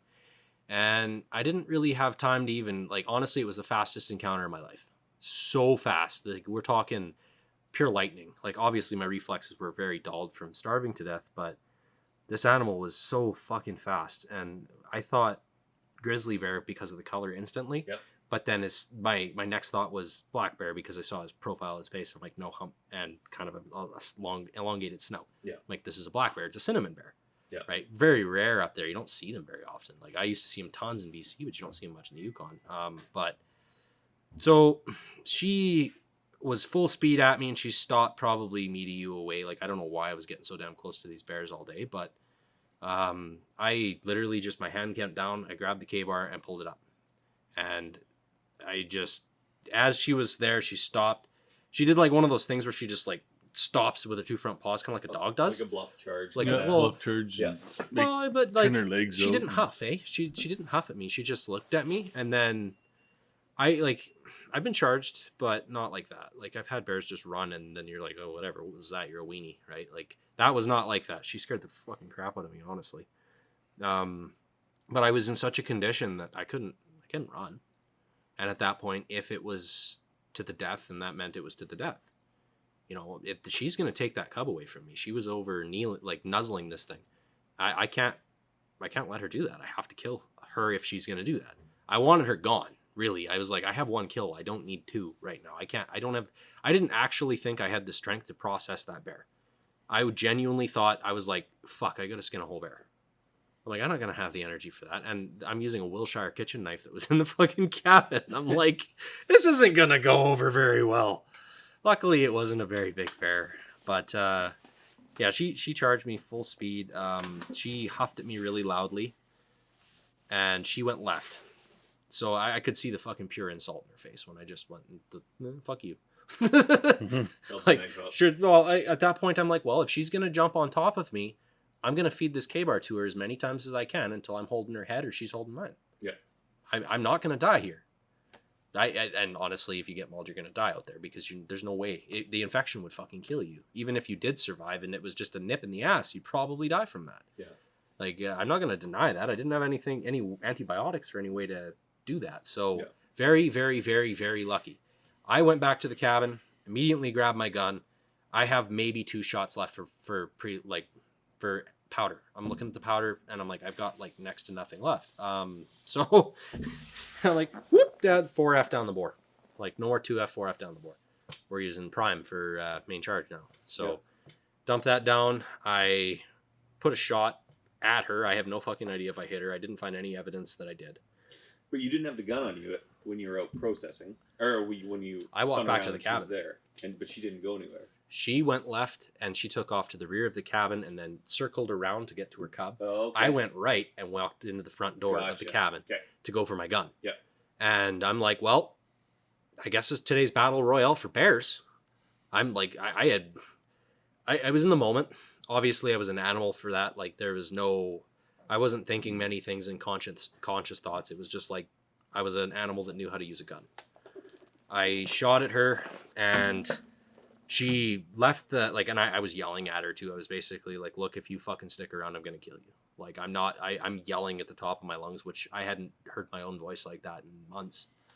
And I'm like, if you stick around, I will kill you. I'm going to kill you. Get away from that damn thing. Go. Run. Be free. Don't fuck with me.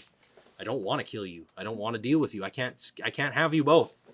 Right? I'll eat both your livers, damn it. But, so I shot at her. She circled around and came up to where I shot the other black bear at the 25-yard mark where I put my second shot into him. And she stared right at me. And I'm like, oh, fuck. I went in the cabin. I'm thinking, she's coming to the wall. Like, I'm not even going to have a chance to fight this thing off. I got to reload my gun again. This is the 4th time. That thing's loud when you don't hear a gunshot in a really long time. I'm like, fuck. And I'm just like, blast a little bit of gunpowder down the bore. And all I've got left is a little bit of prime left in my powder pen. I'm completely out of gunpowder now. I think I might have put 20 grains of charge down the bore. So we're talking like I probably could have thrown the bullet harder. Yeah. Really. But it sounded so weak when I aimed center mass and just squeezed the trigger. She was like facing me like the book was right there, just like that. And I just fucking squeezed it around right under her chin. I was like, aim for the guts. Fuck it. Like, what are you going to do? Right? Her heart's right about there. Pull the trigger. What are you going to do? And it sounded so weak.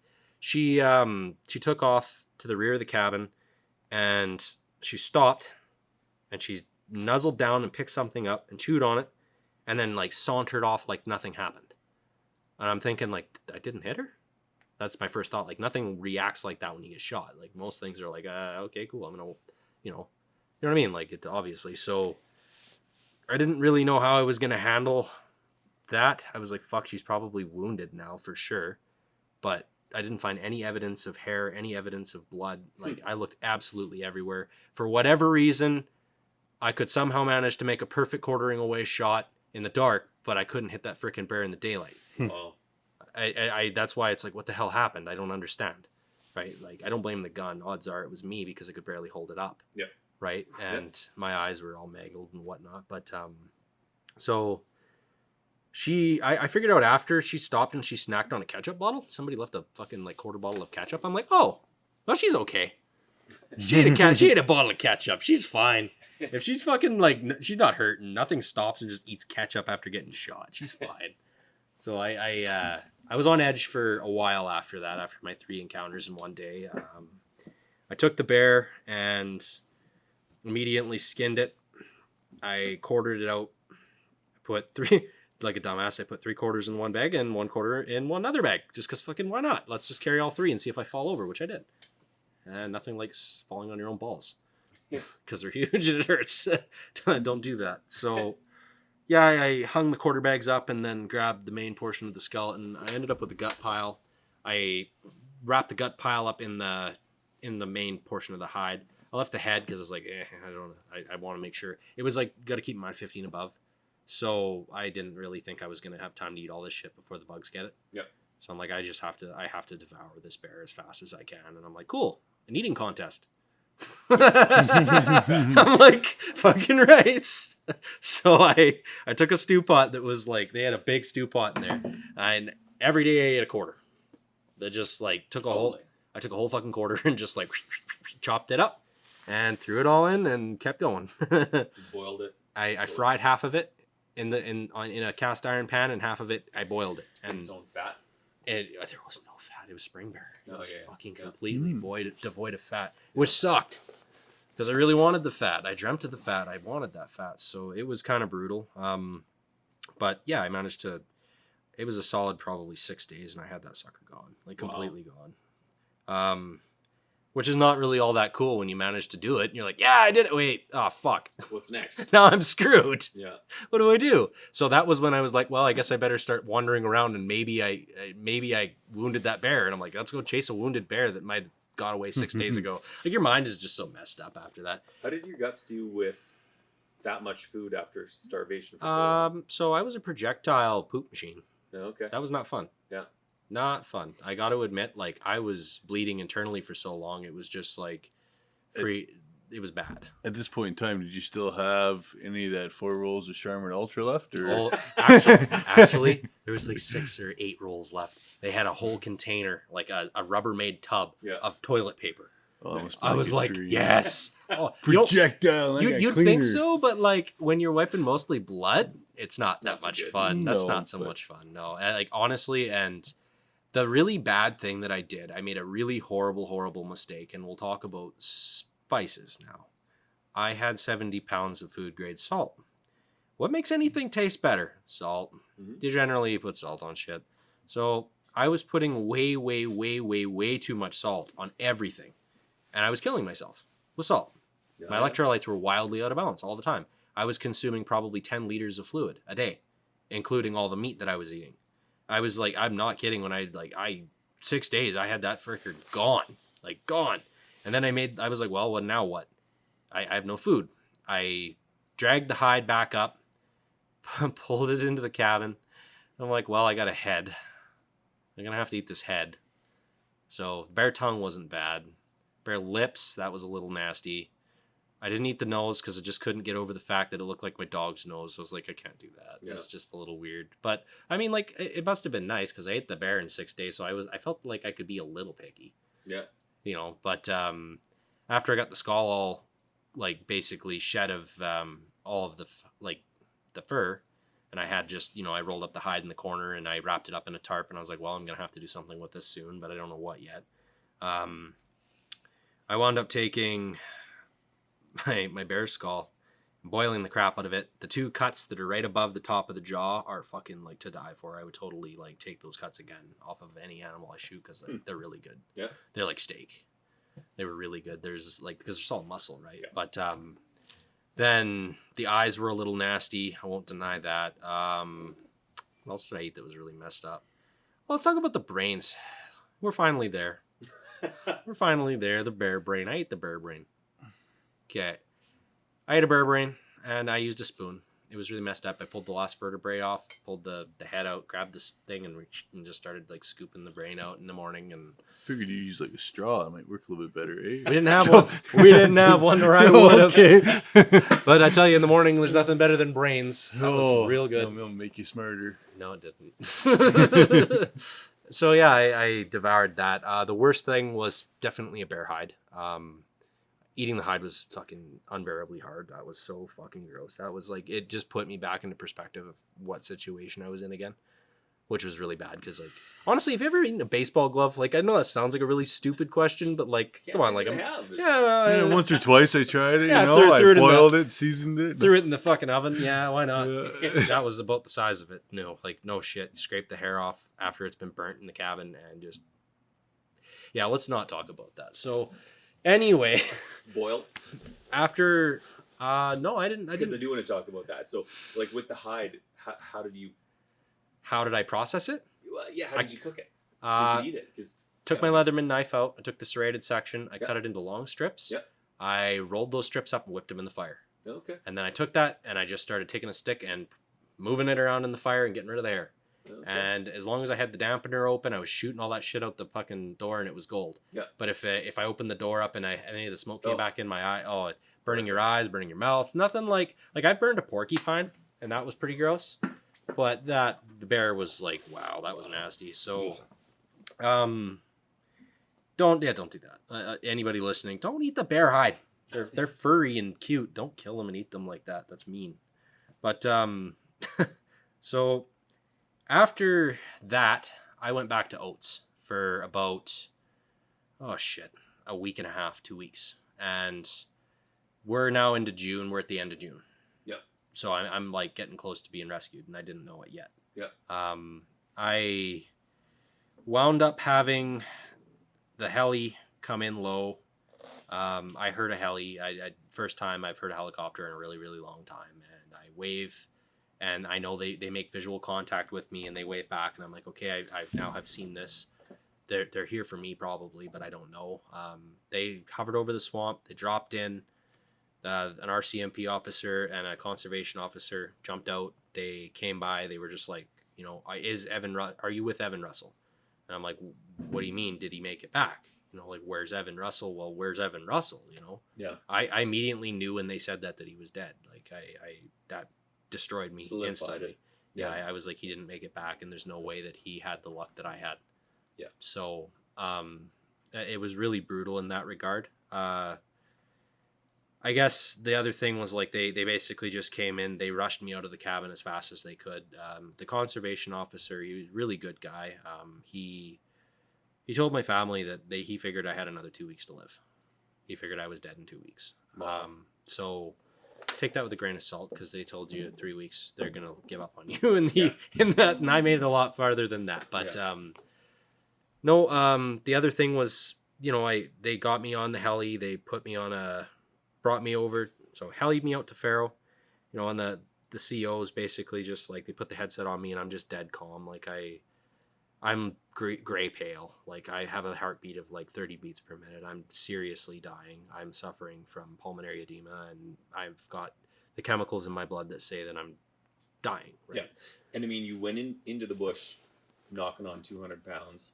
Yeah, I was about 190. And 190, and I came out at 127. Wow.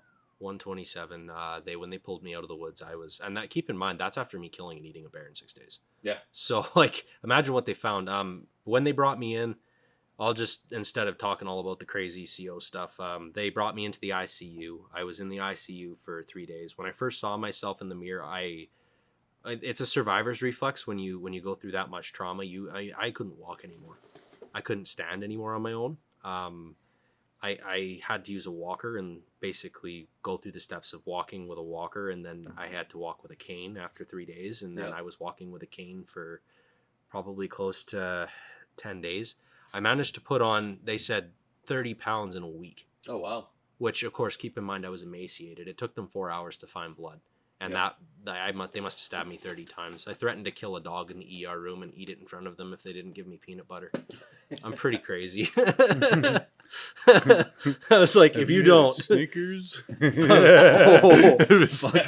Snickers commercial. I told the doctor that, and then the doctor goes to me, and he's like, I can't... He's like, because they immediately were like, we're shipping you to Vancouver. They're like, you are going to the trauma unit in Vancouver. Like, this is severe shit. We've never seen this before. Yeah. You did something no human's done before in this country for a long, long, long time. And I just said, yeah, whatever. I didn't care, because I was like, hey, I'm out of here now. Good for me. I can watch SpongeBob on the TV in the hospital. Woohoo. Eat some pudding. Yeah. I'd be watching The Revenant. I didn't want to see any of that shit for a while, man. Yeah, that's unfrickin' believable. I mean, like, the big thing for me was the just, like telling your family how much they're worth to you. Like, I gotta like reiterate that I lucked out. I should be dead by a lot. You didn't. We discussed it earlier in the day, but not on the podcast. You didn't tell us how they found you. how they found me. Oh yeah. So there was a person that came forward in Pharaoh. I don't know who. Before you get into that though, I do have to rewind and say, at what point were you reported missing? Originally, I think it was in November, and then they confirmed the story that Evan had told his parents, and basically they said, okay, those guys know what they're doing. They're fine. They figured that we were out trapping. Everything was fine. Yeah. It wasn't until Evan's sister had bad feelings about this in June, and she actually reported me missing and Evan missing, and that was when I believe they had the search on for about 3 days. Okay. And then in the ICU, I was basically grilled by detectives for a little bit, and I just told them everything I could think of because I just wanted Evan to come back. I didn't, I'm not hiding anything. I didn't. So many people, like, I know this is going to sound horrible. They're like, "Did you eat him?" I'm like, "No." Well, and I mean, it's a valid point. But so many people would think that, right? Like, I would have ate the gun before I ate the person. Like, there's no way. No, he would eat me though. I love him like a brother, but yeah, he would have ate me. So, like how they ended up finding me, I was, believe it or not, I was actually praying to the Lord that maybe it was time for me to get a rescue. I need help. And I'd never asked through the whole winter. I never cried through the whole winter.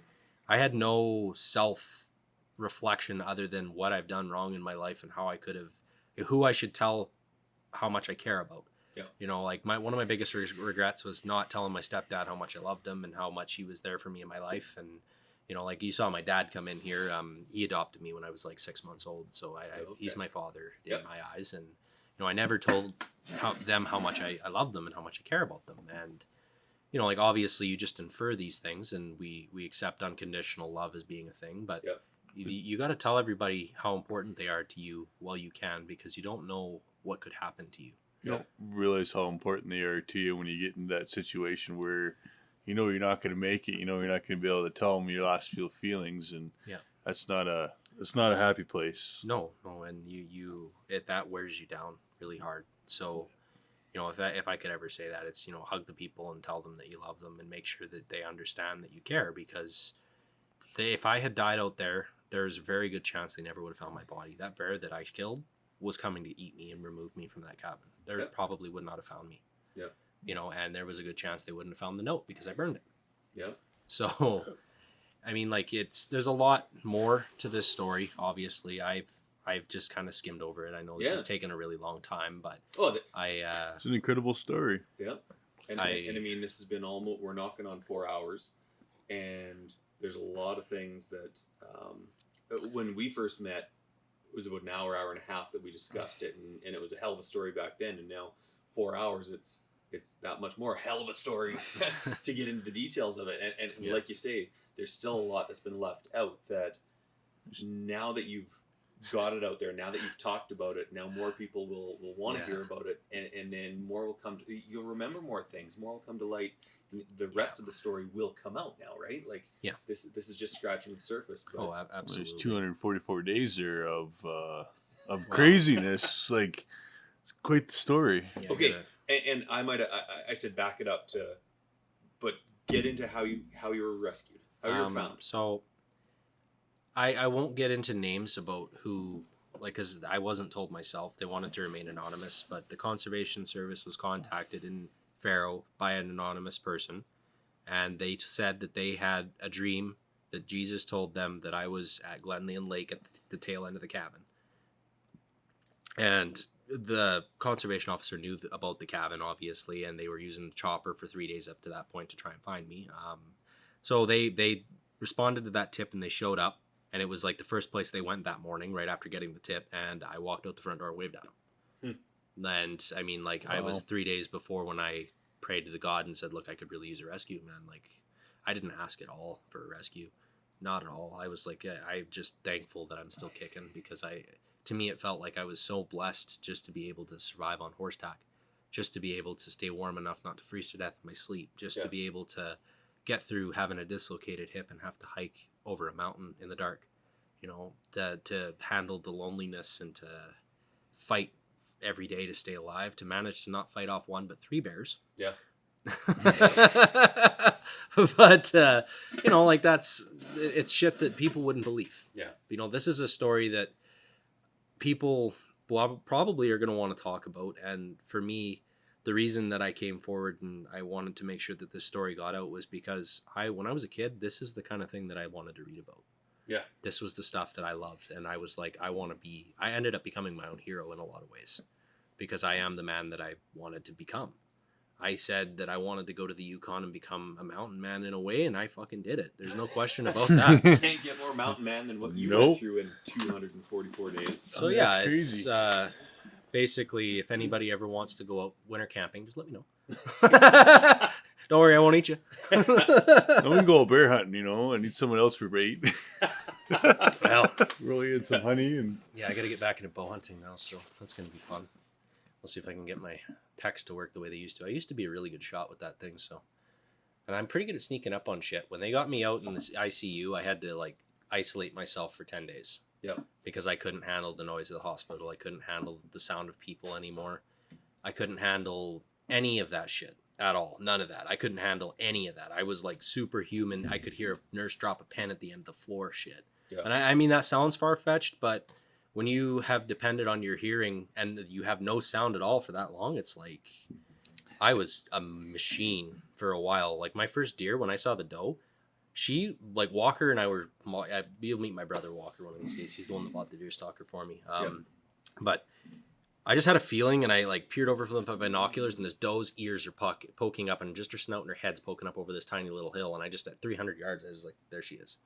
And you know, like that feeling that you get when you're being watched. Yep. Walker's like, how the fuck did you do that? And I'm like, man, I need to do that to stay alive for a while.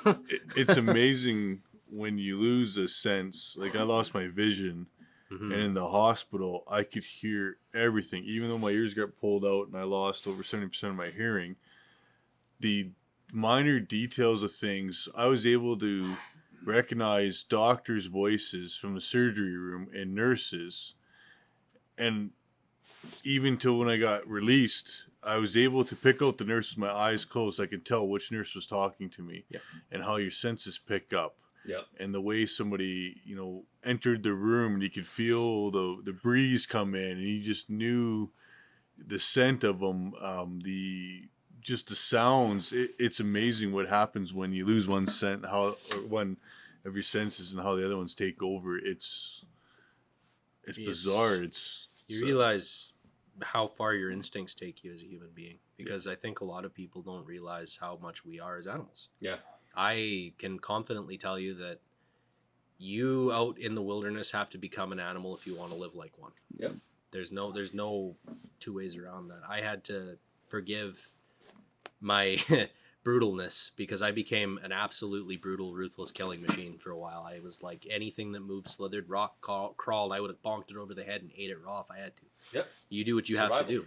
Yep. Exactly. And that's part of it. So like it was pretty brutal when I got out. Like honestly, this is why I have to write a book, because obviously you guys have heard now kind of what happened. There has to be, somebody has to want to probably read that at some point. I don't know how they're going to feel about it, but they're going to have to read it. It's quite the story. I wouldn't mind, grabbing a copy and reading about it. Exactly. Oh, you get a free one. You gave me a shirt. No, I'm willing to, it's No, Dad bought 4 of yours, but you get a free one. Well, thank you very much, Mitch. It's been a pleasure hearing this story, and I mean, like I say, I look forward to hearing the rest of it as it comes out, right? Yeah. And I mean, I appreciate you coming in and sharing the story with us and being able to just lay it all out on the table. Yeah. And no matter where it goes from now, people can always come back to this podcast to hear the rest. Because I mean, as you become more comfortable talking to whether it's news agencies or whatever's next, they, for the most part, will probably be quick snippets to get people to click and hear a little bit of the story and read the one-page article that comes out. But then, I need to hear more about that. And then they can go back and they can hear your version of the whole story, unedited, without any spin put on it as the news agencies are known to do. And now this is your story that you've told, and we had the pleasure of being here to sit in on it. Well, and I appreciate that. I appreciate you guys listening to me swear for an hour. That was good. Because honestly, like, there was a lot that happened, and I mean, honestly, I haven't even told you about some of the fun things. Like, for instance, all the things that I killed that I didn't mention. Yep. You know, like, and man, I'm not gonna get in trouble, but the point is that I did a lot of things that it takes skill, and somehow I managed to pull it off. Sometimes I had no fucking clue what I was doing. Yeah. and you get lucky, and like it was really cool seeing Tim the first time, because Tim goes to me, he says, "You got lucky," and I'm like, that actually bothered me a little bit. I was like, "No, I didn't." Don't say that. I didn't get lucky. You have any idea how much that sucked? Hey man, it's like winning the lottery. You won the lottery. You're here today. You survived it. You survived. Yeah. That's the biggest like, take out of all of it, right? When, like, I'm gonna be honest, when they found me in the hospital and they said where I had been and what happened, they literally, no doubt, I've been told this like 9 times by 4 different doctors. They're like, "Okay, we thought you wouldn't have any fingers. We thought you weren't gonna have a nose. We figured your ears were gonna be missing, your eyelids. We figured that you were going to be like, right. Obviously I was on the verge of death, but they figured that parts of me would be missing." Yeah. To have what it took to be able to not just weather a full winter and a spring into summer, but to do that in the Arctic. Yeah. That I can't even begin to say that. Like, I hate tuning my own horn. I hate sounding like a freaking one of those guys that's like, "Oh, I'm badass." It's like, no, I did some stupid shit, but I'm pretty tough. So, thanks again, Mitch, for coming and telling the story, and thanks, Jeremy, for sitting in on this and giving your perspective and questions and stuff. And in my mind, I think it's pretty darn cool that you guys get to moving forward talk and help each other out as you've both gone through very harrowing, life-changing experiences and death-defying in 2 totally different ways, but both outdoor survival stories. So to all the listeners out there, if you have a story, you know someone that would be a good guest, I highly recommend reach out to us. We'd love to have you on. We'd love to hear the story, and you heard it here first on Hunt Hard Talk Free. Thank you very much, gentlemen. Really appreciate it. Yeah, you bet. Awesome. Thanks.